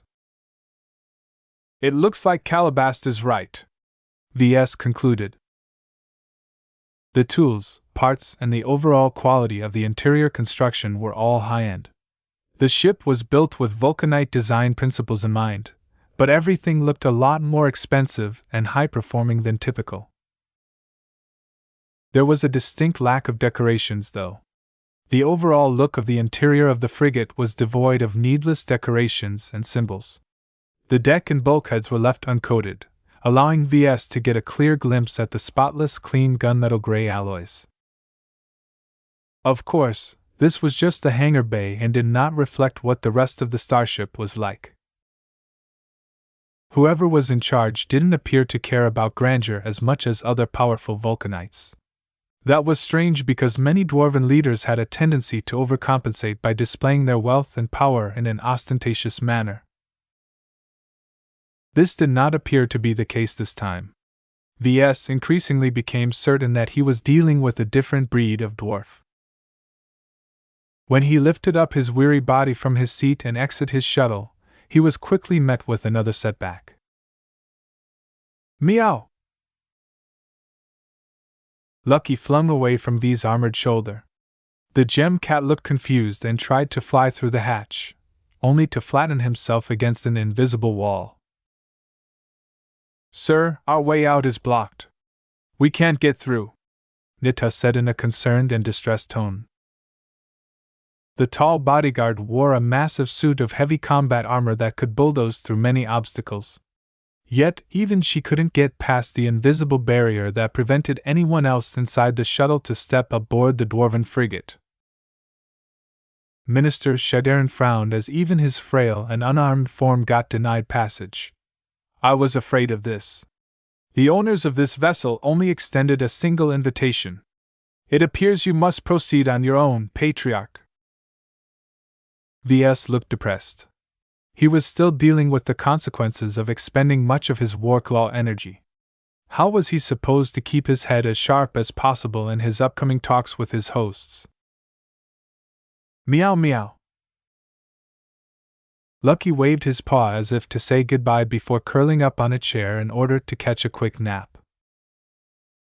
Gee, thanks for the vote of confidence, Ves replied in a surly tone. He was no stranger to confronting difficult situations by himself. He just didn't do it lately because he increasingly became used to acting like an actual patriarch. This was a throwback to the past as far as he was concerned. Before he founded his clan and relied on his subordinates to take care of business, he regularly got his hands dirty. Ves just had to place himself back to his past mindset where he did not lean on anyone to solve his immediate problems. I can do this, he softly said. As he continued to step out of the shuttle unimpeded, he suddenly encountered another surprise. Ugh! The gravity. The artificial gravity set to the ship was much higher than Ves was accustomed to. According to the readings of the unending regalia, the artificial gravity was set as high as 4.6 g. My suit and I weigh almost 5 times heavier. Fortunately, Ves had anticipated such a problem beforehand. He just didn't expect the operators of this ship to dial the setting so high. He mentally activated a command that caused the gravitic backpack mounted on the modular slot of the unending regalia to go active. Although it was a high-end model, the gravitic backpack struggled to generate a local gravity field that offset the local gravity by 3.6 g, thereby restoring the weight of Ves and his gear to their normal levels. Ves was too tired to resist excess gravity forces, and he did not want his physical condition to drag down his thoughts any further. He carefully strode forward. The shuttle behind him grew more distant until it disappeared from sight entirely as he passed through an empty corridor. Well, this ship offers a generous amount of ceiling height for a dwarven vessel, he muttered. The ceiling was actually lower than what it should be compared to the interior of a human starship. Nita, who was already tall, would have to permanently bow down her body if she attempted to pass through this hallway while wearing her powered combat armor. Initially, Ves wasn't sure where he should move. He still hadn't encountered a single crew member. The dwarves hadn't even dispatched a bot that could lead the way. Okay, this is clearly not the right direction. He soon found out that he could only follow a single route. If he attempted to walk in the wrong direction, his armored body would bump into an invisible barrier that was impassable with his level of strength. Ves could already tell that these walls were generated by Saint Majorca. Ves was fully in the scope of her Saint Kingdom. Perhaps mechs might be able to employ enough brute force to overcome this resistance, but infantry could forget about escaping from the clutches of an active ace mech. Ace pilots make too much of a difference. The more he experienced the overwhelming power of an ace pilot, the more he yearned to gain the services of one himself. Unfortunately, none of the expert pilots of his clan came close to reaching the next level. It would take decades for them to develop their resonance strength and further flesh out their convictions. It looks like I will have to lay low in the Red Ocean for a long time until then. My clan can't confront any power that enjoys the protection of an ace pilot. This single incident had taught Ves and the rest of the Golden Skull Alliance a lot of crucial lessons. Until they were able to harness the power of an ace mech like the Olympus Mons for themselves, they could forget about exploring the Red Ocean without worry. First, he needed to make sure to pass the immediate hurdle. There was no guarantee that the dwarves would let Vulcan off today. His boots clanked against the deck until he apparently reached his destination. A frigate was not a large ship class, and their overall layout generally followed the same template, so he had a good idea of the compartment he was about to enter. A large blast door slowly slid open, allowing him to glimpse some sort of ceremonial hall that was set up as a Spartan seat of power. The bare metal deck and bulkheads were slightly more spruced up than usual.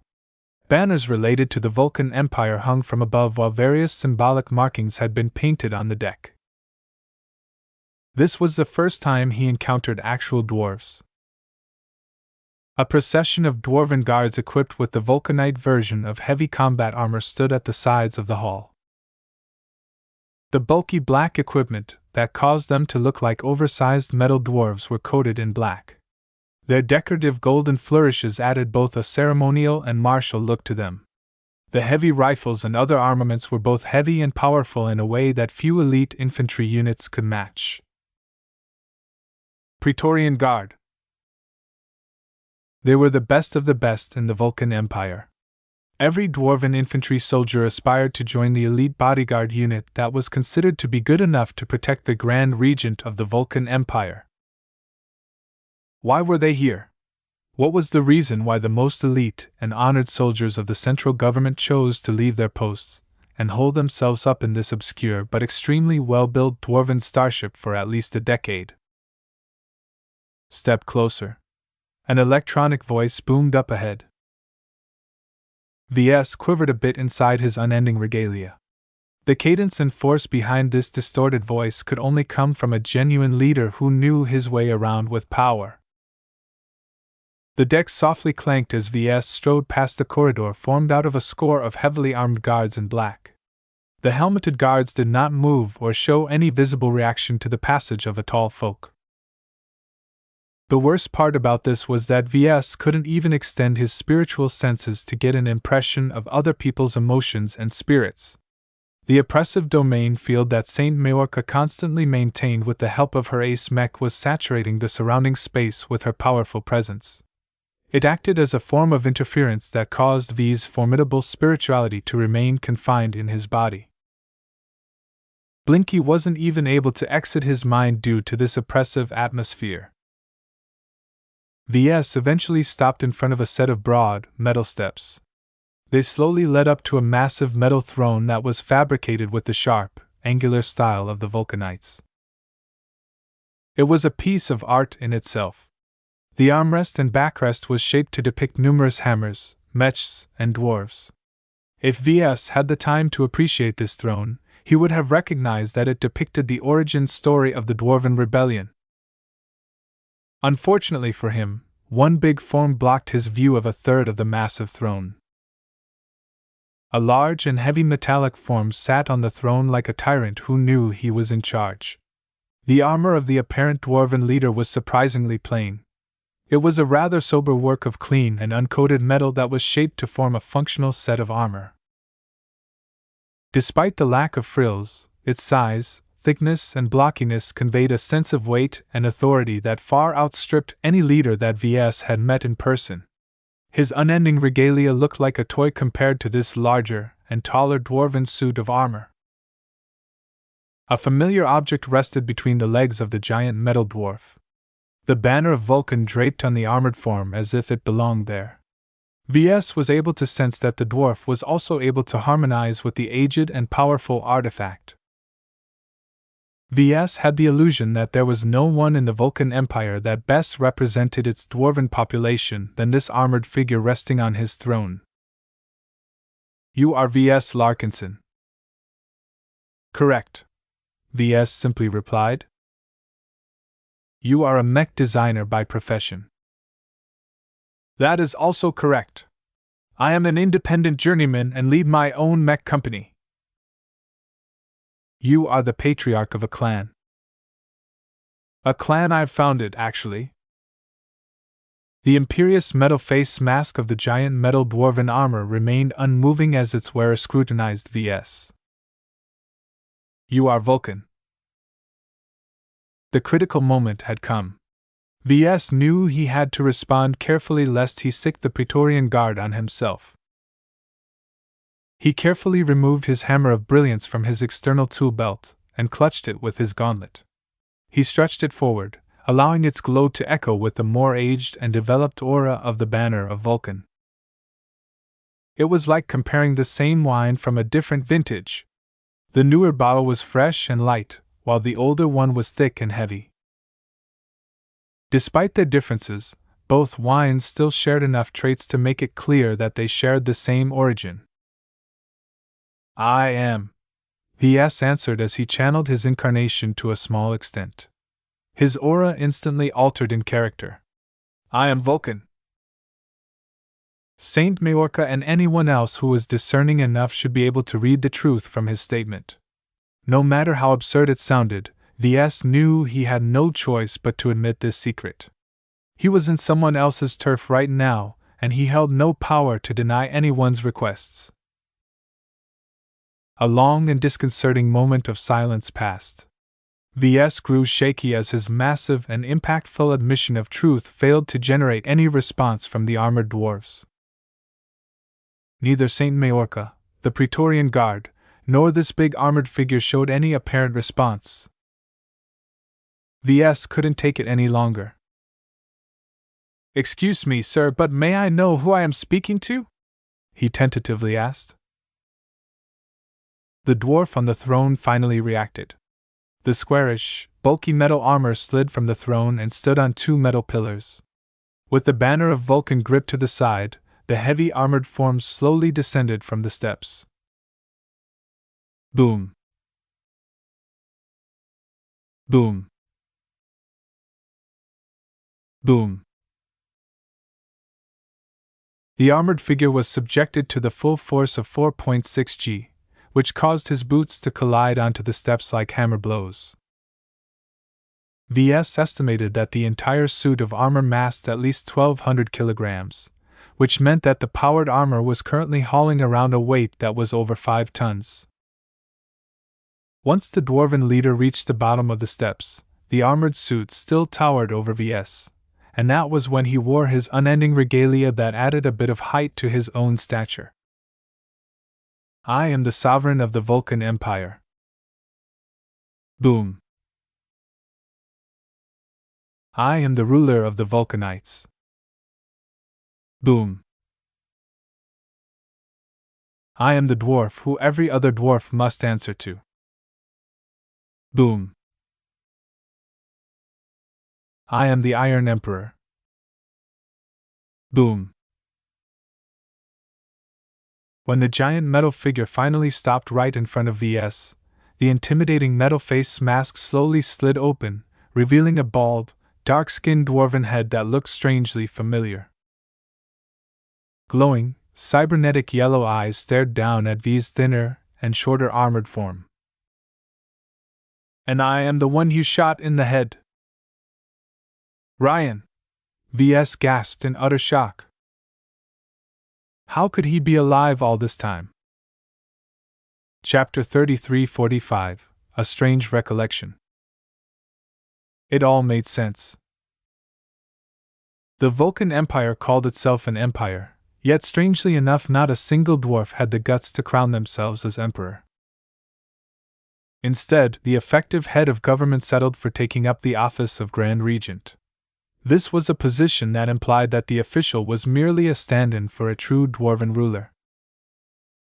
In public, the Vulcanites explained that the reason for adopting such an unusual hierarchy was because the throne of the emperor was reserved for Ryan Aiden, the legendary dwarven mech pilot and hero who not only served as a vessel for Vulcan, but also handed the dwarves their first and crucial victory. Without Ryan Aiden, the Dwarven rebellion at Desala X could have never overwhelmed the guard force of House Cantus. Without Ryan Aiden, the Dwarven people would have never been introduced to an inspiring and unifying god known as Vulcan. Without Ryan Aiden, the dwarves would have never been able to catch the attention of the MTA, thereby enabling the escaped slaves to start a movement that eventually concluded with the founding of a dwarven state. Every single Vulcanite was raised with the founding myths of their state drilled into their ears. Though Vulcan was their god, Ryan was the Messiah who spread the deity's glory to the dwarves.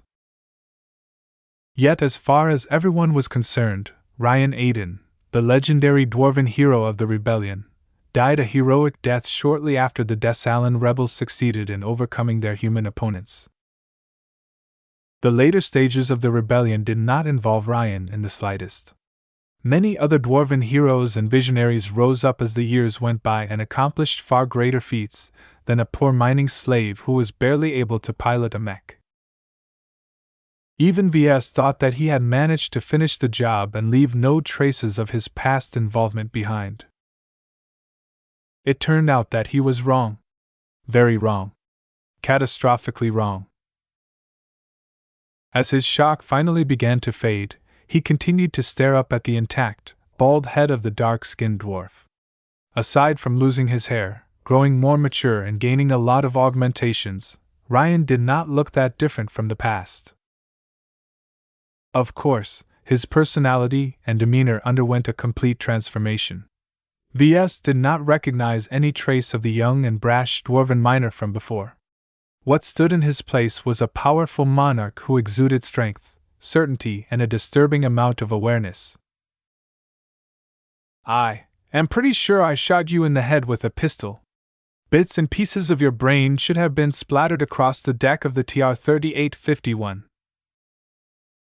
The dwarf responded with a single acronym. MTA. That caused VS to turn bitter. Those meddling bastards. It figures. The Meshers are one of the few people who have the capability to bring a body like yours back from the dead. How much do they know? How much did you retain?" "Nothing much," Ryan replied in a slightly more measured tone of voice. "Too much damage has been done to my brain. What hasn't been shattered had already decayed for several days. When I woke up again, I became a different person from the Ryan Aiden you knew. I was hardly a functional individual at the time." His expression turned cloudy as he remembered how invalid he had been after his restoration. On the other hand, VS relaxed for a bit. He was most afraid of the MT learning about what transpired during the time he possessed Ryan. Unless the Mesher doctors lied to the dwarf, it was unlikely that anyone learned anything incriminating. "It seems you got better, though. Much better. You even managed to become an emperor. Why don't you lead your people?" "That is a long story." The Iron Emperor slowly stepped backwards until he was able to rest his metallic rear end on the steps. His forceful demeanor toned down a bit as he continued to recount his past. It took years for me to become a functioning dwarf again. My brain was severely damaged and the MTA was unwilling to spend too much of its own resources on restoring me further. I already served my use when they extracted what little memory I retained of the initial rebellion. Sounds just like them, Ves said in a sympathizing tone. He relaxed a bit further. He no longer felt as threatened as before. While Ryan was definitely still in charge, he seemed more interested in reminiscing about the past with a former companion than taking revenge for getting headshot. Ves was not out of danger, though. He had no idea whether Ryan planned to turn the tables after he was done. He just recognized that he was powerless to stop the Dwarven Emperor from doing whatever the heck he wanted. If that was the case, Ves might as well accept the reality of the situation and act like himself. His current impression of the Iron Emperor already made it clear that the devil tongue treatment would never work on this dwarf. I do not begrudge the Mech Trade Association, Ryan said in his electronically altered voice. I have gained a new life. I spent years to learn how to stand, walk, speak, and think with all of my physical and mental impairments. I underwent numerous operations where my body became more functional by integrating cybernetic limbs, implants, and organs. I have become half a machine. Well, the title of Iron Emperor certainly suits you. Ves jested a bit. It was no joke to Ryan, though. By the time I became whole enough again, too many years went by. I returned to a star sector that has already changed, and an empire that I had no hand in making. Ves could understand why Ryan would feel alienated from his former dwarven rebel friends. The latter went through so many challenges and experiences that they grew into vastly different people. A lot of foreign dwarves had traveled to Smiling Samuel as well in order to support the dwarven cause. Did you have a place in the Vulcan Empire? The dwarven leader took a few seconds to reply. No. The Vulcan Empire was not my home. Its people are alien to me. I felt I had no place, but I needed to find meaning in my existence. I eventually revealed myself to the Grand Regent, but refused the offer to sit on my real throne. Why? Because I was not capable back then, Ryan answered. I was broken and only recently remade. I did not understand statecraft. I have no knowledge of economics. I have not been introduced to military strategy. My diplomatic qualifications are zero. I was inept at politics and intrigue. I may not have been a clever dwarf back then, but I possessed enough knowledge to know I would have been a poor steward for the Vulcanite people. Ves looked at the steady, strong, and well-spoken cybernetic dwarf and could not believe that Ryan had improved so much. You sound like a truly capable leader to me. You would definitely do well if you sat on the throne today. Ryan slowly shook his head. What you see and hear today is reflective of decades of constant learning. I worked hard to understand how to manipulate the levers of a state and how to lead an empire. I received anonymous instructions from the best and most renowned dwarven scholars of the galaxy, and I received the best cognitive augmentations that the Vulcan Empire can provide. There must have been a point where you have become smart and capable enough to lead the Vulcan Empire in the open, did you not? Ves raised his eyebrow. I did not want to. The Vulcan Empire has already chosen its own way, one which I do not agree with. Only a small group of dwarves, including the Grand Regents of the time, has ever known about my current existence, and that is what prefer. If not for recent events, I was content to watch over the Vulcan Empire from the shadows until my body has finally shut down entirely. Then, I came around, Ves lamely said. Yes, you did. You laid an ambush here, for me, Ves followed up. You claim you lost your memories when the MTA pieced your brain back together, but how did you recall enough information that you knew that I'd buried the chunk of Timpala steel ore in this star system and in this asteroid belt? If the Meshers knew that much, they would have already scanned the entire asteroid belt from one end to the other end with their high-tech scanners. There shouldn't have been any Timpala steel for me to retrieve. He knew that he was taking a risk by bringing this matter up, but he had to solve this contradiction. He would never feel comfortable if he knew that there was a possibility that the MTA knew exactly what he was doing in the Tryon N system. At least VS did not have to worry about any MTA snoops eavesdropping on this conversation. A Saint Kingdom was not a joke. Only another ace pilot could resist the reality-distorting effects of a powerful domain field. I did not lie, Vulcan, Ryan firmly answered. My memories of the attempt to escape from Desala X was truly scrapped. It was only long after the MTA gave up on me that I gradually began to recall what happened. How? VS looked puzzled. This sounded impossible to him. The MTA's medical tech is insane. It knows how the human brain works to a much better degree than almost anyone else. They should have definitely been able to retrieve at least that much detail. He. The Iron Emperor eerily chuckled. You are a god, are you not? What happened to me was a miracle. From Vulcan. From you. Ryan's armored limbs softly patted the pole of the banner of Vulcan. The control and strength exertion of that massive dwarven suit of armor was so precise that the weaker metallic pole did not incur any risk of damage. The faith of my people restored my memories. VS was gobsmacked. What the hell? How could one of his totems magically heal a brain-damaged dwarf to the point where he regained memories that weren't present anymore? This entire notion was too ludicrous for VS to accept. Yet, hadn't he witnessed a similar miracle once? He recalled the strange, continued existence of the four aspects of Lufa. Despite being made of low-quality, disposable biological tissue, the living statues continued to remain healthy long after their expiration date. How?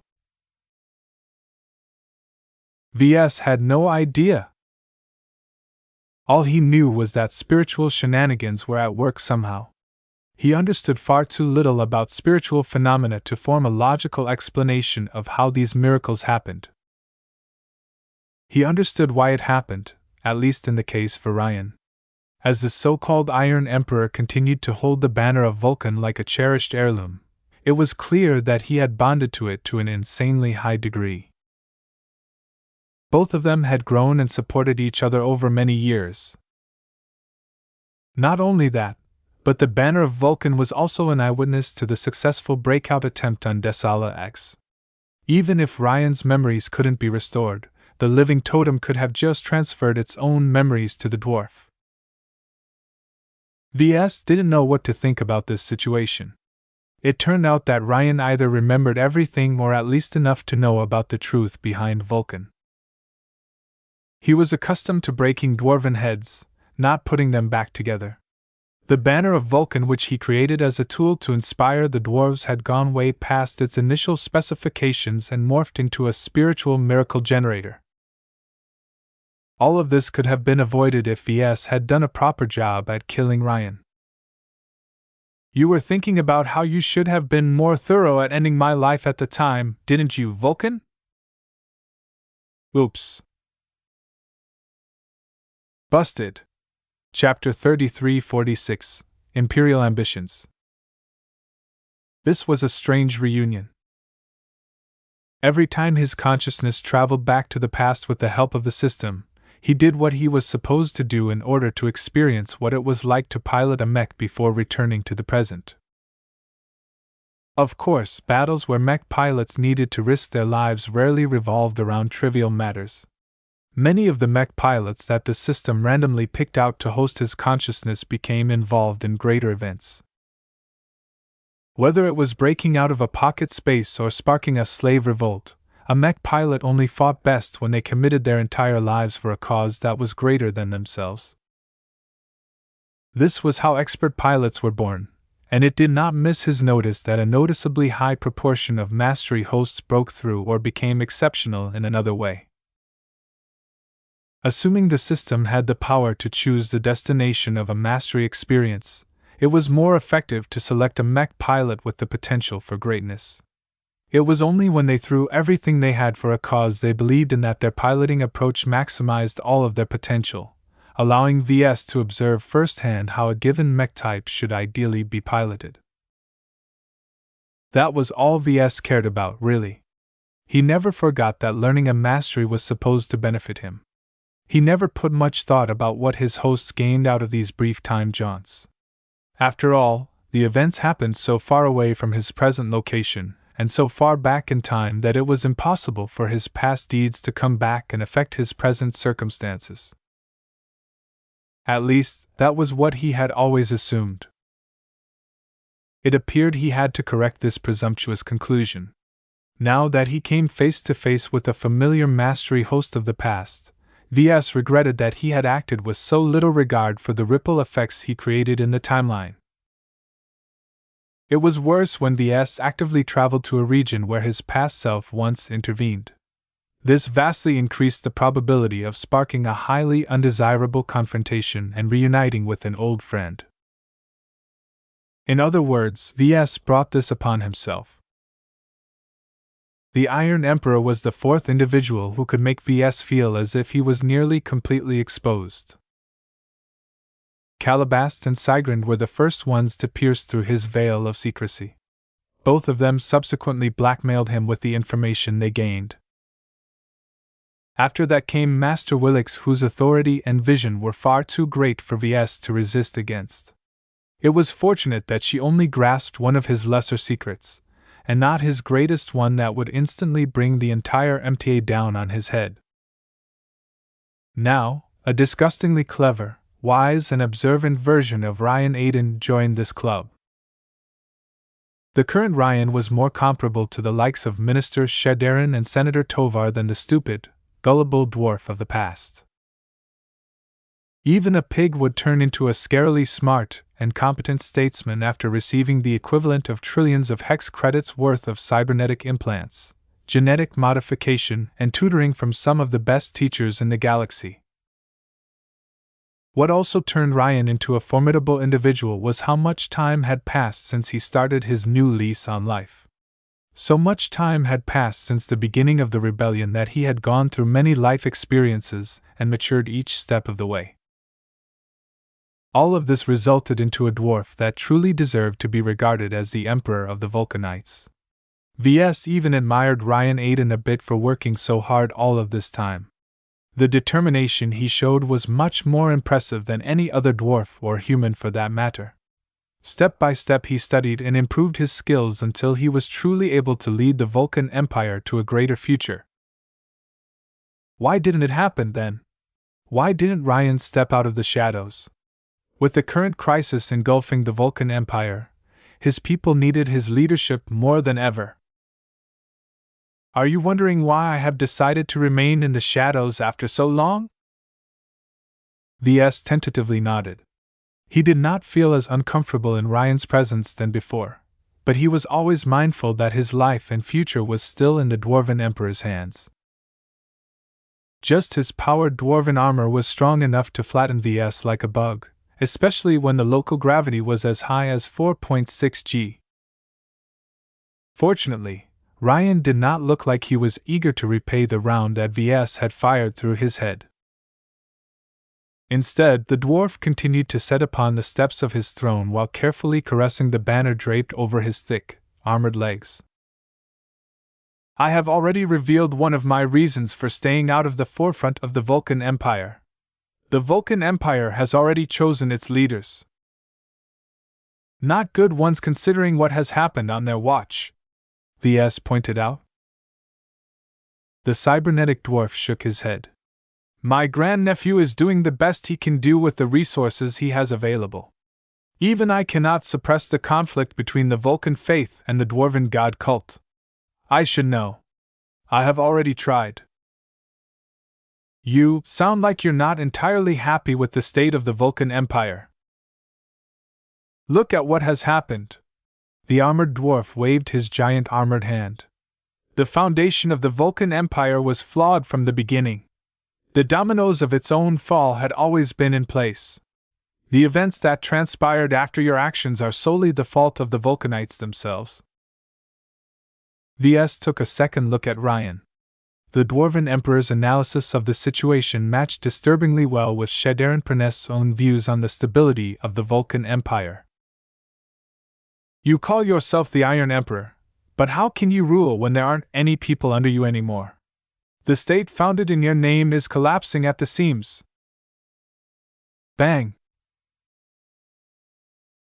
Ryan's armored fist clanged against the step.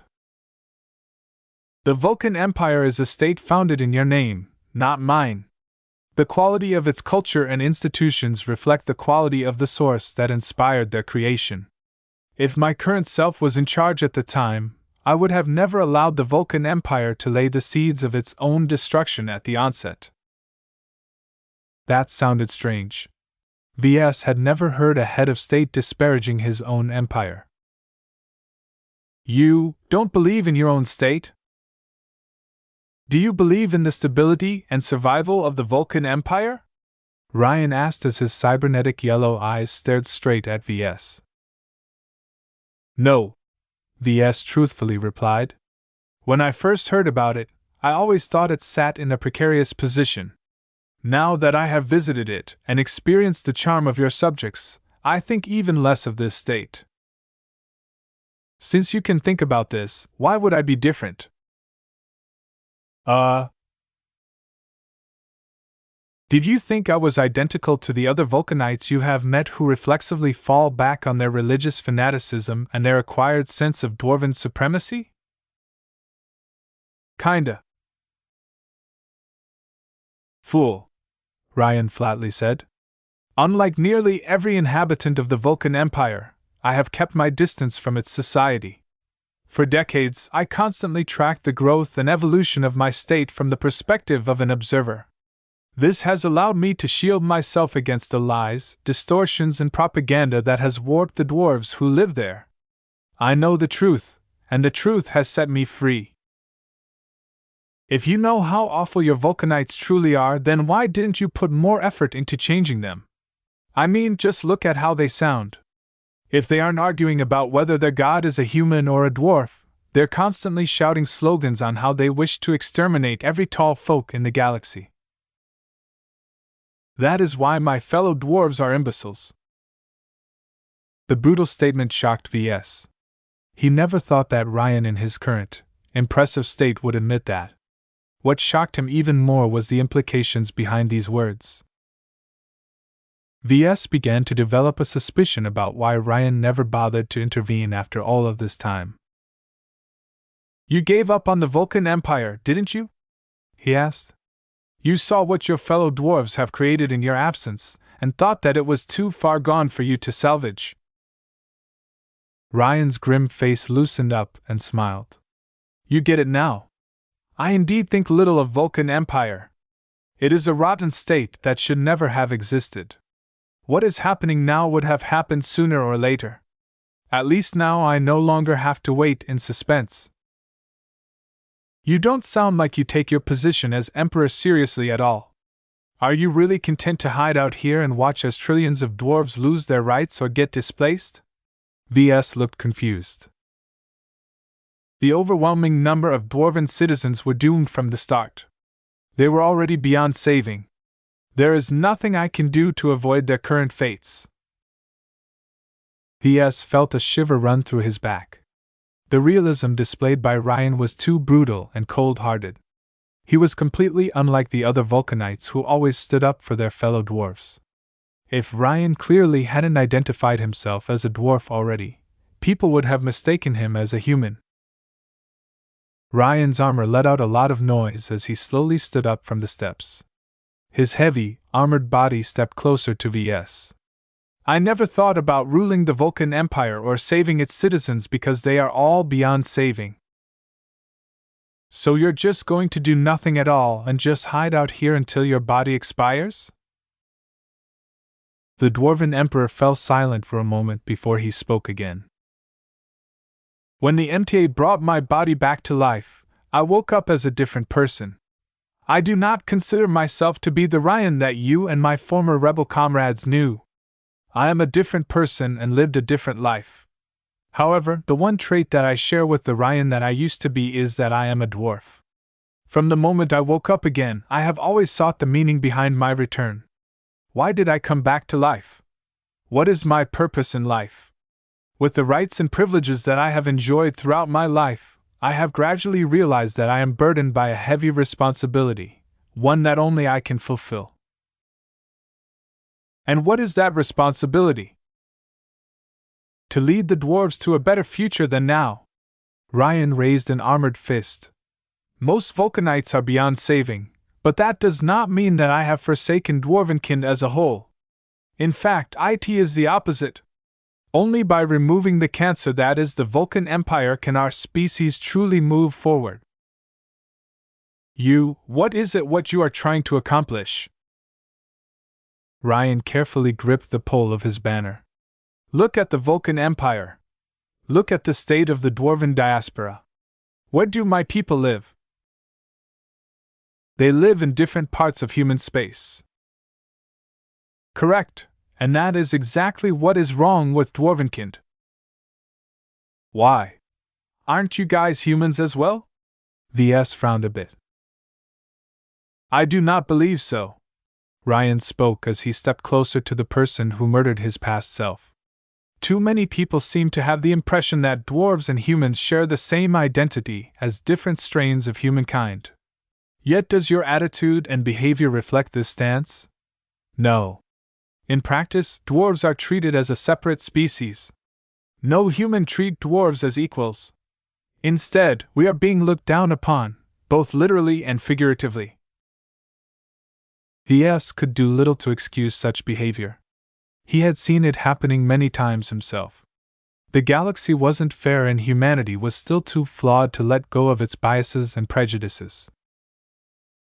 I can't deny that has happened, but heavy gravity variant humans. Don't call us that!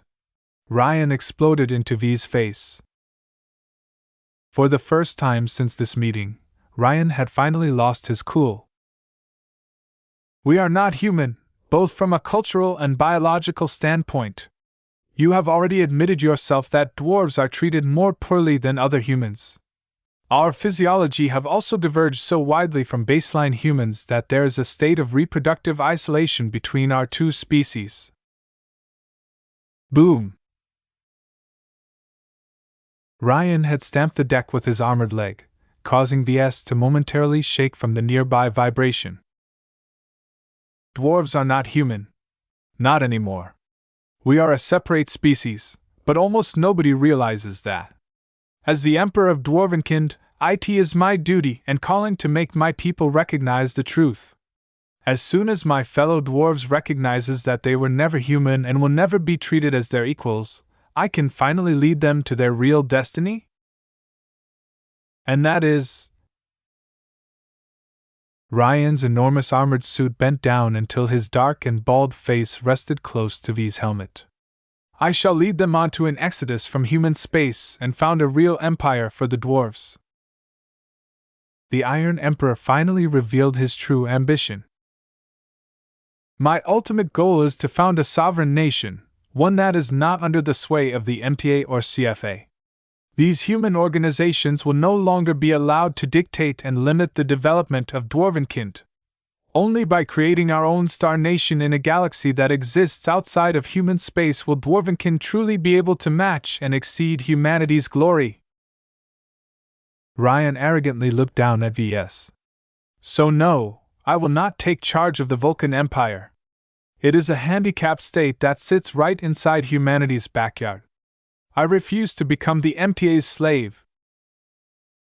Ves couldn't count the amount of times he was shocked today. Of all of the ambitions that he had ever heard from a person, no one had ever been as bold as Emperor Ryan, who openly wanted to defect from human civilization. Chapter 3347 Callous Disregard. The reborn Ryan Aiden had struggled to find his purpose for many years. Why was he brought into this reality? Why must he wake up day after day and make use of the life that he had regained? What was his purpose? He struggled long and hard to find answers to each of these questions. As the Vulcanites who became aware of his existence showered him with wealth and opportunities, he calmly took his time to resolve his doubts and live a life with meaning. With all of the help and resources the Vulcan Empire provided to him, Ryan gradually expanded his vision and became more capable of looking at the state of Dwarvenkin from a more detached perspective. He lamented how dwarves were being treated but did not believe the Vulcan Empire was the solution to their problems. One day, he gained an epiphany. The entire model of how dwarves lived by attaching themselves to human society was flawed. Humanity was strong. There was no doubt about that. The problem was that humanity strongly believed in the superiority of its own kind. Anyone who visibly deviated from the human template were often treated poorly due to various reasons. This was a fundamental trait of humankind. It emerged as a means to make humans stand out from other alien races and reject the ideology of cosmopolitanism that had almost caused humanity to lose its independence during the Age of Stars. Humanity succeeded in preventing itself from becoming the playthings of alien races, but the same cannot be said for the dwarves. Ryan explained as he calmed down a bit from his earlier reaction. Although the shackles aren't always literal, it is unquestionable that too many dwarves live in bondage to their human masters. How many impoverished dwarves like my own self live on mining planets and suffer from a lack of opportunity? How many dwarves are treated as less than people despite living in the same society as other humans? Ves still looked shocked after hearing Ryan's radical ambition. I get that. I truly do. You're still mad, though. Human civilization is the strongest power in this galaxy. There is nowhere you can go to escape the reach of humanity. Even if you set up a truly independent star nation in the Red Ocean or some other dwarf galaxy, humanity will come knocking at your doors sooner or later. I don't think the Big Two will look kindly at your attempt at seceding from human civilization. Ryan smirked. The cosmos is larger than you can ever think. There are other galaxies and space regions out there, Ves. The dream of founding a truly independent dwarven star empire does not have to be attained in a single step. This is bound to become a step-by-step process where I must patiently accumulate the tech, resources, and manpower needed to free the dwarves. If anyone else claimed that they could lead the dwarves to founding a star nation on their own, Ves wouldn't have taken the claim seriously. Yet Ryan was a much more exceptional dwarf than any other Vulcanite, and he sounded as if he was absolutely serious about fulfilling this grand ambition. This was the purpose that Ryan had settled upon to justify his second life. Without a goal that could continue to drive him forward, there wouldn't be much point for him to continue his existence. This was the answer to his existential problem. Ryan slowly reached out with his heavily armored arm and patted Ves on his own armored shoulder. In a way, I have you to thank for giving my species an opportunity to attain freedom. You created me, Vulcan. You instilled the seed of a separate dwarven identity when you first came around. Now, the seed you have planted in my mind in the form of a kinetic round has bloomed into a tree that shall guide Dwarvenkin out of human civilization and find a home that is free from the Big Two's hegemony. Ves twitched his mouth. You're welcome. If I have to be honest, I don't think you have any hope of escaping the reach of human civilization. You're a pretty clever dwarf, so you should know how formidable humans can be. The Big Two won't tolerate your attempt to set up a separate nation that can potentially pose a threat to humanity in the future. The precedent alone is a major threat to our society. If one minority group breaks off one day, 3 more minorities will declare independence the next day. I have already accounted for these reactions. My master plan is decades in the making and is more thorough than you think. I have no intentions of overestimating the big two. I will start small and remain discreet for many years to come. So what do you intend to do exactly? The mention of a master plan aroused V's curiosity. He didn't just want to know how Ryan intended to do the impossible, but also wanted to learn whether the dwarf's future actions would affect him and his clan in any way. First, I will evacuate the sinking ship that is the Vulcan Empire with a hand-picked group of loyalists and talents. I thought you said that the Vulcanites are a stupid and flawed people. I did say something of that nature, but my description applies to an entire culture, not a single individual. Ryan patronizingly corrected him. The Vulcan Empire may be a detestable state, but it can still function as a talent factory for smart, talented, and clear-headed dwarves. I have spent many years to gather the best and brightest citizens of the Vulcan Empire at my side. Loyal subjects such as Saint Majorca support my dream and will unquestionably follow me as I endeavor to become the true Emperor of Dwarvenkind. That was quite a clever approach. No wonder Ryan had no attachment, and did not hesitate to disparage the Vulcan Empire. To him, the flawed dwarven state was merely a talent factory to him. While many Vulcanites that grew up in Smiling Samuel were either average or awful individuals, there were always exceptions. The name and reputation of Ryan Aiden was so great that he had no problem recruiting the greatest citizens of the Vulcan Empire. The people who served the Iron Emperor aboard this modest frigate were probably just a fraction of this secessionist organization. The ambitious dwarven leader must have amassed at least 1 million dwarven followers.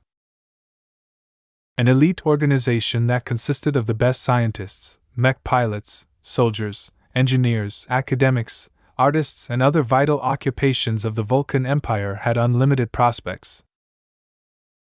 By preventing the fat and garbage from polluting this group, the Iron Emperor was free to start a new star nation that was much more enlightened and better run than the current dwarven state.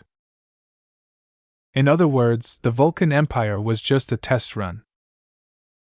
The Dwarven Star Empire that Ryan truly wished to rule over was the real deal.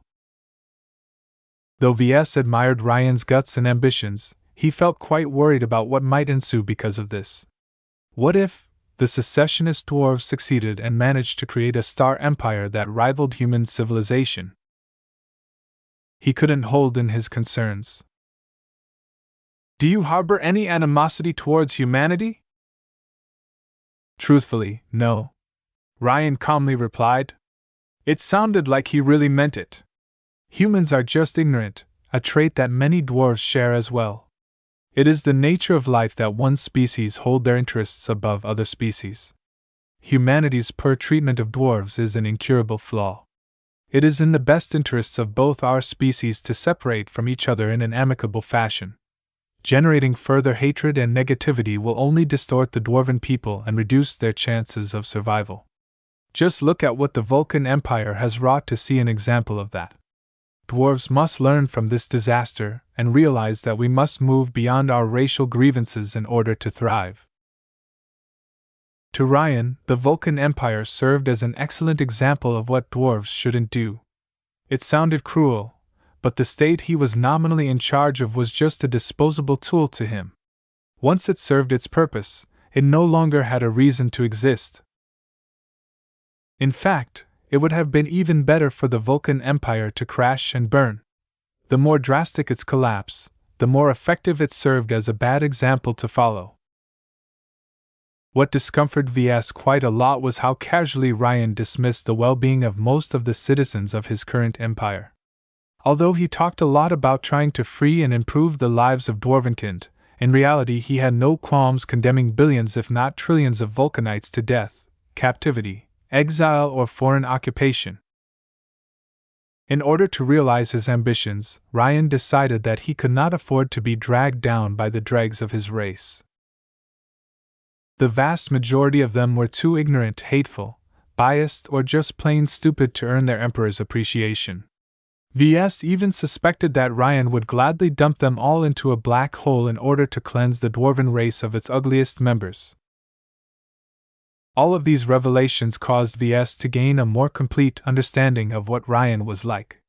He took it upon himself to shoulder a great responsibility, and one that compelled him to make a lot of cold-hearted choices. Was Ryan ultimately right? Ves didn't dare to pass his judgment. The game that the Iron Emperor decided to play was so high level that a simple mech designer simply wasn't qualified to give suggestions. There was one nagging question, though. Ves couldn't figure out what Ryan intended to do with a certain aspect of dwarven society.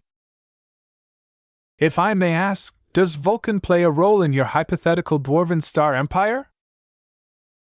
Though Ves didn't necessarily need it, it would still be great if his incarnation gained a powerful source of spiritual feedback. With the Vulcan Empire flushing down the toilet, the god that bestowed its name to it was about to lose a hefty amount of spiritual input. Though Vulcan could still rely on other sources of spiritual energy, it was best if his incarnation could gain the support of as many dwarves as possible. Ryan did not immediately answer. Apparently, this was a complicated subject if the Dwarven Emperor had to think about his response. Religion is a flawed and primitive social construct, he stated. He was definitely a secularist, it seemed. I became even more convinced of this truth after seeing how religion has torn the Vulcan Empire apart. Besides, despite your claims, now that you have come before me, it is plain to me that you are not an actual god. You are something different. At best, you are human who happens to wield special powers. Am I correct, Patriarch Larkinson? Well, at this point there was not much point to denying Ryan's well-reasoned suspicions. The Dwarven Sovereign was too smart and observant to be rebuffed by lies. Ves lowered his head. I guess your description is accurate. I can't explain how I am able to do all of these things, but it's complicated. Interesting. I have learned many secrets throughout my years and I have my theories. They are irrelevant, though. The mysteries of humanity are mainly relevant to your species. If Dwarvenkind wishes to emerge from the shadow of its parent, then dwarves like myself must follow our own path to power. Ryan raised the banner of Vulcan and harmonized with it. Although the phenomenon was in resonance, it was similar to it in a way that only many years of bonding could produce. You asked me whether religion will play a role to our species. The answer is yes. Faith is a powerful motivator that can dispel fear, unite different people, and control their thoughts. I will never be able to rally enough dwarves by relying on my own individual capabilities. This was a surprising response. With how rational Ryan sounded, Ves would have thought the Dwarven Emperor would aim to rely on logic and reason to base his independent Dwarven nation. You plan to continue to leverage belief in Vulcan? Correct. Ryan slowly grinned. Vulcan may be fake, but your powers are real. I shall need them in order to bring Dwarvenkin to prosperity. As long as I succeed, I shall become the highest ruler of a sovereign Dwarven empire, but you shall be its second founder. My future subjects shall forever revere your contributions by worshipping you as their god. Are you not pleased? Chapter 3348, Loudspeaker. Ves already suspected it for a while, but now he was truly certain. He was not going to die today. Ryan did not harbor any great resentment towards the person who killed his previous self and the person responsible for causing his entire empire to collapse. The Iron Emperor was a truly fitting title for this cybernetic and heavily augmented dwarf. By losing most of his memories of his past along with all of his emotional attachments, he lacked the empathy of most people. As far as he was concerned, he started off his second life as someone who was already an adult. His abnormal development trajectory molded him into the leader that the dwarven people truly needed, But that was not necessarily good news for the citizens of the Vulcan Empire. The Vulcanites, who hated the tall folk and unflinchingly believed in the most ridiculous notions about their god, were undesirable subjects that needed to be wiped out from existence to avoid spreading their poisonous ideology any further. From that perspective, Ves did not make Ryan angry for inflicting so much death and suffering onto his fellow dwarves. Instead, it was more accurate to state that Ves did Ryan a favor by getting rid of the trash. Combined with the fact that the Iron Emperor apparently wanted to continue to make use of belief in Vulcan to further his control over his subjects, it was clear that killing Ves was counterproductive to his goals.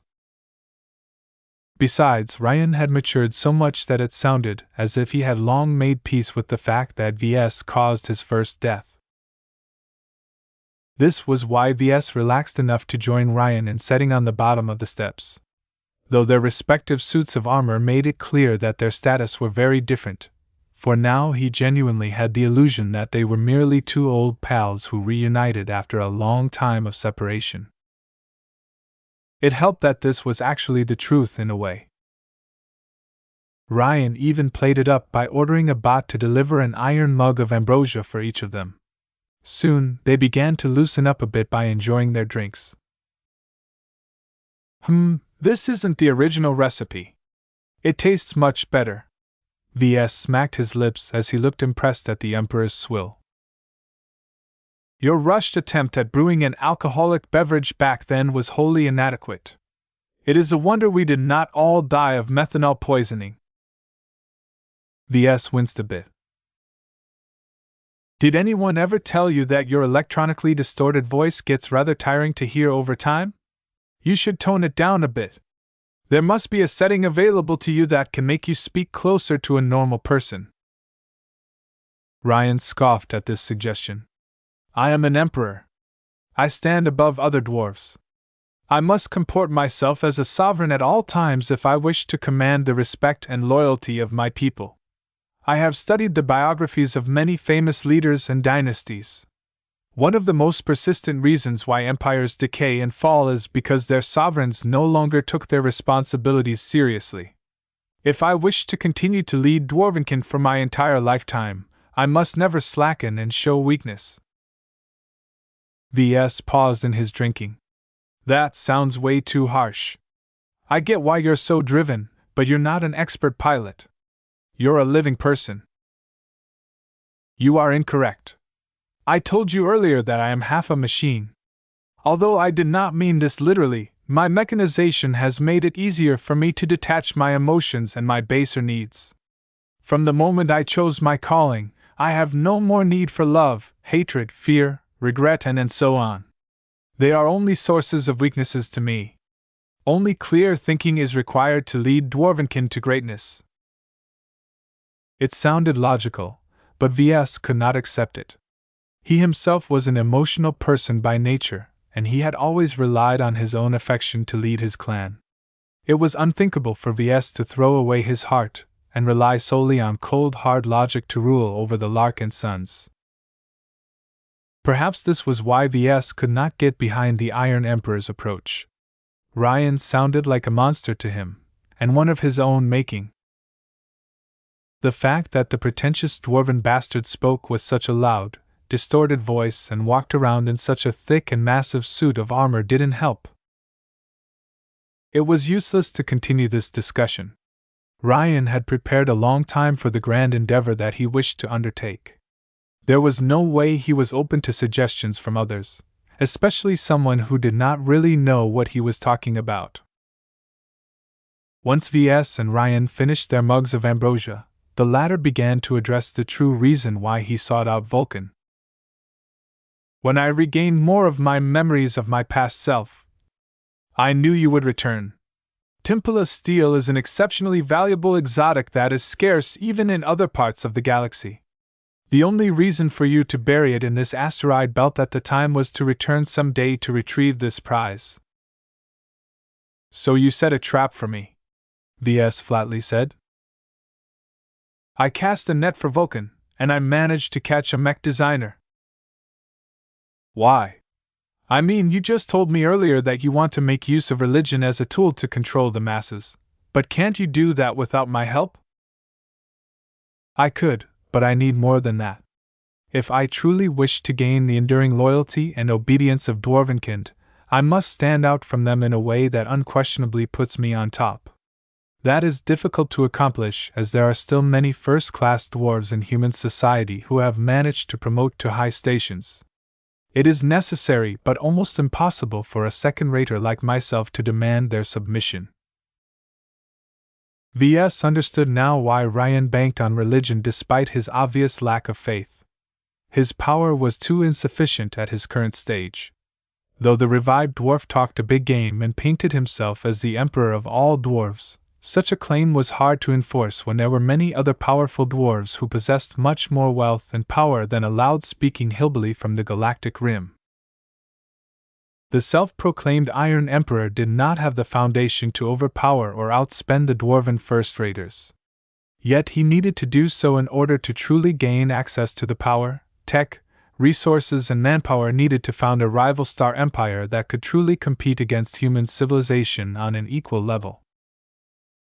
So what kind of measure worked best at swaying the most elite and privileged dwarves in existence? By hoodwinking them with religion. Belief in Vulcan was unique in that it was highly compelling to every dwarf. It was a faith that was uniquely tailored to the dwarven race and affected both rich and poor, male and female, third-rater and first-rater and many other groups. Ryan smiled knowingly at Ves.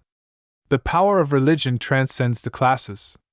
With your peculiar traits, your divine persona shall be the means I plan to use to unite all of Dwarvenkind. The Vulcan Empire has already proven the viability and effectiveness of this approach. I shall merely be repeating this experiment again, but without all of the excesses in the first attempt. This was still a difficult plan to pull off. First-raters were far more difficult to persuade than second-raters. Each of them were incredibly arrogant towards their lessers, and Ves doubted that they would fall for this scheme so easily. There was also a huge flaw to this plan. What makes you think the dwarves who embrace your dream will let you take charge of them all? Ves questioned.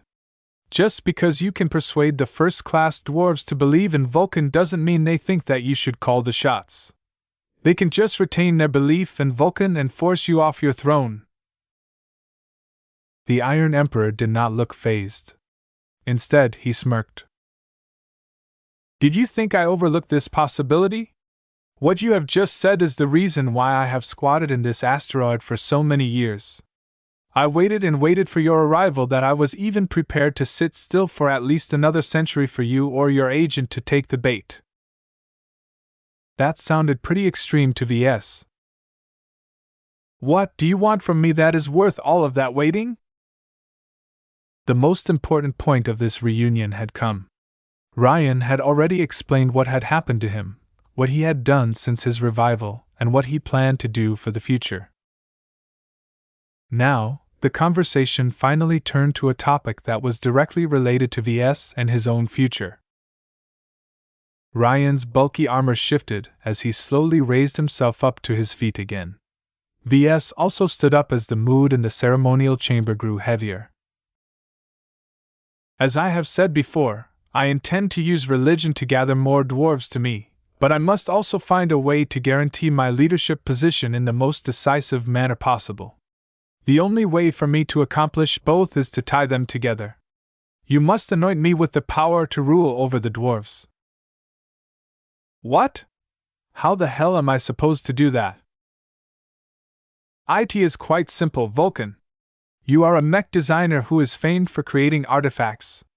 Ryan expressly directed his cybernetic eyes towards the hammer of brilliance that was attached to V's external tool belt. One such as this, for example.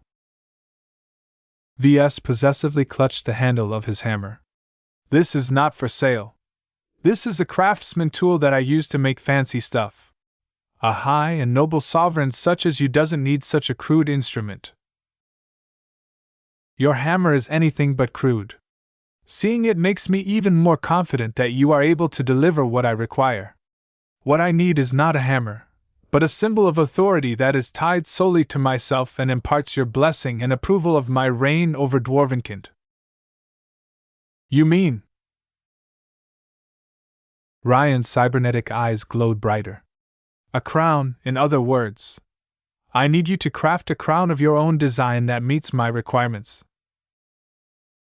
I'm just a mech designer, Ryan. Aren't you asking too much from me? Ves nervously replied. I have studied your work extensively, Vulcan. Your mech designs and your artifacts all possess qualities that transcend regular products, as befitting of an individual who claims to be a god of craftsmanship. I should know, because I have studied one of your works in depth. The Iron Emperor gazed lovingly at the banner of Vulcan that he constantly held by his side like an old and constant companion. It was hard to refute Ryan when he knew Ves so damn well. The banner of Vulcan already functions as my scepter. Once you make a crown for me, I will complete my collection and will truly leave no doubt that I am the anointed Emperor of Dwarvenkind. Okay, so let me get this straight. You went through all of this trouble and waited so many years in this empty star system just so you can seek me out and commission a crown from me? Ves asked in an exasperated tone. Boom. Boom. Boom. Ryan stepped closer until he stopped right in front of Ves again. If that is the way you interpret my actions, then yes, I am commissioning a crown for you. I expect you to do your best and craft a masterwork, because only a transcendent artifact is remarkable enough to convince the dwarven first-raters to follow their true emperor. The Iron Emperor threw an encouraging smile at Ves. You and your people can go free after you have completed my commission to my satisfaction. I have no interest in enduring the company of you humans any longer than necessary.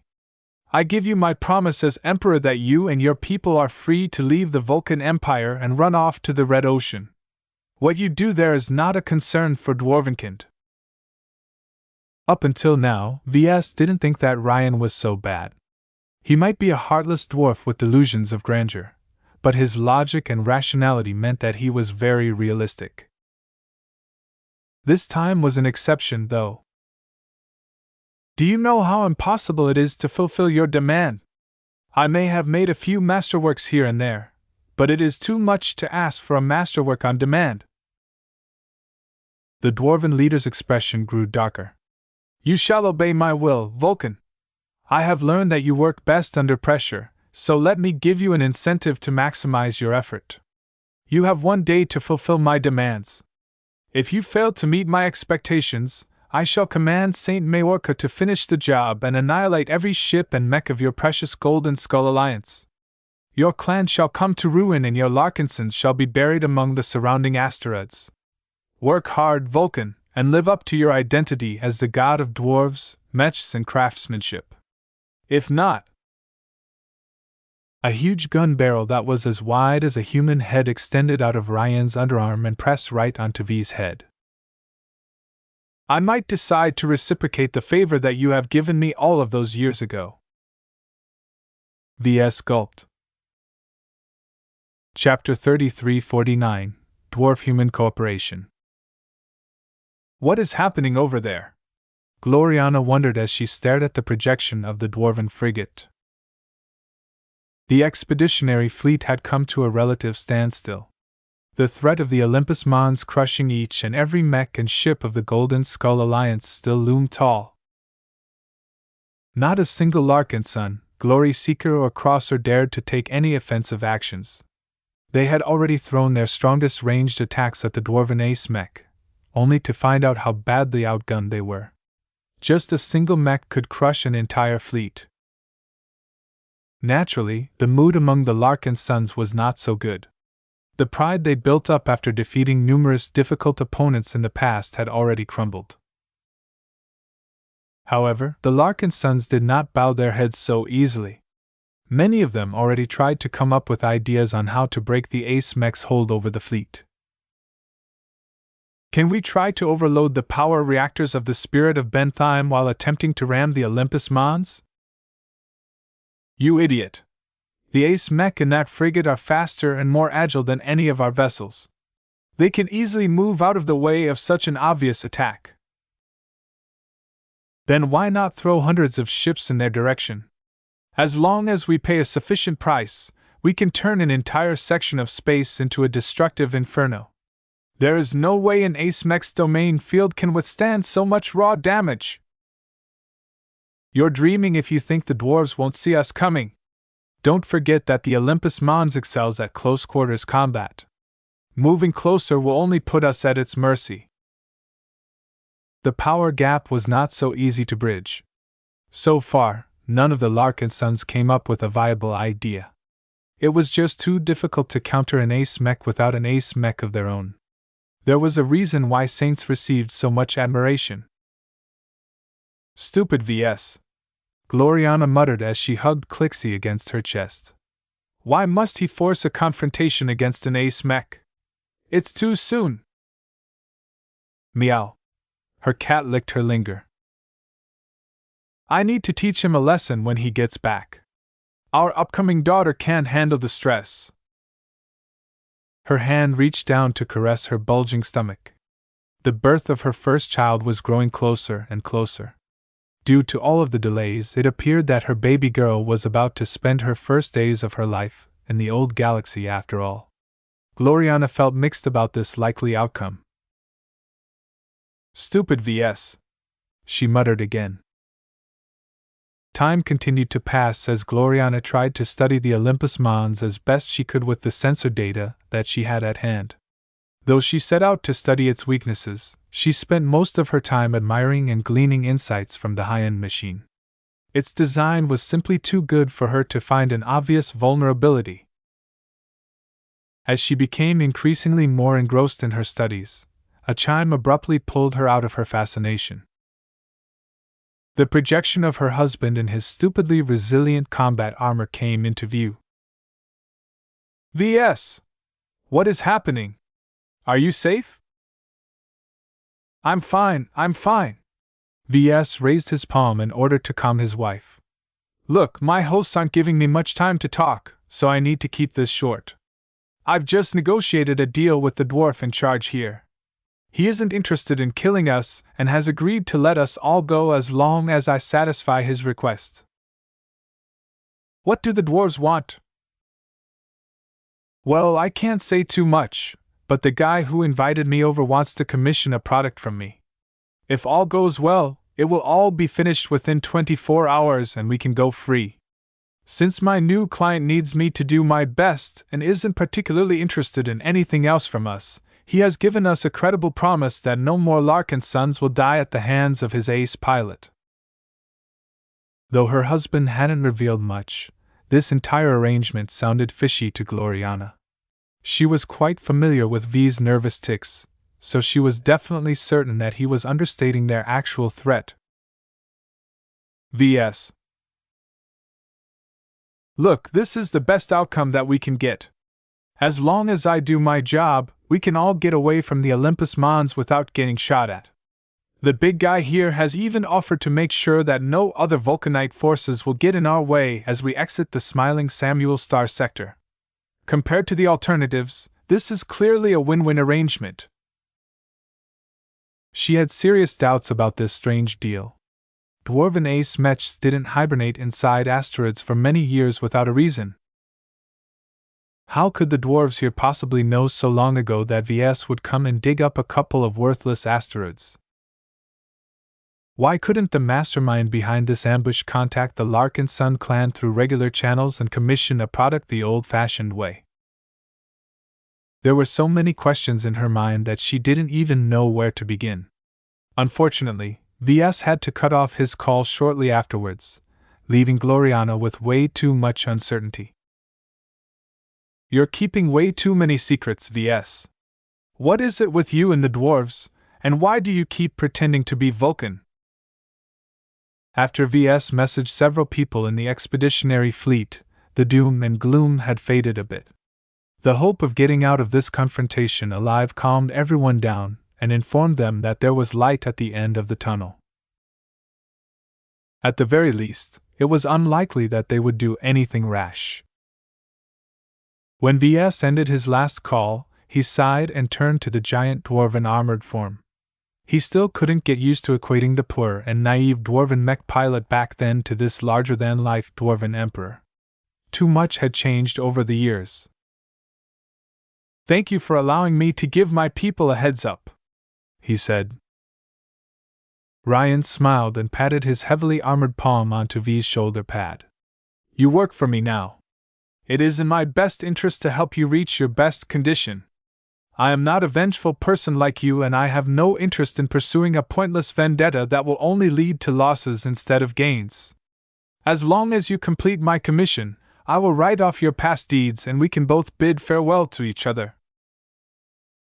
All of that sounded nice, but Ves did not forget that Ryan just put a gun barrel against his helmet, and that his guard dog had already killed a fair amount of Larkinsons today.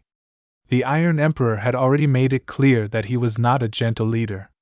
As long as things didn't go the sovereign's way, he did not mind resorting to violence to enforce his will. Still, Ves reasoned that Ryan's promise to let everyone go was fairly credible. There was no way to predict what would happen to the crown if its creator died a sudden death. He was also the sole designer and creator of the crown. Though Ves intended to complete his commission honestly, there was no way Ryan or any of his staff could stop the mech designer from slipping in a couple of safeguards just in case.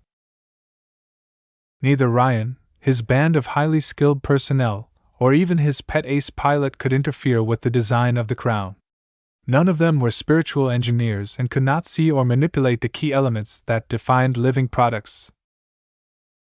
Just like how Ves had to rely on Ryan's honesty and goodwill to get out safely, the Iron Emperor also had to trust that Vulcan would keep his word and not sabotage his own work.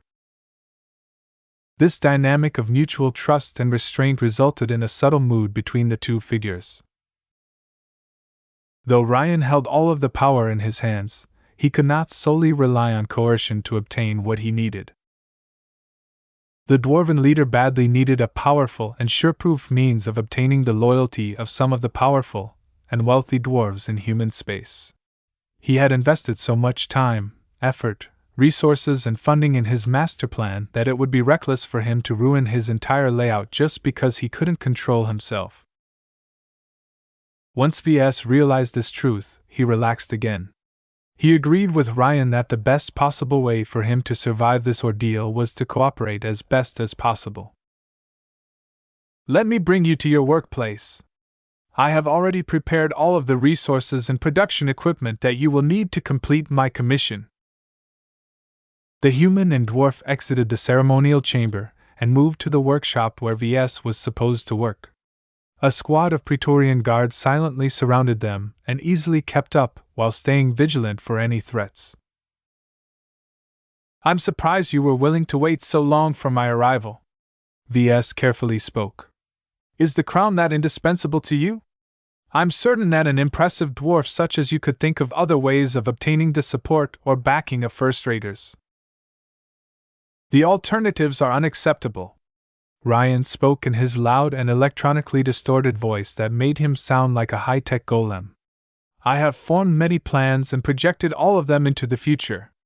The chances of failure were too great. I have long concluded that only an unquestionable symbol of authority that is blessed by Vulcan will allow me to achieve my highest goal. Without my crown, I deem it was not worthwhile to make my attempt at all. When I chose to await your return, I was already prepared to wait for centuries." That sounded quite extreme. "And what if I never came?" "Then I would die as an unfulfilled emperor. Before my passing, I would make sure to arrange other promising dwarves to inherit my dream and continue my legacy. Perhaps an heir of mine would take over my master plan and squat as long as needed before you or your own inheritor arrived." All of this sounded crazy to Ves. On one hand, he was flattered that the Iron Emperor thought so highly of his living totems. On the other hand, the thought that a dwarven stalker was literally willing to wait for his entire lifespan and beyond to commission a product from Ves was incredibly creepy. "You're crazy, you know that?" Ryan directed a vicious smirk at Ves. "The line between genius and madness is a thin one. I thought you of all people should know that, Vulcan. You're too serious all of the time. Can't you take a break for once in your new life? You look like you haven't gone on vacation for decades." "You do not understand. What others call madness is merely an inability to understand another individual's genius. Whether it is ignorance, bias, a lack of knowledge, or a deficiency in cognitive abilities, those who call us mad are unqualified to judge us. Our work and our ambitions are so beneficial and far-reaching that we cannot allow the opinions of others hinder our great missions." Though Ves remarkably agreed with Ryan's stance, he did not like how the Dwarven Emperor put the two in the same boat. Ryan was absolutely bonkers if he could think he could single-handedly unite all of the dwarves and convince them to break all of their ties to human civilization in order to start up a rival civilization. It was hubris to think that the Big Two would just allow the dwarves to play in a different sandbox that was outside of their supervision. Compared to plotting secession on a galactic scale, anything planned by Ves was much more acceptable. No matter what, Ves always considered himself to be a member of humanity. Though he sought to keep his Larkinson clan independent, he never thought about stepping out of the umbrella of the Big Two. Though Ves didn't like the MTA and CF either, they at least ensured humanity's dominance and survival in the galaxy. They performed essential services and truly safeguarded the human race as a whole. It was not a big deal to obey their rules. Is it truly better for Dwarvenkin to divorce itself from humanity? Chapter 3350 Excellent Working Conditions. When Ves entered the workshop compartment inside the Dwarven frigate, his body suddenly lifted from the deck and launched upwards until he smacked into the ceiling. If he wasn't wearing his unending regalia, which automatically cushioned the collision, he would have suffered actual injuries equivalent to falling off an office building. "God damn it! You did that on purpose, didn't you?" Ves cursed as he lost control over his emotions. He quickly adjusted the setting of his gravitic backpack and slowly toned down its compensation power. The force pressing him against the metal ceiling slowly grew lesser and lesser until he slowly gained more weight. His armored form gradually drifted downwards until he softly landed on the deck. His gravitic backpack, which used to apply a counter-gravity of 3.6 g on him, had completely fallen silent at this time. Ves didn't need it anymore because the artificial gravity in the workshop was set at 1.0 g. This not only caused Ves to feel as if he had entered a human ship, it also caused Ryan's huge and bulky form to stomp less on the deck than before. "I knew you were a human, so my technical staff prepared this workshop according to the finest human standards that we could meet," Ryan said as he ignored his guest's complaint. "The layout of this workshop and the height of all of the interfaces are set to be as comfortable as possible for a person of your stature. I highly suggest you remove yourself from your armor in order to work more comfortably. I give you my word as Emperor that you will not be in danger." Under these conditions, it hardly mattered whether Ves wore his unending regalia. A personal suit of armor could never protect him against the might of an ace mech. Saint Majorca could crush him regardless of what he wore around his body. In fact, Ves felt uncomfortable with her oppressive presence even now. Even if her hostility had faded a bit after he came to an arrangement with her emperor, he could never feel at ease when she constantly kept an eye on him as if she was standing right behind his back. "Hey, Ryan. Those who are truly aware of my identity address me as Your Majesty. You are speaking to the Emperor who will truly unite Dwarvenkind under a separate banner from humanity one day. Yeah, and I'm your god, so I don't need to scrape and bow before your feet," Ves petulantly said. He was still pissed at the gravity prank that Ryan had just pulled off. "Can you tell Saint Majorca to remove her domain field from this workshop? I can't concentrate when she is staring at me from every angle, and if I can't concentrate, I will never be able to make a masterwork. Just saying." Ryan did not fear Ves at all at this point, so he transmitted an invisible signal that soon prompted the vigilant ace pilot to withdraw her formidable Saint Kingdom from the workshop. The departure of the Saint's obvious presence allowed Ves to breathe a lot easier. Though his unending regalia had shielded him from some of the pressure, the Olympus Mons was just too powerful to block. Ves reluctantly withdrew from his combat armor and left it to the side. It didn't matter too much if he attempted to make a casual product, but a masterwork artifact was a completely different matter. Now that the bulk of his protective suit no longer hindered his movements, he was able to perform much more delicate manual work. The removal of a solid barrier that was laced with beastone also enabled Ves to expand his spiritual senses and gain a better feel of his work. He took a good look at the workshop facilities. As soon as he spotted the quality and tech of the various lab and production equipment, he couldn't help but look impressed. These are first-class artisanal machines," Ves gasped. This wasn't the first time he encountered first-class equipment. He even worked with them when he made a deal with Master Willix many months ago, so he easily recognized what the Iron Emperor had painstakingly prepared for this critical job. Ves quickly walked over to a couple of machines. The materials scanner and the miniaturized 3D printer were not the best in their respective class. The equipment models were already at least 20 years old, and at least 2/3 of them appeared to be second-hand. In a first-rate state, these machines would have impressed no native. They were too basic, small, and low-end to perform serious work. An overwhelming number of producers had already transitioned to working with materializers.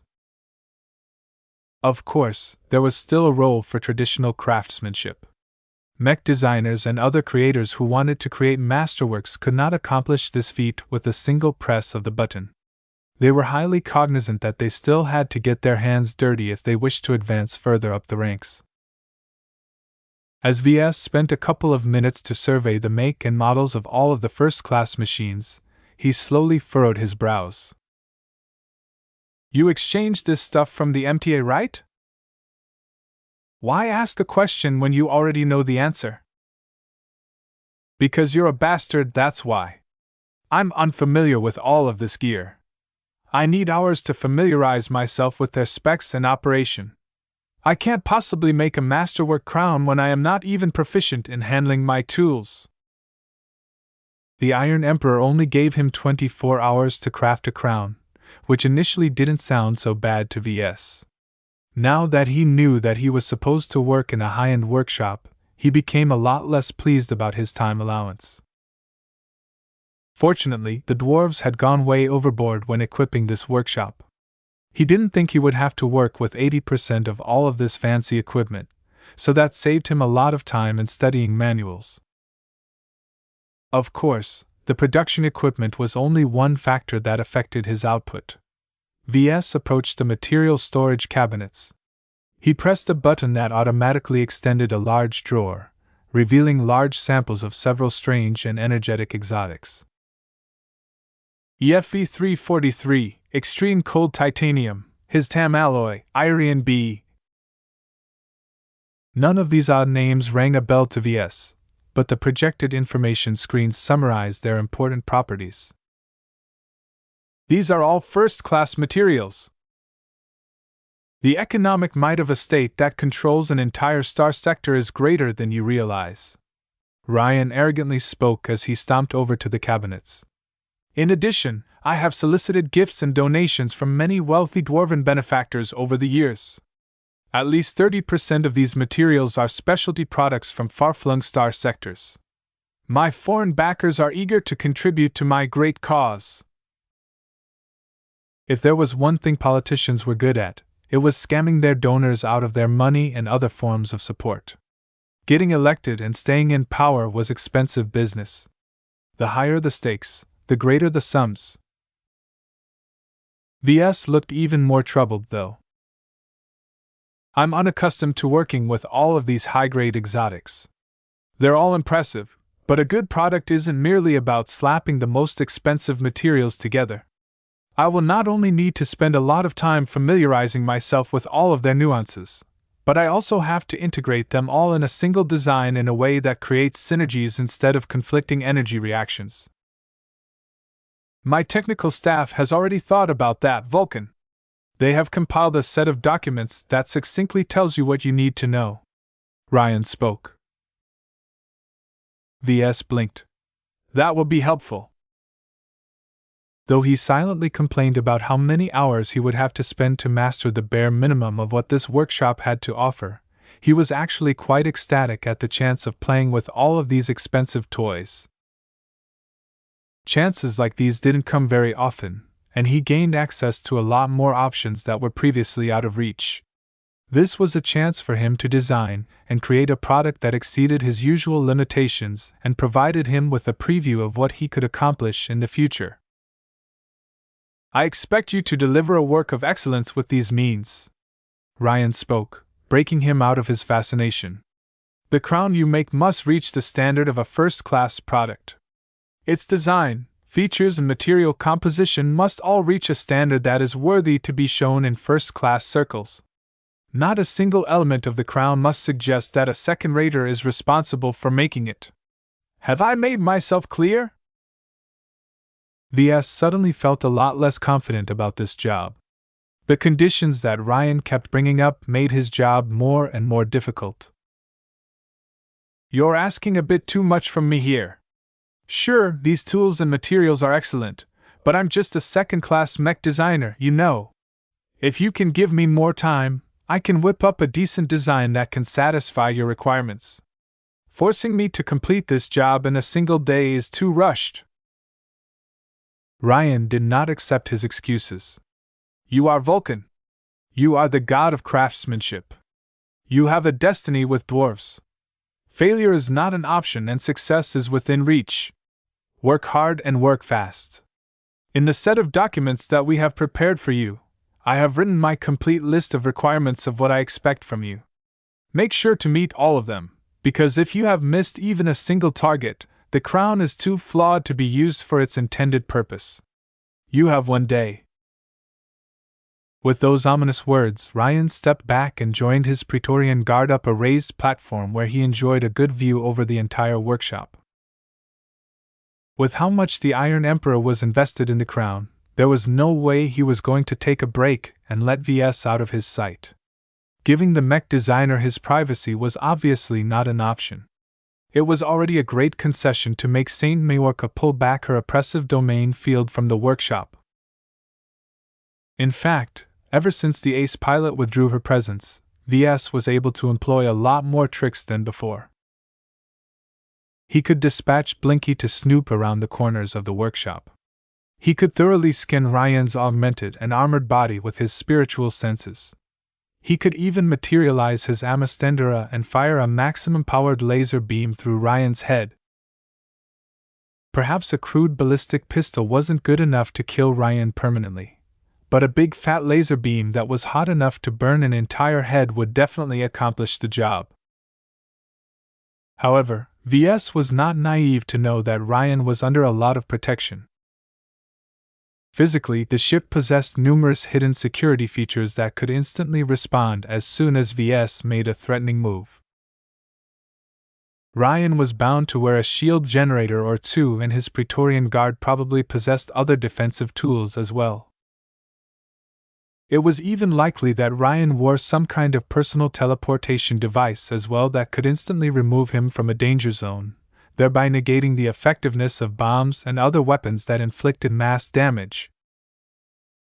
Besides, even if all of this tech fell short, St. Yela Majorca was still paying attention, just not as close as before. With her incredibly effective intuition and her extremely fast reaction speed, she could suppress any material or spiritual form of attack before VS even made his first move. VS quietly shook his head. Even if he managed to assassinate the Iron Emperor, so what? Saint Majorca would go absolutely crazy. There was no way to escape or resist her power at his current stage. Even Vulcan was like a toddler in front of the extraordinarily strong-willed half-god. Once he concluded that the chances of pulling off a daring escape attempt was close to 0%, he no longer entertained any useless thoughts and directed his attention to his latest commission. What kind of crown befits an emperor?